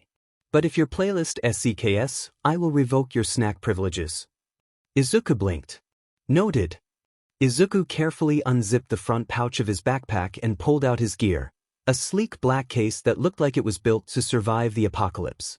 He placed it gently on the table in front of Kyotoku like it held government secrets. Inside? A pair of over-ear headphones, sleek, matte green with subtle silver etching along the band. There were dials on the sides, small port extensions, and a glowing ring on one earpiece pulsing gently. Kyotoku whistled low. Oh, these are clean. Izuku smiled, just a little proud. I made them. Well, started them. Yamada-sensei, Mike, helped me upgrade the wiring and response timing. We tuned the resonance sensitivity and added some waveform dampeners for backlash mitigation. Kyotoku blinked. Say that in dad language? Jiro, lounging nearby, translated without looking up. He made headphones that stop him from exploding his own eardrums. Damn, Kyotoku said, clearly impressed. He picked them up, holding them like a rare vinyl. They've got weight, but not heavy. Balanced. You even tuned the cushions? Yeah, Izuku said. They vibrate subtly when I'm at a mid-tier pulse. Helps me stay in sync with tempo-based boosts. Kyotoku looked at Jiro. This kid's a DMN sound engineer. Yeah, she replied, not hiding her smirk. He's a nerd. But a useful one. Izuku laughed softly, then pulled out a slim, custom music player, modified with a color-coded UI and reinforced buttons. I've got my songs split into lists. Mike helped me sort through them after we did trial tests with quirk activation levels. I started with just instinct, but now it's pretty organized. He pulled up the first folder. White heavy checkmark green list, safe boosts minimal backlash. Run boy run, woodcut. Electric love, Borns. On top of the world. Imagine Dragons. Pompeii, Bastille. Feel it still, Portugal. The Man. Shake it off, Taylor Swift. Then he tapped over to the next folder, the glow from the screen dimming just slightly. Orange square orange list. Dangerous but doable controlled backlash. Battle cry. Imagine Dragons Exia. Unstoppable, the score. Natural, night core. Imagine Dragons. No time for caution, Hans Zimmer. Bleeding out, Imagine Dragons. Legends never die. Against the current. These ones, he said, gesturing to the orange list, are stronger. They give me a bigger boost, but I have to brace myself. If I'm off tempo, I risk nerve backlash or strain injuries. Kyotoku whistled again, softer this time. You built a system. Not just a playlist. A whole DMN Quirk language around your power. Izuku shrugged, cheeks warming a little. Music's always been important to me. Once I realized it was how my Quirk worked, I just made it mine. Kyotoku handed him the headphones back, nodding with real respect. Zuzu, that's not just smart. That's brilliant. You turned emotion into control. That's rare. Izuku blinked. Zuzu. Kyotoku smirked. If my daughter's gonna call you that, I'm grandfathering it in. Jiro groaned from the couch. Why are you like this? You made him this way, Izuku muttered, barely hiding his grin. Kyotoku pointed dramatically at them both. Alright, one of you owes me a demo. I want to see what this gear can do. Kyotoku scrolled through the list again, eyes narrowing with interest. So this is it, huh? He said, glancing up. I figured it'd be a lot more. Like, you've only got a few in each category. Izuku perked up, quickly waving his hands. Oh, no, sorry, that's not the full thing. I mean, yeah, these are the ones I use the most, so I pulled them forward, but there's way more. I just didn't want to overload the menu. He tapped a few buttons on the music player, the interface flicking over to a folder tree system with subcategories branching out. Kyotoku's eyes widened a little. Whoa! I felt like 20 more green list tracks, but some of them only work in specific environments, like rain or certain tempos. Then there's orange. Those are more high stakes, so I only bring them out if I've practiced with them recently. And what's that one? Kyotoku pointed to a folder labeled simply. Locked, unstable under construction. Jiro snorted from the couch. Izuku scratched the back of his neck. This stuff I'm still figuring out. Or, songs that made me nearly pass out. Respect, Kyotoku said, grinning. Trial and error, right? Izuku nodded. Right. I keep track of the BPM, lyrics, pitch drops, emotional tone. All of that changes how the Quirk reacts. Some songs are, like, stable, and others just punch my nervous system. He clicked back to the green list, pointing quickly. These are my safe ones. Stuff I can use for mobility, reflex boosts, balance, light stamina stuff. Nothing too risky. Then he tapped over to orange. These are stronger. Better boosts. But I get shaky if I use more than 2 in a row. Some cause migraines. One made me nosebleeds so hard I passed out in a bush. Kyotoku blinked. You passed out in a bush? Izuku deadpanned. It was one time. Jiro muttered, 2 times. Kyotoku laughed, leaning back against the amp. Alright, I gotta hear one. You've got all this set up, you gotta give me a demo. Izuku hesitated, then nodded, his fingers already moving. Something from the green list then. He said, scrolling through and selecting. White heavy checkmark, electric love, Borns. He placed the headphones on. The second the track kicked in, his stance subtly shifted, shoulders more relaxed, steps lighter, a faint glow to his presence like the music was flowing through him in rhythm.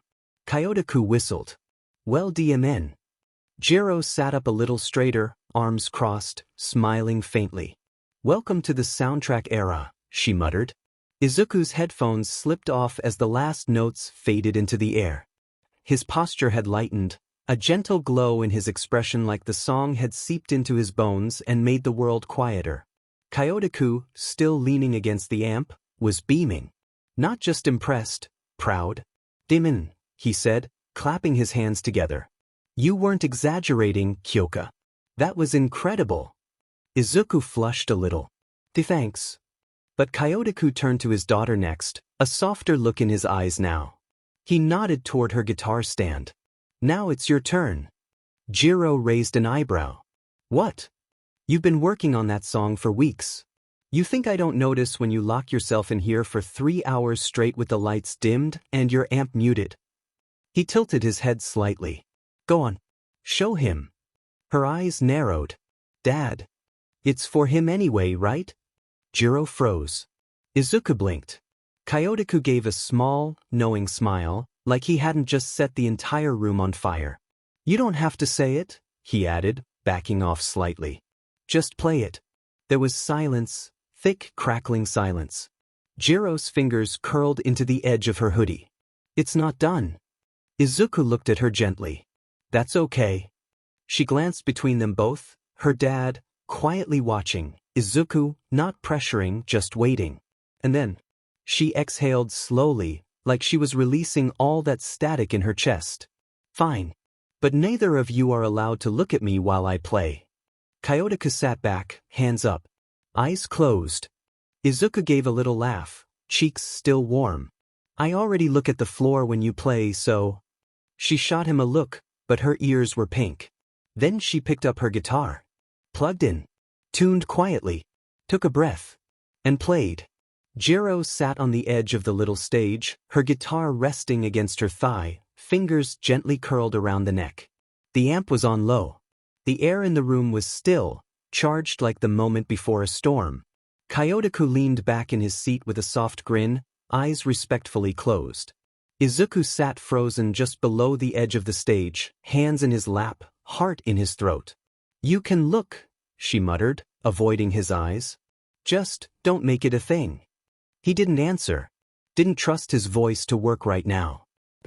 She played. A soft progression. Minor chords warmed by her touch. Something vulnerable but grounded.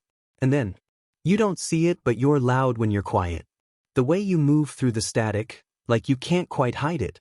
You burn through the silence without even trying. And every song I play ends up sounding like you." Her voice wasn't strong, wasn't meant to be. It was small, careful, but full of meaning. The notes hung in the air like smoke. You keep your heart in a playlist no one hears. 1,000 songs behind your eyes and all your fears. I didn't write this for the world to listen through. I just wanted it to reach you. And that's when it happened. Izuku felt it, the pull. A shift. The beat of the guitar. The cadence of her voice. His chest lit up. Not literally, not yet, but that sensation he knew too well when a song started to sink in his bones. Lightness in his hands, clarity in his vision, a soft warmth wrapping around his ribs like something was waking up. "My Quirk, it's activating." From her voice? His breath caught. No music player. No headphones. No pre-programmed boost. Just her. Jiro kept singing unaware, or pretending not to be. "You said music makes you stronger. So maybe this can maybe if you hear it right, you'll know I wrote it for you." When the final chord faded, it left behind nothing but the soft hum of the amp. Jiro kept her head down, fingers frozen in place. "Told you it wasn't finished," she muttered, voice barely audible. Izuku stared at her, eyes wide. "Jiro," he breathed. "My Quirk," it responded. She blinked. "Wait, from me?" He nodded slowly, still stunned. "It's never happened with live music before. Ever." Her breath hitched. "That's kinda cool." He smiled, soft, overwhelmed, grateful. "No," he said. "It's amazing." From the couch, Kyotoku opened one eye and wiped it with his sleeve. "Okay," he muttered. "I take it back. This is the best day of my life." Izuku was still sitting on the floor, but he was practically vibrating now, eyes wide, face lit up with pure wonder. "Jiro," he said again, voice breathless. "You don't understand. This changes everything. Live input never worked before, not even with pro performances. Not anyone. But your voice, your song, distinct. It matched my resonance levels. Perfectly. Jiro blinked. Wow. But he was already moving. He scrambled up to the stage, his music player still in his hand, headphones dangling by the cord. The way your voice shifted at the chorus, that push during the bridge, it wasn't just tonal. You modulated it. Emotionally. That's what triggered the feedback loop. He reached out and grabbed her hands. Both of them. Jiro's guitar nearly slid off her lap. Izuku didn't notice. Can I see your notes? Like, your lyrics? Your sheet? Chord progressions? Anything. I need to know what exact structure you used. Did you write it with me in mind from the start? Wait, did you test it while thinking about me? That could have enhanced the emotional DLVY. Izuku. He blinked and realized he was holding her hands. Her face was bright red, like tomato-level red. Earjacks twitching, eyes darting anywhere but him. He froze. Oh. She slowly looked down at their hands, then back up at him, voice flat. Are you holding my hands for science? Yes, he squeaked. She groaned and shoved a pillow into his face. You nerd. Kyotoku from the couch just burst out laughing. Gotta say, he grinned, this is better than reality TV. Izuku peeked out from behind the pillow. I still want to see your lyrics. Jiro grumbled but didn't pull her hands away. Fine. But if you try to analyze my rhyming patterns out loud, I'm putting a capo in your mouth. He beamed. Deal. They were still on the stage now, sitting side by side with Jiro's guitar leaned against her knee and a small notebook open between them, her lyrics scribbled in tight, precise handwriting with little chords and margin notes scattered like musical secrets. Izuku leaned in, borderline hovering, eyes flicking across the page with an intensity that could have set it on fire. Jiro sat with her shoulders pulled tight, doing her best to look unaffected even though his knee kept bumping hers and he hadn't stopped talking for the last 5 minutes. And right here, he said, pointing at a scratched-out line near the second verse, you shifted keys on the word, listen. That tiny change? That probably pulled the harmonic resonance just enough to trigger the feedback sync. Jiro blinked. You got all that from one note change? He looked up at her, wide-eyed. Jiro, he said softly, your control is insane. Seriously. I don't think even present mic could hit that modulation on a clean run without distortion. You wrote this to resonate on an emotional level and still kept it technically tight. She tried to scoff, but her ears were bright pink. It's not that deep. It is, he said, scooting a little closer without even thinking. Like, I always knew you were good. But this is on a whole other level. This is next tier, Kyoka. You made something that moved me. Literally. Her fingers tapped lightly against her knee, eyes on the notebook even though she wasn't reading it. You really mean that? He nodded immediately. Of course I do. You didn't just play a song. You reached me. You connected to my quirk. That's huge. That's beautiful. Her breath caught for just a second. She turned her head slightly, met his eyes. You're kinda cheesy when you nerd out. She grinned. You wrote me a song. I think I'm allowed. She rolled her eyes, but she didn't pull away. Didn't scoot back. Didn't hide the way her lips were curling into the smallest smile. They just sat there close, quiet. Notebook between them. Heartbeats sinking slowly with the music still humming through the room. Jiro flipped to another page in her notebook, chord progressions this time, a few more scribbled lyrics, nothing finalized. Izuku was still close beside her, practically buzzing with excitement and awe. He leaned in again, eyes tracing every line like they were the answer to the universe. Then he spoke. When it's finished, will you sing it to me again? Jiro blinked, caught off guard by how soft his voice suddenly was. He looked at her, more serious now. In full. I want to know exactly what it makes me do. What kind of buff it triggers, how my body responds, how much control I lose or gain. Everything. He grinned, almost breathless. God, Jiro, this is so cool. You're like, amazing. You know that. And just like that, her brain stopped. Her fingers twitched slightly on the strings. She didn't answer right away. Didn't know how. Her face was already burning. Earjacks curled inward, flicking slightly as if trying to hide the fact that they were buzzing with static. "You're such a dork," she mumbled.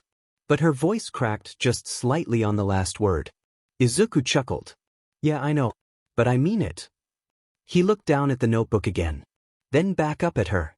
"I'm really glad it was your voice that finally reached me." "That did it." Jiro grabbed a throw pillow from beside her and promptly shoved it in his face. "Okay, enough compliments. I get it. You're impressed." "Shut up." MMFBs. Kyotoku, from across the room, gave a dramatic sniffle. "I'd like to thank the Academy." "Dad, get out?" Kyotoku was halfway through miming a fake award speech, something about best live performance witnessed by a proud father, when a voice echoed down the stairs. "Honey, can you come here for a second?" It was mellow, gentle, undeniably Mrs. Jiro. Kyotoku raised a brow. "Saved by your mother," he muttered, hopping up from his seat. "Don't burn the place down, you two. Or worse, start a band without me." Jiro tossed a pick at his back as he disappeared up the stairs. "Go!" And then, silence. Just soft lighting. A faint buzz of amp warmth. The distant hum of the house above. Izuku glanced sideways. Jiro sat with her hands folded in her lap now, no notebook between them, no guitar to hide behind. She looked thoughtful. A little nervous. "Hey," she said suddenly, voice quiet. He turned to her instantly. "Yeah." She didn't look at him. "If I did finish the song, would you keep it? Like, keep it on your player?" His eyes widened a bit. "I mean," she rushed, "you don't have to. It's dumb. It felt really personal. And I've never written something that worked with someone's quirk before. I don't know. Maybe it's stupid to ask." Izuku didn't hesitate. "I'd keep it on every playlist." She blinked. "I'd label it its own category if I had to. Build an entire strategy around it. Heck, I'd probably name it something dramatic like Echo Resonance, or, wait, no, maybe, Kyoka Protocol? No, wait, that sounds like a sci-fi movie." She laughed. She couldn't help it. He was rambling and flustered and still holding her in that same high regard like she was just inherently brilliant. "You're such a loser," she said fondly. Izuku grinned at her, all nerves and softness. "You wrote me a song," he said quietly. "So maybe I'm your loser now." Jiro's ears turned so red they might have glowed. "Don't say stuff like that unless you mean it, Zuzu." His smile didn't fade. "I do." Jiro froze. His words echoed in her head. "Maybe I'm your loser now." Her heart did this awkward, stuttering kick in her chest like someone had just tapped the snare drum in her ribcage too hard. And now it wouldn't stop. She didn't look at him at first. Couldn't. Her hands fidgeted in her lap, thumb tracing the edge of her guitar pick without thinking. Her legs shifted, her earjacks curled slightly inward, glowing a low, anxious pink like they were buzzing with feedback. What did he mean by that? He sounded so casual, like it just came out. But there was a softness in it, a warmth, and it stuck to her brain like the echo of a song. She bit her lip, still not facing him. "He's sweet. Izuku. He's always saying stuff like that without realizing how it sounds. But this felt different, right? He said it like he meant it. God, do I like him? I think I like him. I do, right?" Her eyes darted toward him, just for a second. He was looking at the floor now, cheeks pink, a shy little smile playing on his face, like he didn't realize he'd just accidentally hit her with a lyrical confession and walked away from the mic. She swallowed hard. Her voice was quiet. "Careful. What do you mean by that?" He looked up, blinking like she'd pulled him out of a daydream. "Huh." She forced herself to meet his eyes. "What you said. About being my loser. What does that mean exactly?" Izuku's face went from soft pink to full cherry red.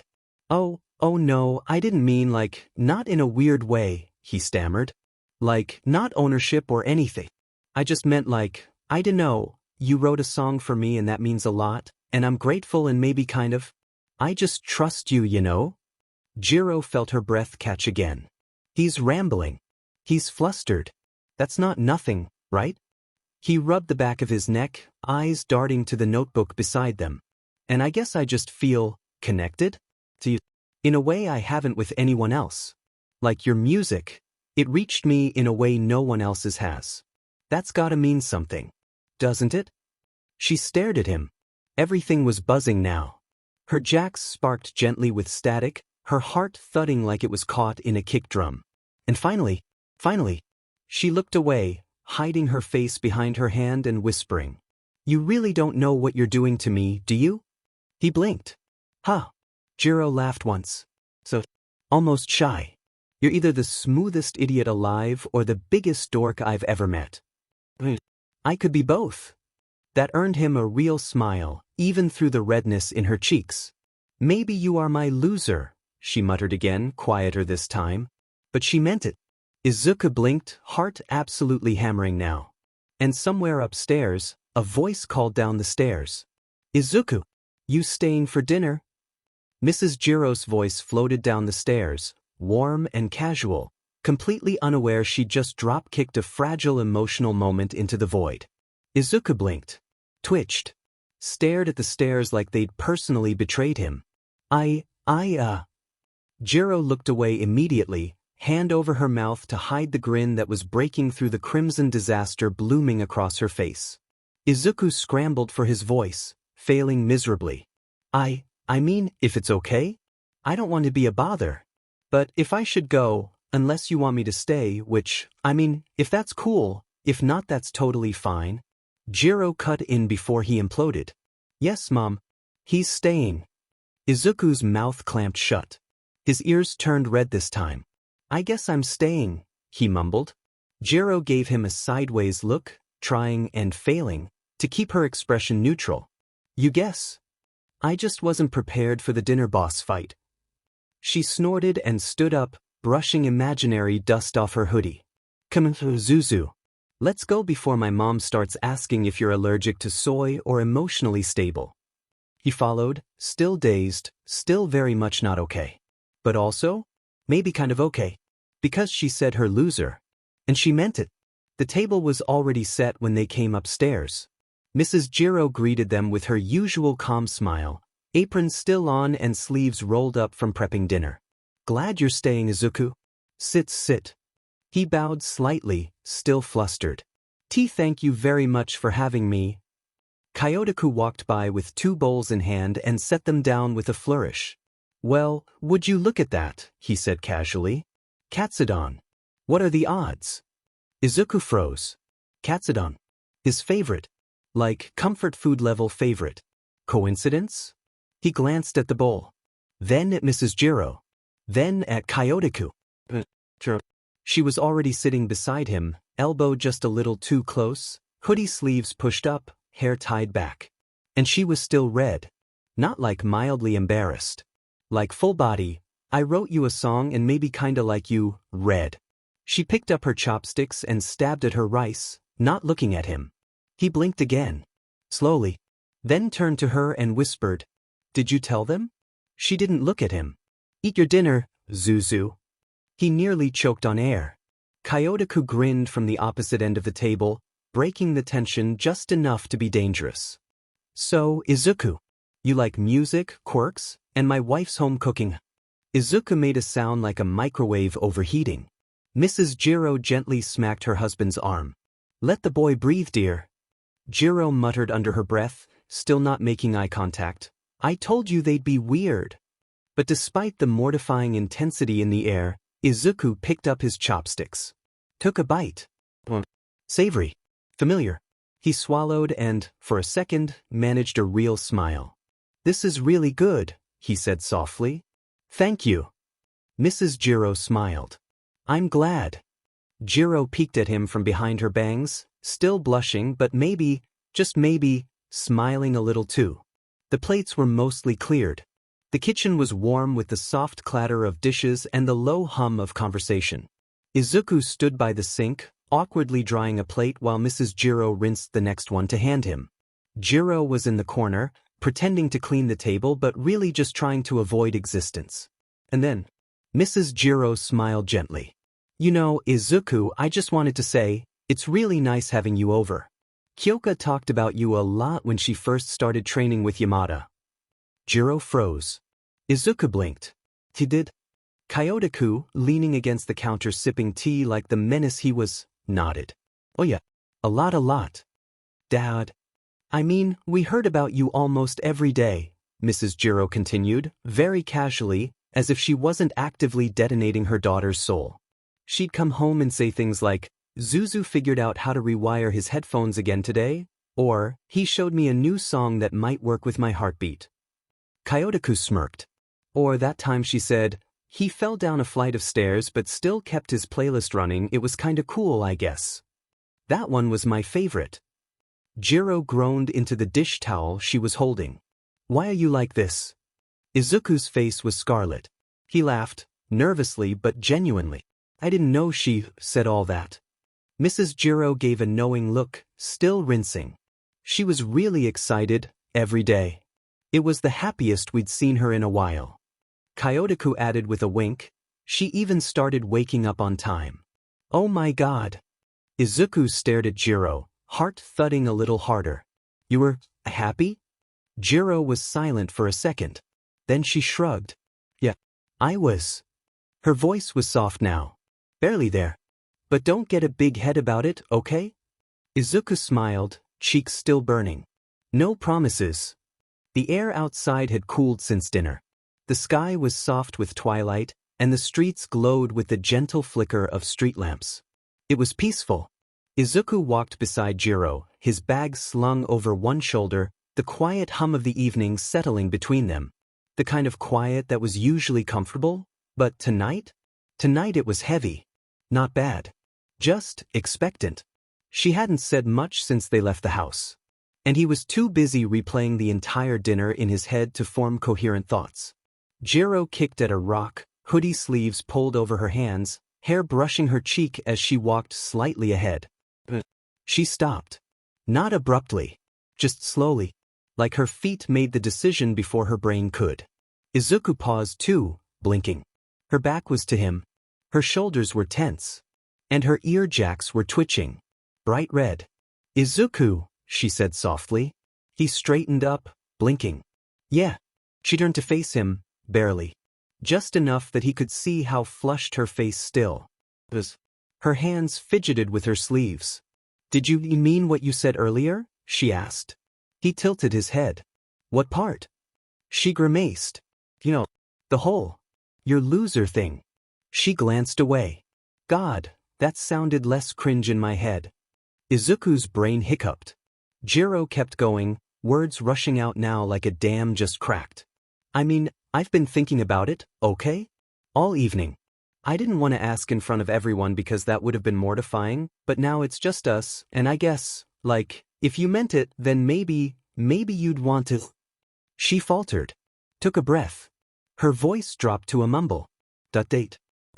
Or something. And with that, she officially exited her body. Inside Jiro's head, total meltdown. Oh my god, I said it. I actually said it. What is wrong with me? Who confesses like that? My loser?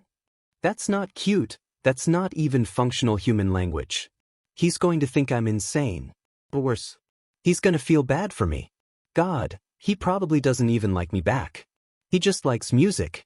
And snacks. And being polite. And now I've made everything weird and awful and outside reality. Izuku hadn't moved. Not an inch.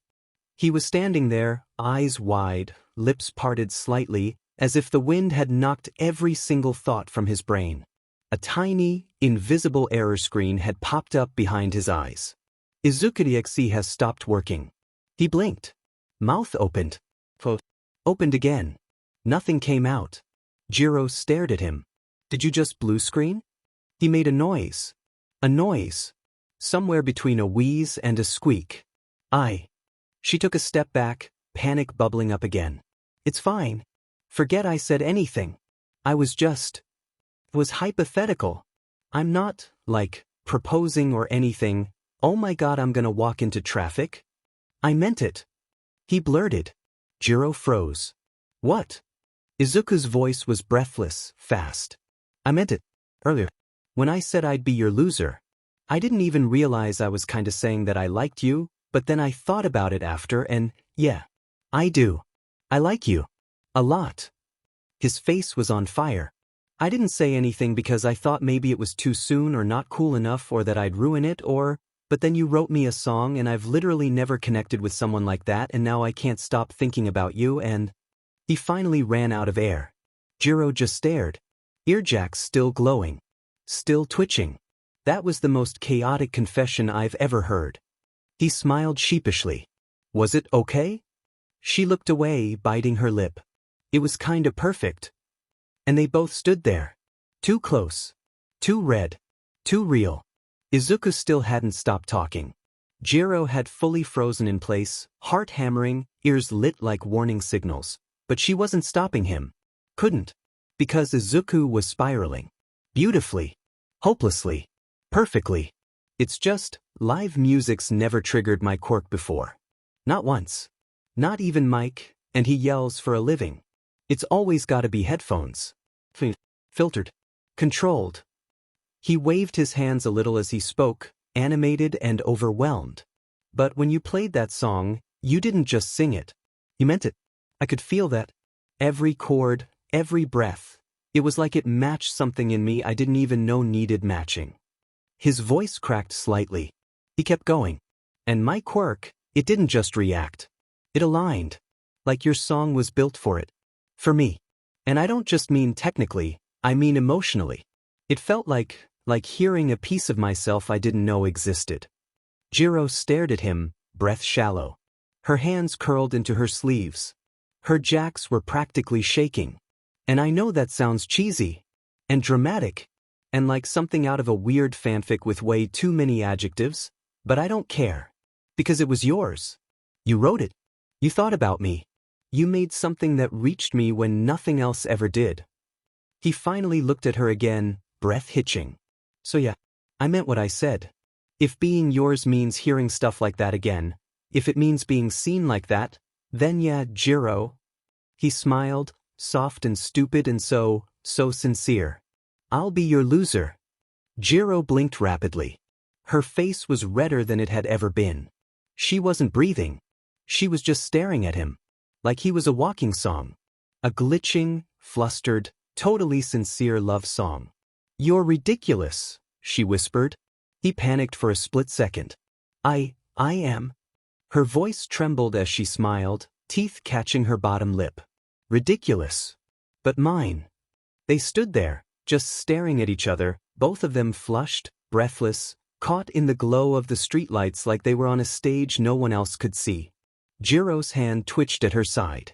Her jacks were still twitching. Still glowing. Her brain screamed 1,000 different things. She ignored them. And stepped forward. Izuku barely had time to blink before she reached up and hugged him, arms tight around his shoulders, head tucked into his hoodie, earjacks brushing lightly against his back as she buried her face in the space between his neck and collar. His arms froze for half a heartbeat. Then came up slowly. Carefully. And he hugged her back. Not tightly. Not too careful. Just enough. Like he'd been waiting to. She didn't say anything at first. Neither did he. The city moved around them. Cars, wind, the distant hum of the station. But right there, in that moment, it was just them. She stepped back. Not much. Just enough to meet his eyes. Her face was absolutely glowing red. Now go, before you miss your train. She looked away, trying to smother her smile behind her hoodie sleeve. Loser. Izuku laughed, soft and stunned. His heart was still racing. Train. He stepped back toward the stairs, still smiling like an idiot, turning around to walk in reverse. Then paused. Hey, Kyoka? She glanced up. Thanks. For the song. Her smile softened. Thanks for hearing it. And with that, he turned and jogged toward the station, headphones bouncing against his shoulder, hoodie a little crooked, heart full. And Jiro? She stood there for another few seconds. Hands still warm. Face still red. Loser, she whispered again. But this time, it sounded like a promise. The train rocked gently as it sped through the night, lights blurring outside the window like soft pulses of music. Izuku sat near the back, hoodie slightly wrinkled, bag tucked by his feet. His headphones, carefully upgraded, carefully tuned, rested around his neck, silent now. He wasn't listening to anything. He was listening to everything else. The rhythm of the train. The buzz still humming faintly in his chest. The echo of her voice in his ears. He stared out the window, eyes distant. Live music never worked before. Not once. Not even a flicker. He'd tried concerts, street performances, acoustic sets, present mic yelling in surround sound. Nothing. It always needed to be filtered. Controlled. But tonight? She played one song. One quiet, half-finished, too honest song. And his quirk didn't just activate. It opened. It reached for her. It matched her. Synced. Izuku leaned his head back against the train window, heart still doing slow flips inside his chest. It felt like she made it for me, he whispered. And that was the part that stuck. Not just the chords, or the lyrics, or the pitch control. She thought about me when she made it. He'd never really considered that before. That maybe quirks didn't just respond to sound or pitch or BPM. Maybe they responded to intention, to connection, to emotion. And if that was true, then maybe his quirk had been waiting all along. Waiting for someone who could reach him not with volume or precision, but with heart. And she did. Kyokujiro did. Izuku blinked down at his music player. His finger hovered above the green list for a second, then slowly scrolled until he found the newest folder he'd created earlier that night. Headphone, Kyoka Protocol. Still empty. Still waiting. But not for long. He smiled softly. And for the first time in a long time, he didn't feel alone in his power. He felt heard. Izuku's eyes were half-lidded as he stepped onto campus, hands deep in his hoodie pockets, hair slightly messier than usual. He hadn't slept much. Not because of nightmares. Not because of fear. Because of her. Because of the song. It was still stuck in his head. Not the melody, he could barely remember the actual notes now. But the feeling it left behind? That stayed. His fingers tapped against his thigh in rhythm to nothing in particular as he walked toward the building, the faint hum of his player resting quietly against his chest. I'm really glad it was your voice that reached me. He almost walked past the classroom door until it slid open in front of him. Yo, Zuzu. Jiro waved from inside. He blinked.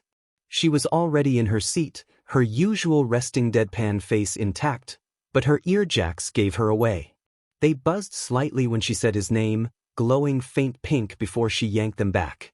Izuku smiled. Morning. She smiled back. Just barely. They didn't say anything else. But the rest of the class noticed. Aizawa eventually dragged himself through the door with his usual, I hate that I'm alive, energy, wrapped in his scarf and scowling at the lights like they personally offended him. Before we do anything today, he muttered, you need to elect a class president. Blank stares. Immediate chaos. Wait, for real? Kirishima said. Should we do speeches? Uraraka asked. Can I vote for myself? Kaminari added. Aizawa sighed and pointed at Ida. Organize them. Yes, sir. Ida snapped, already standing at attention. We will proceed with proper structure and democratic efficiency. A silent ballot. Everyone write a name down. 10 minutes later, Aizawa held the board up with the results. A bunch of scribbled names. Half were jokes. At least 2 said All Might. And somehow, Izuku's name had the most tallies. He blinked. Wait, I didn't even. You got 3 votes, Aizawa said flatly. Congrats. You're class president. Izuku blinked again. Why me? From the corner of the room, Jiro didn't look up from tuning her ear jack against her desk. You worry about everyone. He turned to her. She smirked just barely. Figured that's what a real leader should do. He stared at her for a beat too long. And then Kaminari shouted, Let's do President Zuzu. Aizawa sighed. Vice President is Ida. Yes. The cafeteria buzzed with energy, students laughing, trading bites, arguing about training stats like it was fantasy football. But at one corner table, Izuku Midoriya was dying. Why did I get voted president? He muttered into his tray of katsudon, pushing rice around like it held the answers. You got 3 votes, Jiro said from beside him, sipping her soup. That's a win. Exactly, Uraraka smiled. People trust you. I didn't even vote for myself, he said, hands halfway to his head. Wait, I voted for you, Kaminari added, halfway through a mouthful of noodles. Didn't you? Izuku blinked. No. Ding, so who was the third? Me, Jiro said casually, stabbing a rice ball with her chopsticks. Izuku turned to her like she'd just handed him a flaming sword. You what? She didn't look at him. Just chewed and said, figured you'd stress about it either way. Might as well do it officially. Ida adjusted his glasses. As vice president, I will assist in any and all duties to ease your burdens, Midoriya. Izuku leaned back in his seat with a groan. I'm not ready for this responsibility. Mina plopped down beside them. You're literally the most responsible gremlin here. You'll do fine. I am not a gremlin. You're like a chaotic support character who got promoted to main cast, Jiro muttered. Izuku slumped over his tray. Why does that actually sound accurate? Kaminari leaned forward. Okay, but seriously, if we had to vote again for most likely to save your life while crying about it, you'd still win. I'm not crying. Uraraka giggled. You were tearing up over curry powder last week. I sneezed. Jiro nudged his shoulder with hers. President Zuzu has emotions. It's okay. His face turned red instantly. Don't call me that. I will always call you that. The bell rang, and students slowly filtered back into 1A, conversations buzzing, food comas settling in. Izuku sat at his desk, still poking at his notes, trying not to think about being class president. Jiro sat in the row over, leaning her head back with her earjacks lazily swaying, one foot tapping against the leg of her desk. Kaminari and Mina were still laughing about something loud and probably dumb. Ida was already back in his seat, posture perfect. The door slid open. Aizawa stepped in, hair more disheveled than usual, scarf dragging slightly behind him. He looked like he'd just crawled out of a grave and immediately regretted it. The room quieted instantly. He stared at them with sleep-dead eyes. Put your hero costumes on. Everyone blinked. Excuse me? Yaoyorozu asked politely. We're heading to the USJ for specialized rescue training. Kirishima perked up. Oh, rescue? Sounds manly. You'll be acting out real-world emergency scenarios, Aizawa continued, already tapping something on his tablet. Natural disasters. Collapsed buildings. Fires. You'll learn how to apply your quirk safely. Wait, we're going off campus? Mina asked. Correct. We're taking the school bus. Uraraka raised her hand. What's USJ stand for? Unforeseen Simulation Joint. He paused. Don't look at me. I didn't name it. There was a beat of silence. And then Kaminari whispered, sounds like a theme park. Aizawa turned slowly. It's not. Jiro leaned over in her seat toward Izuku, whispering. You good? You look like you're already planning a playlist. Izuku blinked, cheeks a little pink. I am. Rescue works different. Different boost patterns. Gotta avoid backlash if there's civilian contact. She smiled faintly. Nerd. I'll take that as a compliment. All right, everyone. Ida declared, arms stiff at his sides, voice echoing off the parking lot. We will board the bus in an orderly fashion, based on student number, and sit accordingly. The bus doors hissed open before he could finish. And Class 1A? Absolutely ignored him. Kirishima jogged up the steps. Oh, this thing's huge. Mina followed behind him. This isn't a normal bus, there's no assigned seats. It's more like a lounge on wheels, Ciro added, already dropping into a sideways seat with his feet up. Ida's glasses glinted aggressively. This is completely unorthodox.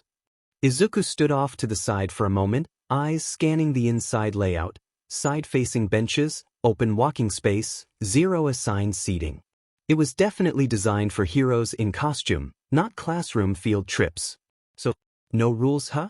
He glanced around as students claimed spots, chatting and laughing. Jiro was already stepping inside, her ear jacks flicking lazily as she walked down the aisle and sat in the back, by the window. She stretched her legs out, looking perfectly relaxed. Izuku didn't hesitate. He sat down right beside her, close enough for their knees to touch briefly before he tucked his leg in and gave her space. She looked at him, raised an eyebrow. "Hey." He smiled, a little shy. "Hey." She didn't move. Didn't tell him to sit somewhere else. Instead, she shifted slightly so their shoulders brushed, just barely, and then plugged one jack into her phone, handing him the other earbud like it was nothing. He took it without a word, cheeks warming. Meanwhile, in the front, "Ida, let it go," Uraraka said gently. "But there's no structure," he cried. The hum of the road and soft chatter filled the bus. Most of Class 1A had settled into their seats, some clustered in groups, others dozing or scrolling their phones. Izuku and Jiro sat near the back, sharing an earbud, silently syncing to some low-energy track Jiro had queued up. They weren't talking, but they were in perfect rhythm. Their heads nodded to the same beat. Their breathing even matched the tempo. Kaminari, sprawled across from them like he owned the aisle, raised an eyebrow. "Hey, how are you two so good at working together, anyway?" Izuku blinked. "Huh. You're like, totally in sync," Mina added, peeking over the seat.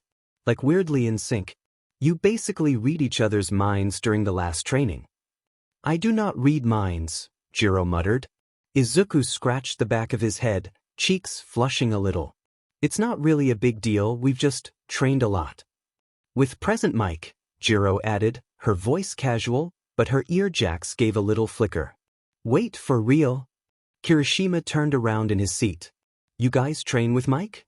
"We've been doing after-school sessions since, like, summer," Izuku said, shrugging. "He helped me figure out how to fine-tune my quirk, and Jiro started helping me test tracks. She's got a really good sense for rhythm, obviously." Jiro gave him a sidelong look. "You're just saying that, 'cause I wrote you a boost song." "You wrote him a what?" Mina gasped, eyes wide. Kaminari leaned in. "Wait, like a custom battle anthem? That's so sick." Izuku blushed harder. Yeah, kinda. It's still being tested." "She broke my quirk," he added, mostly to himself. "What?" "Nothing." Ida adjusted his glasses.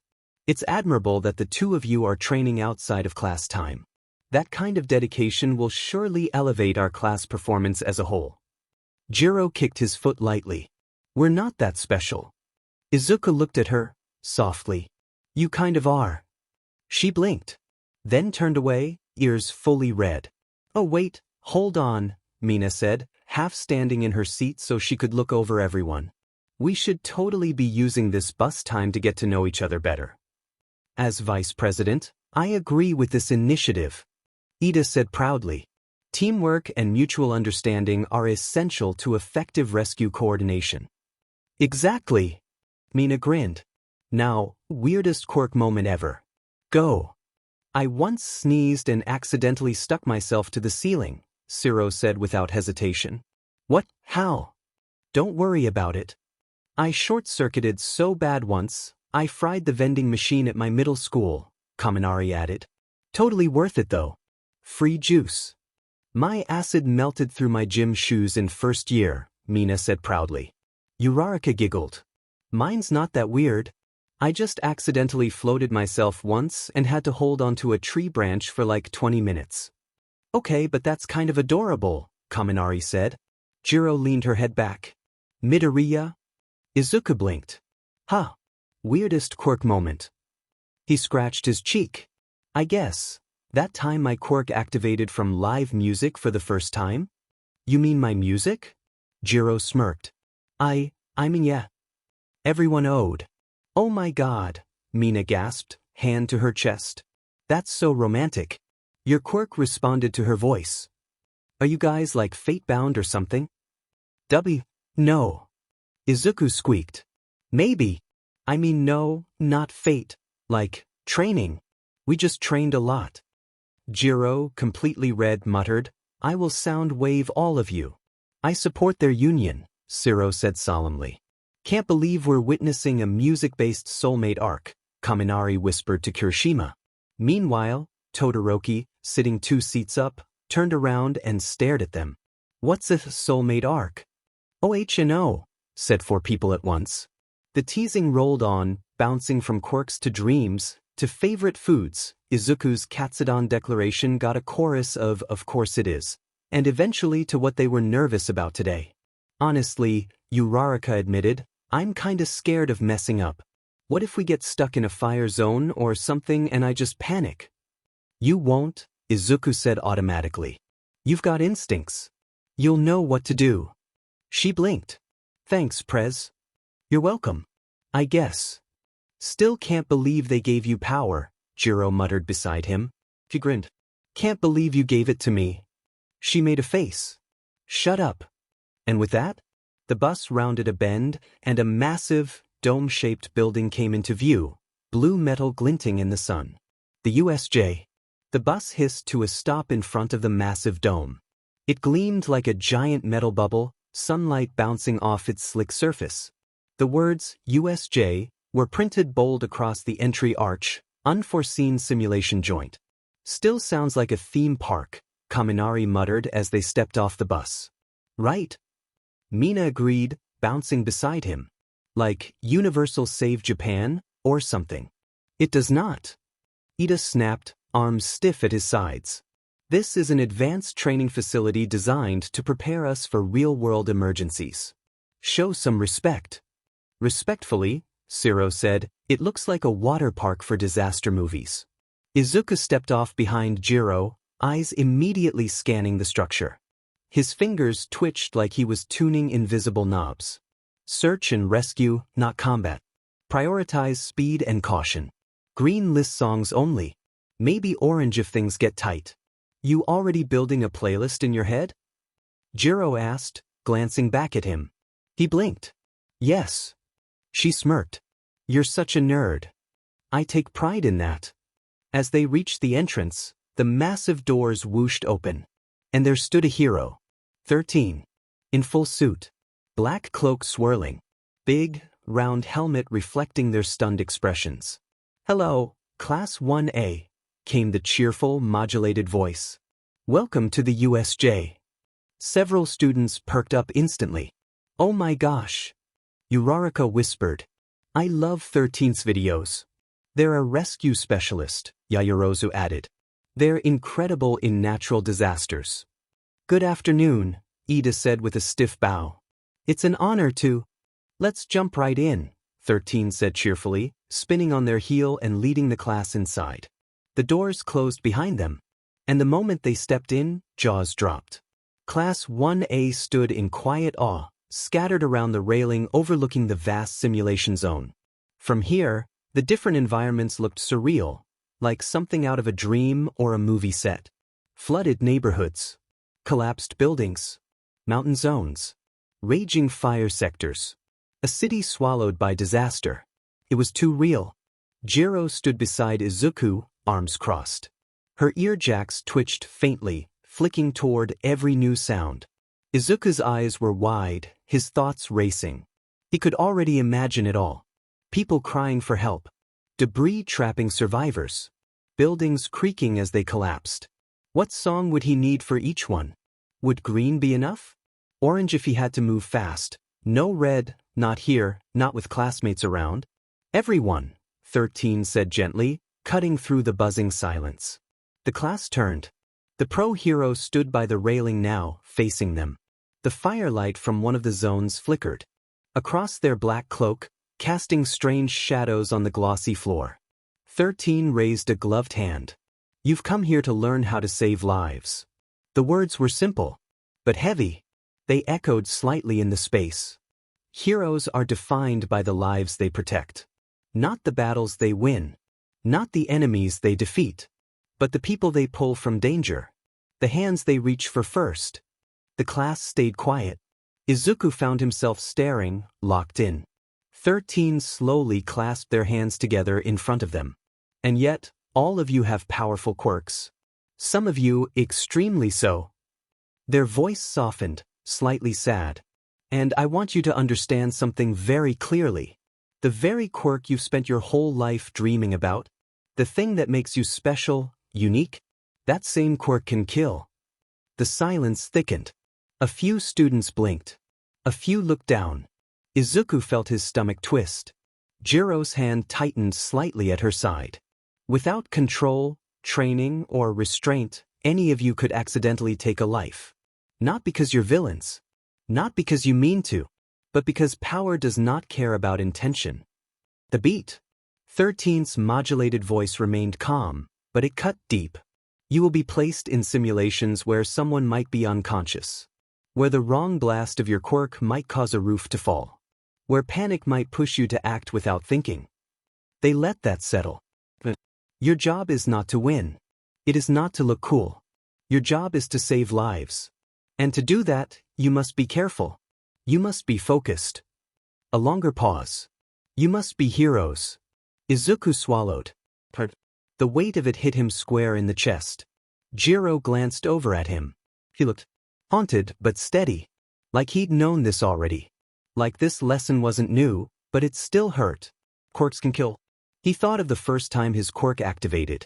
Of how scared his mother looked when he woke up in the hospital. Of the mugger in the alley. Of red on the pavement. Jiro nudged him slightly with her elbow. He blinked and looked at her. She didn't say anything. But she didn't have to. She was here. Jiro walked just ahead of Izuku, her ear jacks flicking subtly toward every direction, like she sensed it. Felt the buzz in the ground before anything else. Izuku was scanning the disaster zones like a strategist already, mental notes forming in a blur. Flood sector, need to keep balance. Fire zone, no speed boosts or I'll overheat. Quirk too volatile in earthquake sim. Don't use orange unless I absolutely have to. You okay? Jiro asked, just quiet enough for him to hear. Izuku nodded. Yeah. Just planning. She looked at him for a second longer. Good. The air inside the USJ was quiet. Still. Too still. 13's voice faded into the background as they guided Class 1 down the stairway to the central platform, their boots echoing against the polished metal. Below them, a world of simulated disasters. Collapsed buildings. Wildfire zones. A wave pool flood sector gently lapping against ruined rooftops. It looked surreal. Your training today will begin in pairs. Each of you will be dropped into different disaster zones. Focus on control, not power. BZZZZZZT. A strange static crawled through the air. Jiro froze mid-step. Her ear jacks twitched wildly, flicking toward the center of the plaza below. That's not from the speakers, she said, voice low. Izuku looked up. The hair on his arms stood straight up. And then, the air ripped. A swirling mass of black mist spiraled open near the base of the central plaza.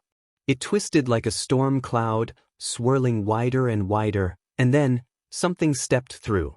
A man. Maybe not. Kurojairi. All mist and calm voice, his form pulsed with void-like power. Good afternoon, UA students, he said politely. Forgive the intrusion. More began to step through. Dozens. Different shapes. Clawed hands. Bladed arms. Glowing eyes. Malformed bodies and confident smirks. And then, the last one through. He walked with a strange, twitchy gait, scratching his neck with ragged fingers. Gray-blue hair hung in messy, unwashed clumps. A grotesque hand covered his face, fingers splayed across his skin like something worn. His red eyes gleamed beneath it. Like he was bored. Like this was a game. He stopped in the middle of the platform and slowly turned his head toward them. And smiled. There you are. His voice was low. Like sandpaper on nerves. You're the little heroes. Aizawa was already moving. Everyone get back. Form up behind me. Izuku couldn't breathe. His legs weren't moving. He was just staring at him. Something about him feels wrong. Not just villain wrong. Deeper. Like he's glitching out of reality. Like something in me wants to run. Or fight. Destroy. The man kept talking, slow and deliberate, like this was all scripted for his amusement. Where is All Might? He said. We were told he'd be here. Is this what we get instead? Some students and a tired teacher? He twitched violently, one hand scratching furiously at his neck. He let out a soft laugh. Whatever. Guess we'll just kill a few of you and wait. Aizawa's scarf whipped forward. Everyone back. 13, protect the students, now. And then? Chaos exploded. Kuroji's mist surged forward like a wave, reaching toward them, cutting across the air in a roar of wind and pressure. Scatter! Aizawa yelled, diving in. Jiro grabbed Izuku's arm. Move! And the class? Was ripped apart. Kuroji's mist exploded outward like a crashing wave, sweeping through the platform in a burst of black pressure. Screams rang out. Students stumbled. Some vanished, teleported, scattered across the massive dome. No! Aizawa growled, scarf flying as he threw himself forward. 1, 2, 3 villains rushed him from the side. He didn't flinch. His eyes snapped open. Quirks, erased. He was a blur, coat flaring, scarf spinning like a weapon forged of instinct. The first villain lunged, arm transforming into something jagged and steel-sharp. Aizawa ducked low, twisted, and the scarf wrapped around the villain's throat, tight. A sickening crack as the man slammed headfirst into the ground. Out cold. Another attacker, a woman with molten claws, screeched and came in from above. Aizawa spun. Midair, scarf catching her wrist, then her ankle. He used her momentum to slam her into her partner. The third tried to back away. Big mistake. Aizawa snapped his eyes toward him, Quirk gone, and in an instant he was there. A solid kick to the ribs. Then an elbow to the jaw. 3 down. All in less than 10 seconds. Up on the main platform, 13 shouted orders, trying to corral the remaining students. But Aizawa wasn't listening anymore. He was already gone, moving like a shadow with fury. Another villain charged, a bulky guy, built like a truck. Aizawa let him come. Eyes locked. Quirk on. The man raised a concrete fist and swung, and Aizawa ducked just enough, letting it graze his shoulder. Pain blossomed. Blood sprayed. He didn't care. He wrapped the scarf around the villain's neck and threw him over his shoulder. The man slammed down hard, bones cracking. Stay down, Aizawa growled. His breathing was heavy now. One eye swelling. Knuckles bleeding. But he didn't stop. Because his students were in danger. Because someone had invaded his class. Because if he fell here, they might not survive. He turned, already locking eyes with another threat, scarf raised. If you want to hurt them, you'll have to go through me. Aizawa was bleeding now. Badly. His eye was swelling shut, lips split open. His scarf was tattered, barely holding shape, trailing behind him like a wounded banner. Still, he stood his ground, surrounded by unconscious bodies, blood smeared across the concrete beneath his boots. He couldn't stop. They're still here. The rest of my kids. After a shadow moved behind him. He turned too late. A pale, twitching hand reached out for his face. Omura Shigaraki. Scratching at his neck with one hand, the other stretched forward, 5 fingers sprawled. Heroes ruin everything, he muttered, low and wild, voice barely above a growl. Let's see what you look like when you crumble. Aizawa tried to dodge. He was fast, even now, but his vision blurred for 1 second. 1 second too long. Tamura's fingers closed in. And then, bang. Yeah. A boot came crashing down from off-screen, slamming into Shigaraki's wrist. The hand was kicked wide, thrown off course. Tamura stumbled back with a snarl, body twisting unnaturally. What? A blur of green hit the ground in a roll, legs sweeping around as Izuku Midoriya slid to a crouch in front of Aizawa. His hoodie was torn. Blood smeared across his cheek. One of his headphones was cracked, but still glowing. And from them, a song blasted into the air. Headphone, Devil Trigger, Casey Edwards. The darkness of night falls around my soul, and the hunger within looms deep. The bloodlust inside me controlling my mind, and nothing is stopping me from this cursed fate. Izuku didn't speak, didn't look back. He knew Aizawa was behind him, down, vulnerable. He clenched his fists, felt the song pull through him like a current, like rage set to rhythm. The green list wasn't enough. This wasn't a rescue anymore. This was survival. Shigaraki twitched his fingers, glaring through the hand on his face. You're that one. The one Kurogyari didn't grab. Izuku's eyes flicked upward, steady. Focused. You don't get to touch him. Tamura laughed, a dry, crackling thing. Who the hell do you think you are, kid? Izuku stood slowly. Back straight. Eyes glowing faintly with the Quirk's pulse. I'm Midoriya. The beat dropped in his ears. And I'm not letting you kill my teacher. The world had fractured. Izuku had landed hard, rolled through broken concrete and debris. His shoulder throbbed, his ears were ringing, and for a moment he couldn't tell up from down. Jiro? Jiro? No answer. Just silence. Just dust. Just the distant sound of battle and screams. He scrambled to his feet, gasping, trying to orient himself. His music player was still clipped to his chest, miraculously intact. The headphones were cracked, one side dangling, but still glowing faintly. Think. Rescue training turned live villain attack. Where's the class? Where's Jiro? His breath caught. Through the haze ahead, down in the central plaza, he saw him. Izawa. His teacher. Covered in blood, bruised, barely standing, but still fighting. Alone.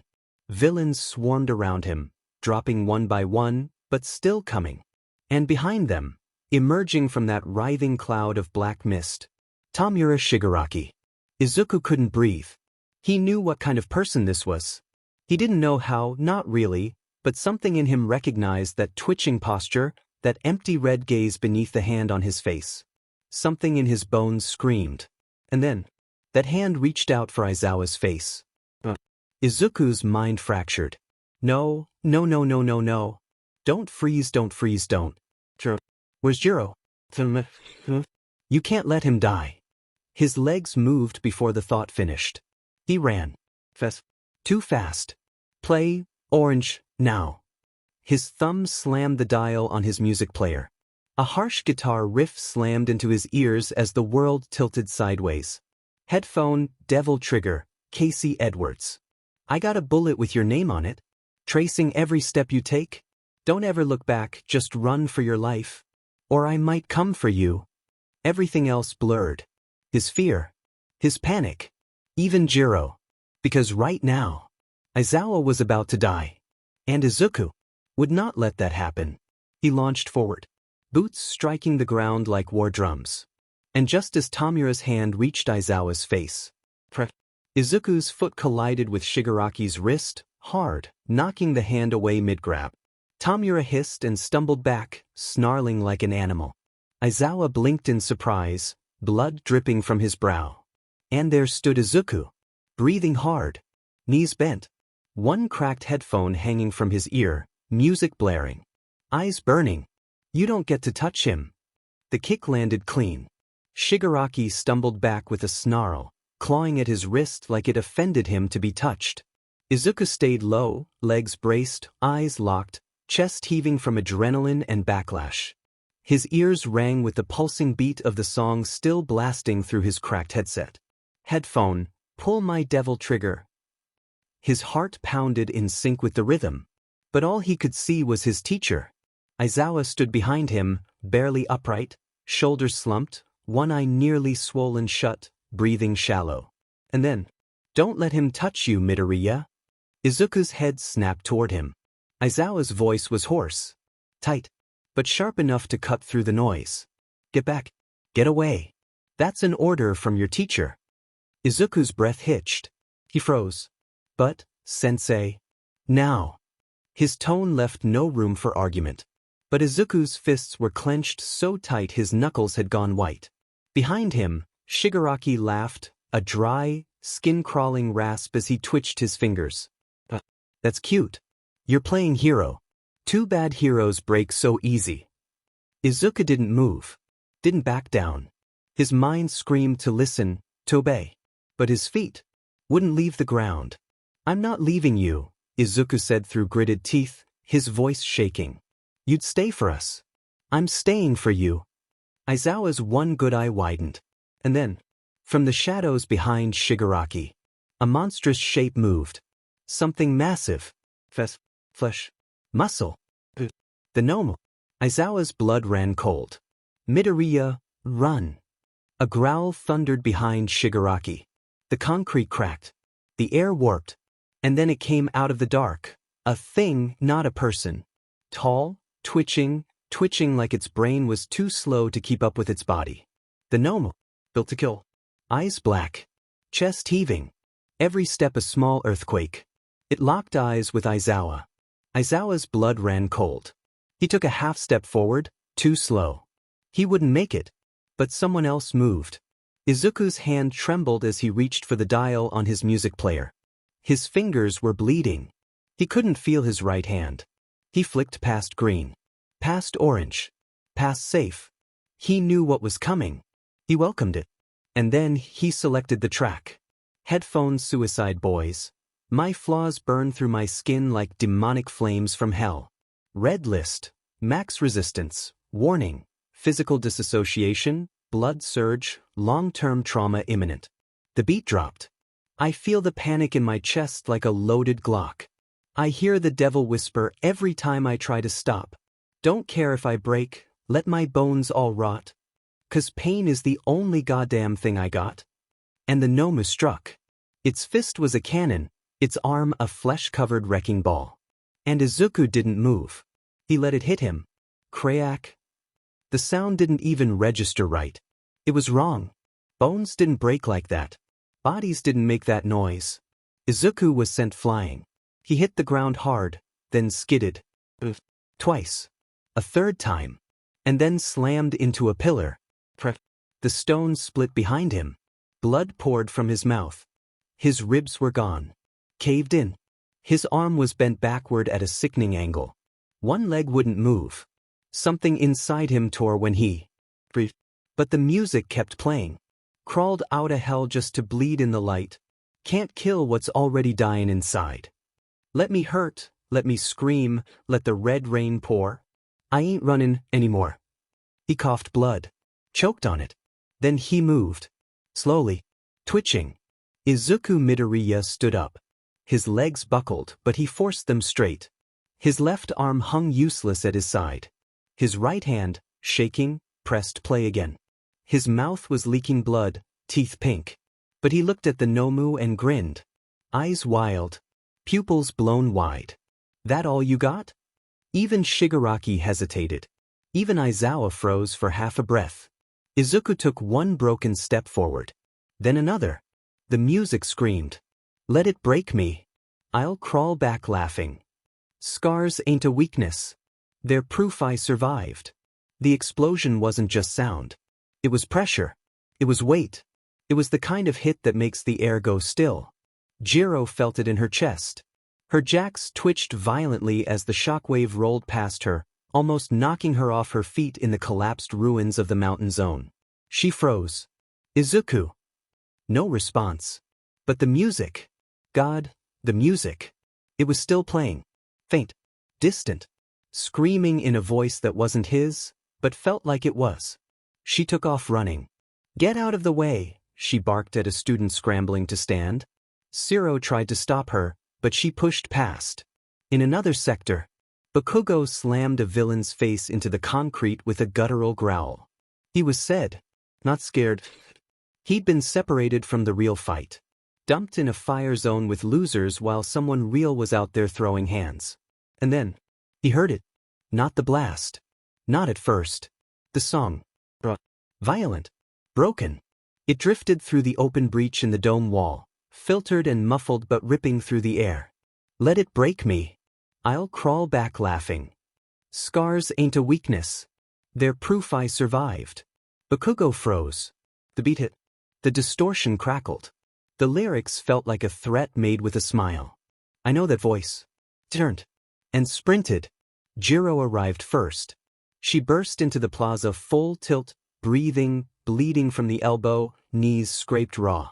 Her jacks immediately latched to the vibrations around her, and her heart stopped. Izuku. He was still standing, but barely. His chest was caved in. One of his arms wasn't moving. His jaw looked dislocated.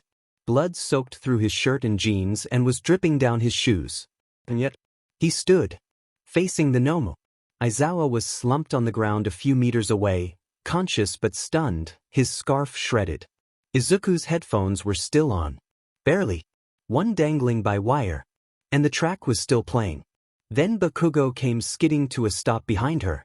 And he stared. He didn't say anything. Just looked at the same boy he once called worthless. The same, quirkless crybaby he laughed at for trying. But he was watching him stand, mangled, in front of a monster that could kill him with one more hit. And he wasn't running. He wasn't crying. He was smiling. Bakugo's stomach turned. What the hell? What the actual hell is he? Jiro took a step forward. Then another. Zuzu, her voice cracked. Izuku turned just slightly, blood trailing from his lip. And when his eyes met hers, she saw everything. The pain. The fear. The refusal. And she saw the words fall from his cracked lips. Told you I'd fight like hell. The Nomu loomed above him. Breathing heavy. Streaked in blood that wasn't its own. Its muscles pulsed unnaturally, cords of raw power flexing under skin that looked stitched together by hate. Its hand curled into a massive fist. And it drew back. Time slowed. Izuku's ears were ringing. Not from the hit. From the song. It was still playing barely. Slowed down in his head, distorted by trauma. Can't kill what's already dying inside. Let me hurt. Let me bleed. Let the red rain pour. I ain't running anymore. His fingers trembled over his music player. His good hand. His only hand. Blood smeared the dial. He couldn't see straight. His vision blurred in pulses, black at the edges, red leaking into the middle. Too slow. Too slow. I'm too slow. The Nomu's fist began to come down. And in that heartbeat, Izuku whispered, Eulogy protocol. He flicked the dial. 2 songs away. 1 flick. 1 song away. 2 flicks. A whisper. No. A shape blurred past him. Earjacks snapping through the air like twin blades. Sprinting. Desperation carved into her face like scars. Screaming his name. Zuzu. She wasn't going to make it in time. Behind her, Bakugo. Rocketing forward with an explosion so bright it seared the shadows away. Teeth bared. Eyes wide. Screaming like he could stop the world with rage alone. Get away from him, you freak. But it was still coming. The Nomu had committed. The punch was already in motion. Time didn't care who was running. Izuku's thumb landed on the final track. It clicked. Eulogy protocol, unlocked. And just before he pressed play, everything exploded. A sonic shockwave split the air. Wind roared. Light blinded. Izuku blinked, and his world lurched sideways. A hand was on his shoulder. Familiar. Solid. All might. I am here. The voice cracked through time like thunder wrapped in kindness. Izuku couldn't speak. Couldn't move. He was still reaching for the play button. His hand was shaking. All Might knelt behind him, one arm stretched wide, the other wrapped around Aizawa's unconscious body. He pulled them both back, out of reach. The Nomu's fist hit nothing. Just dust. Jiro skidded to her knees, breathing ragged, eyes wide with tears. Bakugo stumbled to a stop, teeth grinding, heart shattering in silence. And All Might? He stood, straightened his back, and faced the Nomu. The wind around him shifted. His presence cracked the earth. You've harmed my students. That was your last mistake. Izuku collapsed against the ground, barely breathing. The music player slipped from his fingers. Eulogy protocol still glowing. Never played. 1 second, Izuku had been staring into the black pit of a monster's fist. Pressure. The world spun. And then boom. He was on the steps at the edge of the plaza. The Nomu was far away. Aizawa's limp form slumped beside him. And in front of them, All Might. Standing like a monument. The ground beneath his boots cracked. And then, I am here. Izuku gasped, breath shallow and wet, blood still dripping from his mouth. His arm twitched, burned. His entire left side felt like shattered glass and electricity. His fingers twitched toward his music player. Still glowing red. Still on eulogy protocol. But he hadn't pressed play. He didn't have to. Zuzu. Footsteps slammed against stone. She dropped beside him so fast it was like she appeared out of nowhere. Her knees hit the ground hard. Her earjacks coiled wildly, vibrating with static and panic. Hey, look at me. She reached out, cupped the side of his face, gentle but trembling. You idiot, you were gonna play it, weren't you? You were gonna, God, you almost. He coughed, smiled barely. I didn't. Her eyes filled with tears so fast it stunned even her. She pressed her forehead against his. You absolute loser. Boots hit the step behind her. She turned just as Bakugo came into view. Sweating. Silent. He didn't yell. Didn't growl. Didn't insult. He looked down at Izuku like he'd never seen him before. Because what he'd just witnessed, that wasn't the nerd he bullied. That was someone who stood between a monster and a dying man. That was someone who'd nearly died. For someone else. Bakugo's fists were clenched, but not to fight. You really were gonna die, huh? He muttered, voice low. Izuku looked up at him. Didn't speak. Didn't have to. Jiro was still holding onto him, one hand cradling the back of his neck like if she let go he might disappear. I thought you were gone. He let his head fall against her shoulder, breathing rough. Me too. And behind them? All Might took a step forward. His voice didn't rise. But the air shook when he spoke. You laid a hand on my student. That will not go unanswered. He turned to the Nomu. Let's dance. The battlefield fell still. Villains paused. The Nomu stood still, its arm twitching once, mechanical and flesh wound into one terrifying silhouette. And in the middle of it all? Tamura Shigaraki. He stepped forward. Slow. Twitchy. Like each movement was being marionette from inside. He scratched at his neck, violently, fingernails dragging red lines down the pale, decaying skin like it itched all the way to his bones. The hands still clung to his face, fingers spread like a mask. But his eyes focused only on All Might. He laughed. Choked. So, this is what a symbol of peace looks like. All Might didn't speak. Didn't move. But his silhouette was massive under the fractured light, casting a long shadow across the broken floor. Tamura tilted his head. You were supposed to be here sooner. He started pacing, fingers twitching every time he passed a collapsed villain. We waited. I planned. Kurojairi said you'd come right away. But you were late. I had to improvise. And that's why your little teacher almost died. That's why that weird green kid almost got crushed. His head twitched. Eyes darted toward Izuku slumped against Jiro's side. He's interesting, by the way. Should have just let Nomu splatter him. But no, you just had to show up now. All Might didn't respond. His knuckles cracked once. Tamura kept talking, voice rising slightly, but still wrong. Still like he was trying to imitate the way people speak and failing. It's not fair, you know? You're just always there. Just in time. You swoop in, smile like a cartoon character and win. Every time. Even now. Even when I brought an anti-All Might bioweapon. Even when I planned every piece. He scratched his neck again, harder. Why do you get to be the one people believe in? Silence. Then almost gently. Why do you get to be a hero, and not me? All Might finally took one step forward. The ground shook under his foot. And he spoke, softly. Like thunder wrapped in velvet. Because I do not kill children. Because I protect the people I love. Because even if my time is ending, I will never let you take theirs. Shigaraki twitched. Eyes flaring. Kill him, he snarled. Now. The Nomu moved. And the fight began. Zuzu, hey, Izuku. Jiro's hands were shaking. She was crouched beside him on the stone steps, knees scraped, her hoodie soaked in sweat and dust and blood. His blood.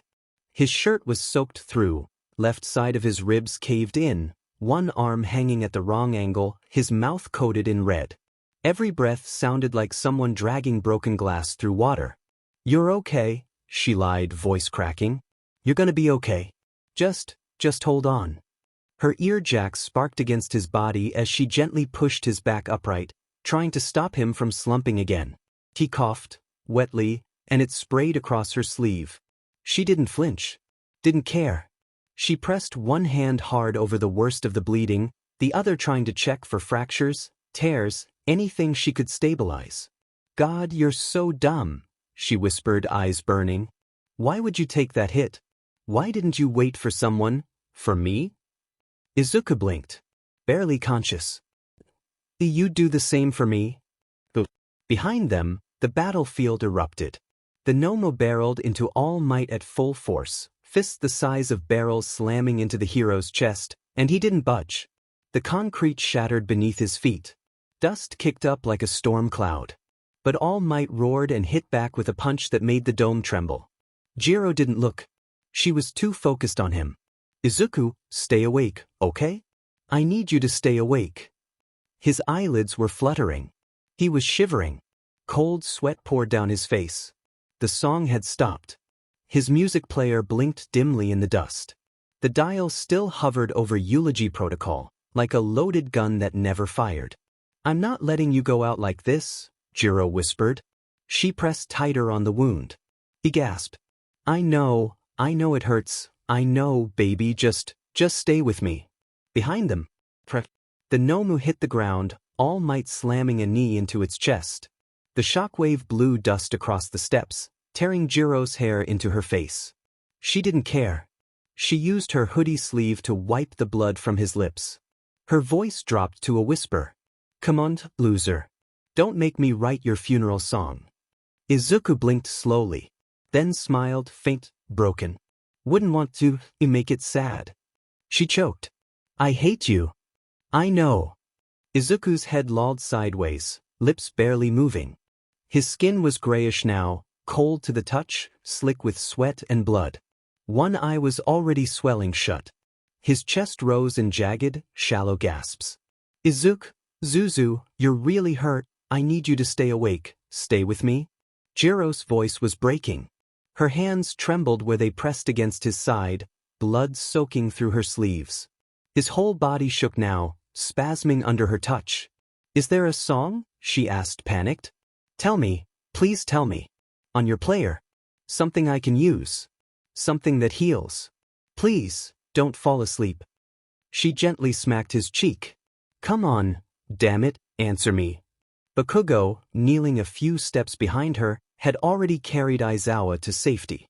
He was breathing hard, hands clenched, eyes locked on the two of them. Too afraid to move. Too stunned to speak. He's really gonna die, he thought. But then, Izuku blinked. His lips cracked into a tiny, blood-streaked smile. "Yeah, there's one." Jiro grabbed his music player so fast her hands blurred. "Which one?" He looked at her, barely able to lift his fingers. But his voice was clearer than before. "Turn the dial. To I Need a Hero, Bonnie Tyler. Category, Emergency Healing Track. Risk level, Fire, red tier. Duration, 4 minutes 20 seconds. Cooldown, user collapses immediately upon completion." Jiro's fingers hovered, unsure, then she turned it. The moment she pressed play, everything exploded. Headphone musical notes, "Where have all the good men gone, and where are all the gods?" Musical notes. The light wasn't gentle. It didn't wrap around Izuku, it engulfed him. Like he'd been set on fire by the sun. A blinding, golden blaze shot upward from his chest. Jiro yelped, shielding her face as the force pushed her back an inch. His body arched off the ground. Wounds closing so fast they sizzled. Blood evaporating in steam. Broken bones cracked back into place with wet, violent pops. Muscles reformed. Skin stitched shut with blinding speed. And through it all, the song played on. Headphone musical notes. "I'm holding out for a hero, till the end of the night. He's gotta be strong and he's gotta be fast. And he's gotta be fresh from the fight." Musical notes _. Bakugo took a step forward, staring. He'd never seen anything like it. He's burning himself alive to heal. "What the hell kind of freak are you, Deku?" Jiro was back at his side now, hands hovering. Zuzu, can you hear me? It's working. Oh my god, it's working." And then, the light faded. Just like that. Like someone snuffed out the sun. Izuku collapsed. Back flat to the stone. His limbs locked up. His chest still rose and fell. He was alive, but barely. His eyes were open, glassy, white. He could see. He could hear. But he couldn't move. Not a twitch. Jiro dropped beside him again, hands immediately on his chest. Hey. Say something. Warning, emergency protocol activated. I need a hero. Healing surge complete. Scarring inevitable. Warning, user paralysis in effect until system reboot. Do not attempt to use again today. Izuku's voice was barely there. That I'm good. The pause. I'm not gonna die yet. Jiro let out a breath she didn't know she'd been holding. Then looked down. And saw them. The scars. Etched like lightning bolts across his chest, arms, ribs. Pale white. Fresh. Permanent. Burned into him like tattoos from the inside out. She touched one gently. He winced. They're appealing, she said. The instant the light from Izuku's healing faded, another explosion ripped across the field. Not from the villains. From All Might. He launched forward with the force of a missile, his punch dragging the wind behind it like a sonic boom. Detroit smash. The Nomu flew backward, crashing through steel pillars like paper. The impact echoed through the entire dome, causing ceiling tiles to crack and lights to flicker. Shigaraki flinched, retreating into the shadows. Why won't you break? He howled. Because, All Might roared, slamming his fists together. I am a hero. The Nomu recovered fast, too fast. It blinked, flexed its regenerating arm, and charged again. Claws out. Teeth bared. Every step carved craters into the floor. But All Might met it head-on. Fist. Fist. The collision was unholy. A wall of air pressure blasted outward. Windows shattered, debris lifted, the floor cracked in spiderwebs. Even up on the stairs, Jiro had to duck low and shield Izuku as the shock hit them like a bomb. Bakugo caught himself, shielding his eyes. This isn't a fight. This is a war. All Might gritted his teeth. He could feel it. His time limit. His body begging him to stop. But he couldn't. Not now. Not with his students watching. Not with Izuku nearly dying. The Nomu slammed him into the ground. A crater formed beneath them. All Might took it, and came back harder. He twisted mid-impact, dug his foot into the concrete, and launched the Nomu skyward with an uppercut that sent it spiraling. Plus. He leapt. Ultra. Boop. The Nomu came down like a meteor. All Might landed in front of it as it crashed, already swinging. Another punch. Another blow. He didn't stop. Not once. Punch after punch. Blow after blow. Hope forged in fists. Blood dripped from the corner of his mouth. His muscles were locking. His smile, shaking. But it was still there. Because the world needed to see it. Because they were watching. Back on the steps, Izuku's eyes, barely focused, were locked on the battlefield. That he's still going, he whispered. Jiro grabbed his hand tightly. Yeah, she said. Voice shaking. Eyes wide. That's All Might. The Nomu was staggering now. Regeneration failing. Its shoulder hung at a broken angle, chest caved in from the last 3 hits, flesh tearing at the seams. But All Might was still swinging. He roared as he launched into the air, twisting with everything he had left. For my students. Plus, Ultra Ea. The punch landed like a divine judgment. It sent the Nomu flying. Through steel. Through glass. Through the dome wall. A sonic boom chasing its body across the sky. Gone. Silence rang louder than the crash. The wind howled through the shattered opening in the USJ. Dust settled. And All Might didn't move. He stood there, fists down, body steaming, cape torn. His chest rose. Then again. Stopped. He didn't fall. But he didn't take another step either. Izuku saw it. Even with his vision blurring, his body numb. He knew. Something was wrong. He's done.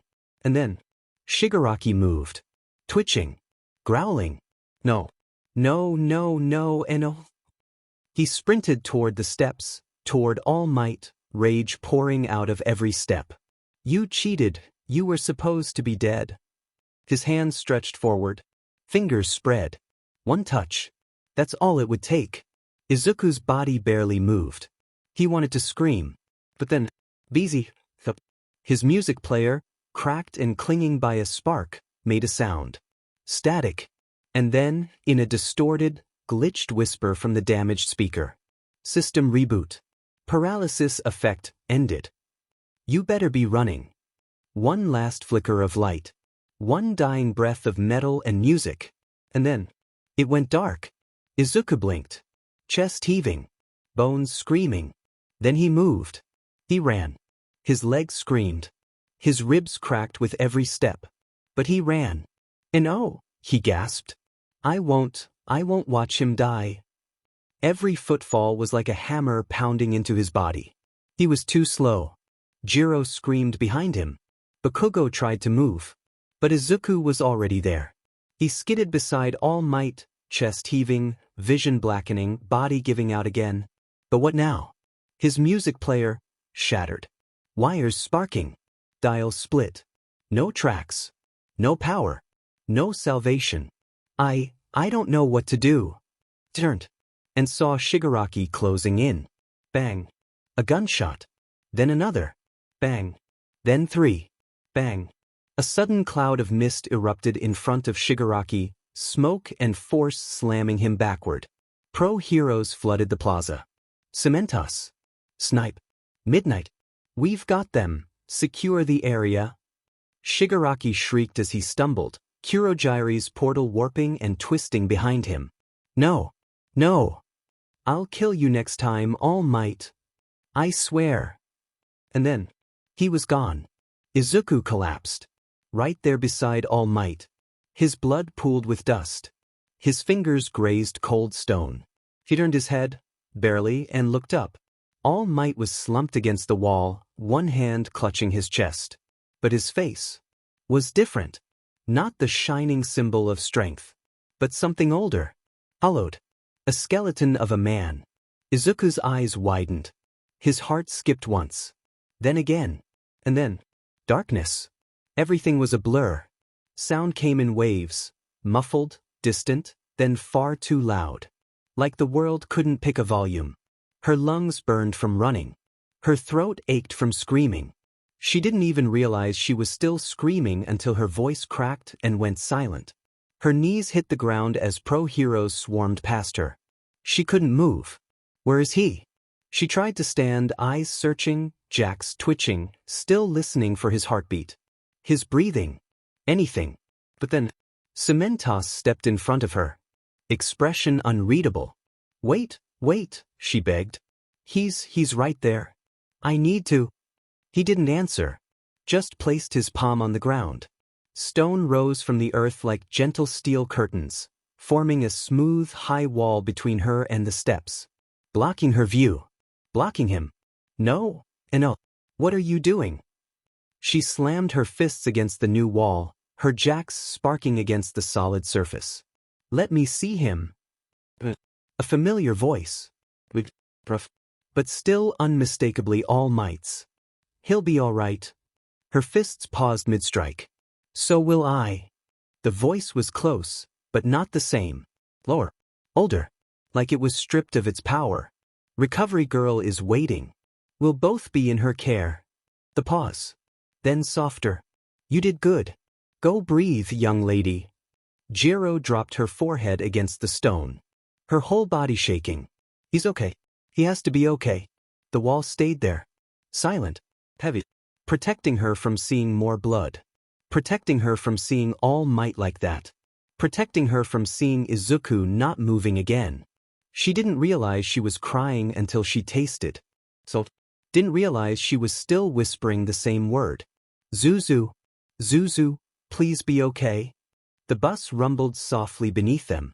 Not the same one they'd arrived in. This one was darker, quieter. No jokes. No bickering. Just the low hum of the engine. And trauma. The students had been shuffled on board without ceremony, each one accounted for, some limping, some held up by pro-heroes, some just staring ahead. Jiro sat near the back. Shoulders hunched. Hoodie smeared with blood. Izuku's blood. She hadn't spoken since they pulled her away. Hadn't really moved. Her earjacks twitched in slow, automatic pulses, like they were trying to listen for a heartbeat that wasn't there. Every time she blinked, she saw it. The way his chest had caved. His arm, wrung. That moment when he said he didn't know what to do. And still ran. She clutched her own elbows, trying to compress herself into something small. Something quiet. Something not breaking. A tap on her shoulder. She jumped. Turned, ready to snap, but it was just Mina. Eyes glossy. Hands shaking. Trying to smile and failing. She didn't say a word. She just hugged her. Jiro broke. Her whole body shuddered as the tears finally slipped free. Her throat tightened. She gasped, but no sound came out at first. He shouldn't have, he didn't? Mina squeezed tighter.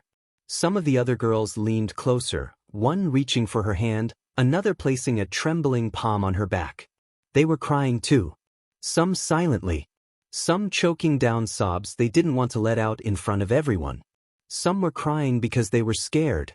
Some because they felt helpless. Some because they'd seen things no child should see and didn't know how to come back from it. Ida sat at the front of the bus, hands folded so tight they turned white. Uraraka's shoulders were shaking. She didn't speak either. Even Kaminari, normally all jokes, had his hood up, staring at the floor. Bakugo was in the seat across the aisle from Jiro. Staring out the window. Saying nothing. But his fist was clenched so hard, his knuckles were bleeding. The bus kept driving. Back to UA. Back to questions. Back to safety. But nothing felt safe. Not anymore. Everything was quiet. Izuku blinked slowly, the world coming into focus like fog lifting off glass. His eyes burned, but there was no pain. No screaming in his nerves. No blood. He was warm. Wrapped in a thick blanket that smelled like clean laundry and antiseptic. One arm, his left, was suspended in a heavy cast, wrapped neatly from shoulder to wrist. Bandages crossed his chest in tight, perfect lines. He stared at the ceiling for a second. What? Softlit. Peaceful. He wasn't dead. He turned his head. And saw him. A man sitting beside the bed. Gaunt. Shoulders hunched. Hair flat. Face hollow. His ribs were wrapped in fresh bandages, and his hands looked almost too thin to hold weight. But even sitting still, there was a presence. A familiarity. And then, the man turned to look at him. Sunken eyes. Sharp features. A thin line for a mouth. Izuku's own mouth dropped open. All Might. The man gave him a small, tired smile. Voice barely above a whisper. Good morning, young Midoriya. Izuku's breath caught in his throat. His chest suddenly felt tight, not with pain, but something worse. Recognition. All Might's towering frame was gone. No cape. No booming voice. No flash. Just a man. Just Toshinori Yagi. Izuku blinked hard. I don't, what happened? Where? All Might held up a hand. It's okay. You're safe. You've been unconscious for about 16 hours. He chuckled a dry rasp. Which, all things considered, is pretty impressive for someone who just got punched by a genetically engineered monster. Izuku stared. Still couldn't speak. His brain kept trying to say that's not All Might, but his heart knew better. The silence stretched. Izuku's voice cracked when it finally came. You look different. All Might didn't flinch. He just nodded. Yeah, he said. Then, quietly like something breaking. This is what's left of me. Izuku stared at the skeletal figure beside him. Everything felt upside down. He wanted to ask 1,000 questions, but one thing shoved its way to the front of his throat before anything else. His voice cracked. He coughed, swallowed, forced it out. Is Jiro okay? His hands clenched the blanket around him. She was right there. She tried to help me. There was blood and I don't remember what happened after. What if she... His words started to jumble, trip over each other. His chest rose too fast. The heart monitor near the bed beeped once, twice, too fast. And the others, did Bakugo, did 13 make it? Aizawa, He was bleeding so bad I don't. All Might raised a hand. My boy. His voice calm. But strong. Even now. Breathe. Izuku stopped. Not on purpose. Just stunned still. All Might leaned closer, elbows resting carefully on his knees, shoulders hunched forward like the weight of what he'd lost still sat there. Everyone's alive. He waited a second. Jiro is all right. She has a sprained ankle and a few cuts, minor, from what recovery girl told me. But she's safe. Aizawa is stable. Still out cold but healing. 13 underwent emergency treatment. It looked worse than it was. You don't have to carry them on your back, Midoriya. They're okay. You are okay. Izuku let out a shaky breath. His shoulders sagged into the mattress. Tears stung his eyes, but he blinked them away. Okay, he whispered. Then again. Okay. Izuku sat back, still wrapped in warmth that didn't quite reach his core. His hand trembled beneath the blanket. He looked at the man beside him, the man who wasn't 8 feet tall, whose muscles didn't cast shadows, whose smile didn't shine like sunlight breaking through clouds. He looked at the truth and whispered, "What are you?" His voice cracked right down the center. He hadn't meant to say it out loud. He almost apologized. But All Might didn't flinch. There was silence for a moment. A long one. Then the man smiled, small, quiet, almost sad. "A symbol," he said. "For at least I was." Izuku blinked. All Might looked down at his bandaged hand. Flexed his fingers once. Slowly. Like it hurt more than he let on. "Once upon a time, I was strength. I was hope. I was unstoppable." He exhaled, and his frame seemed to shrink a little more. "But what am I now?" He looked over at Izuku. Eyes tired, but not empty. "Now, I'm a man with limits. A man who's made mistakes. A man who's running out of time." The beat. Softer. "But I'm still a hero, Midoriya. Not because of how strong I am." He placed a hand gently on the blanket near Izuku's wrist. "But because I choose to be." The door clicked open gently. A breeze of antiseptic and the scent of warm tea followed. "Oh good, you're awake," came a familiar voice, light and matter-of-fact. Recovery girl entered, her white coat fluttering behind her, clipboard tucked under one arm, lollipop already in her mouth. She made her way straight to Izuku's bedside and patted his leg, just above the blanket. "You really had us worried, young man." Izuku blinked at her, dazed. "Hi." She gave him a warm, exasperated smile. "That's all you've got to say? After making me work overtime?" She glanced over at All Might, nodded, then focused back on Izuku and flipped a page on her clipboard. "You were mostly healed by the time we got you here, thanks to that music quirk of yours. Fascinating stuff. But brutal. Your body was practically cooking itself to stay alive." She reached down and gently tapped. The cast on his arm. "Some damage in your forearm, hairline fracture that didn't fully knit on its own. Likely from the fall after the Nomus hit. You've also got 3 cracked ribs. But with rest, they'll be fine." Izuku nodded slowly, trying to process. She gave him a longer look. Softer now. More real. "The biggest thing is the scarring." Izuku's eyes widened a little. He tried to sit up, instinctively lifting the blanket, but All Might gently pressed a hand on his shoulder. Recovery girl continued. "It's extensive. All across your chest. Upper arms. Some around your neck. The type of healing your body forced itself into. It closed the wounds too quickly. No finesse. Just raw regeneration." She paused. Her voice quieted. "The scars won't fade, Midoriya. Not like most." Izuku's heart pounded. He swallowed. "They're permanent?" She nodded. "Think of them as tattoos you earned the hard way." She gave a light chuckle, trying to ease the weight. "Hero markings, you might say."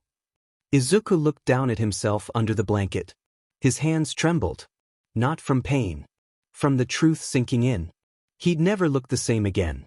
Recovery girl finished scribbling her final notes onto the clipboard, then looked up over the rim of her glasses. Right at Toshinori Yagi. Her lollipop clicked against her teeth. "Now as for you." Toshi stiffened slightly, sheepish already. She raised an eyebrow. Normally, I'd give you a good scolding. Maybe whack you with a clipboard. Lecture you on pushing past your limits like a reckless fool. She paused, let out a long, tired sigh. Then looked between him and Izuku. Izuku, who was breathing. Conscious. Alive. Her voice softened. Just a little. But if you hadn't shown up when you did, if you hadn't pushed yourself, those kids wouldn't be here right now. Toshi looked down. Not smiling. Just quietly absorbing it.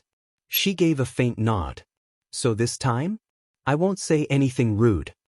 She raised a brow again, lollipop shifting in her cheek. But I will say this, you need to leave soon. Izuku blinked, confused. Toshi tilted his head. Why? Recovery Girl smiled slightly, like she already knew what was coming. Because this boy has a few people who want to see him. She turned on her heel and walked toward the door. And something tells me they won't wait long. She paused at the frame, glanced back over her shoulder. Try not to scare them, symbol of peace. Then she was gone. Toshi stood up slowly, winced, held his side, then turned to Izuku. His voice was quiet. We'll talk more soon. About everything. He started for the door. Midoriya. Izuku looked up. You did good. And then? He left. Izuku turned his head, eyes trailing to the far corner of the room as Toshi, not all might, not anymore, stepped through a hidden panel in the wall. Quiet. Tired. Just a man again. The door hissed shut behind him. Izuku blinked. Was that real? But then, he heard it. The door behind him burst open. Footsteps. Stumbling. Scrambling. Zuzu. He barely had time to register the voice. Before he was crushed. Forearms wrapped around him. Then two more. One hand cupped the back of his head, shaking. Another was pressed to his chest, like they had to make sure he was still breathing. He gasped, but didn't pull away. I'm okay, he whispered, voice breaking. I think. You're not okay, Jiro said, voice cracking against his shoulder. You were dying. You look like a horror movie, Mike muttered, laughing while holding back tears. But, good horror. Stylish. Real punk. Inko didn't speak. She just cried. Quiet. Steady. Hand over her mouth. She pulled him tighter, rocking slightly. My baby. Izuku couldn't breathe. Not from injury. From being loved. His eyes burned again. He gripped the edge of the blanket with his good hand. And started crying too. Jiro didn't let go. Neither did Inko. They just held him. Like he might disappear again. Izuku's breath was shaky, his chest rising unevenly beneath the blanket. The tears hadn't stopped, but they'd softened, no longer panicked, just relieved. Inko had one hand buried in his hair, gently stroking through the mess of curls like she used to when he was little and sick. She didn't speak. Didn't ask anything. She just cried. Softly. Constantly. Holding her boy. Jiro, still latched onto his side, pulled back just enough to look at him. Eyes red, cheeks blotchy, voice raw. I thought you healed yourself, she whispered. Why are you still covered in bandages? She gestured to the cast, the tight white wrap around his ribs, the discoloration still under his eyes.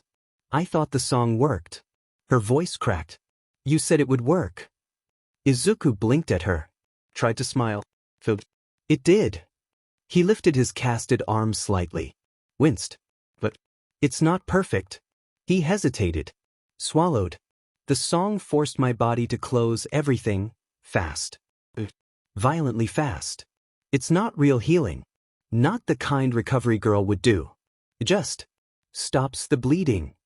Puts me back together. But, message. He looked down at his chest. The blanket was still pulled up, but under it he could feel them. The scars. Still fresh. Still aching. She said they won't fade. He glanced at Jiro again. Voice barely above a whisper. They're staying with me. Jiro stared at him for a long second. Then gently reached toward his neck, where the bandages didn't quite cover everything.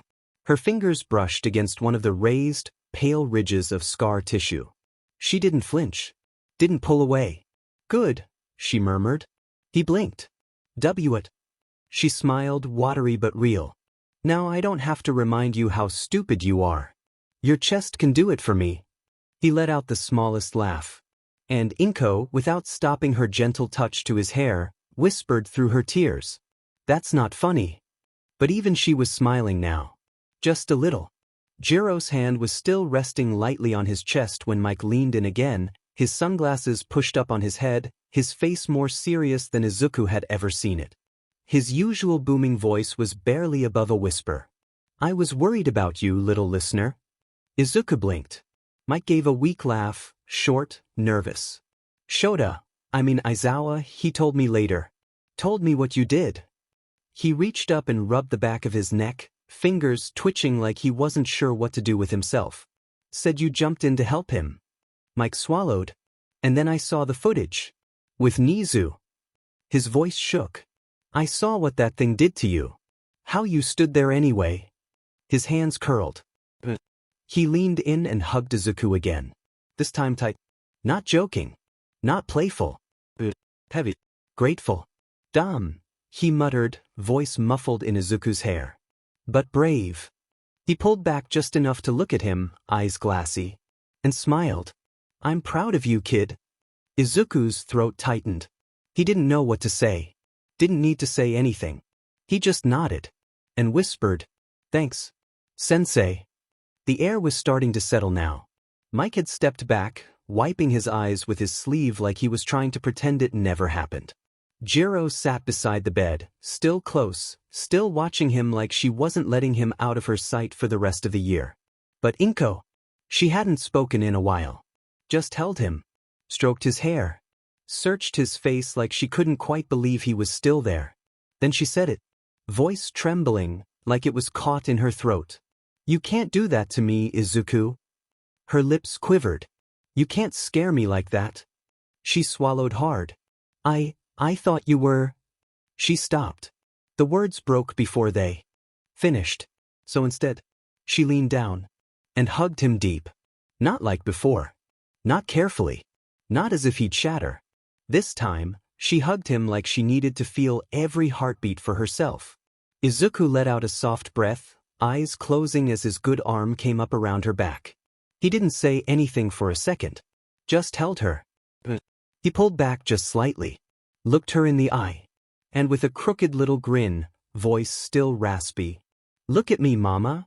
He puffed out his chest. Sat up a little straighter. And in a deep, dramatic tone. I'm okay. Because I am here. There was a pause.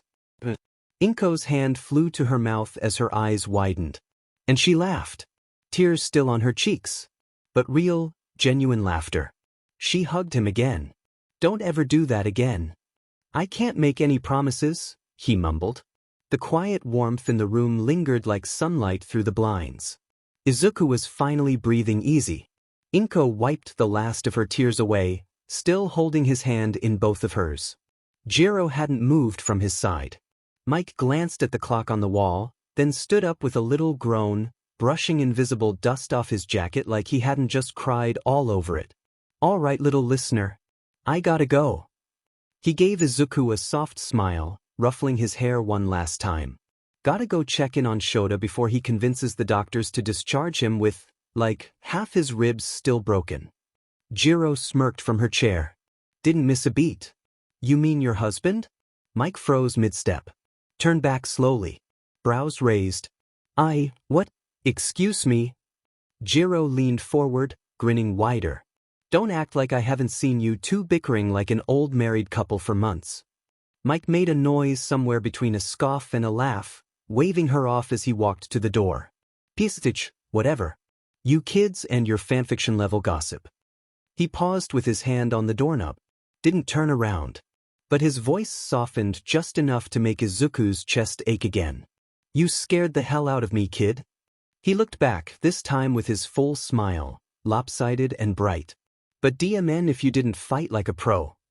He gave him one last quick hug, tight and full of everything he hadn't said earlier.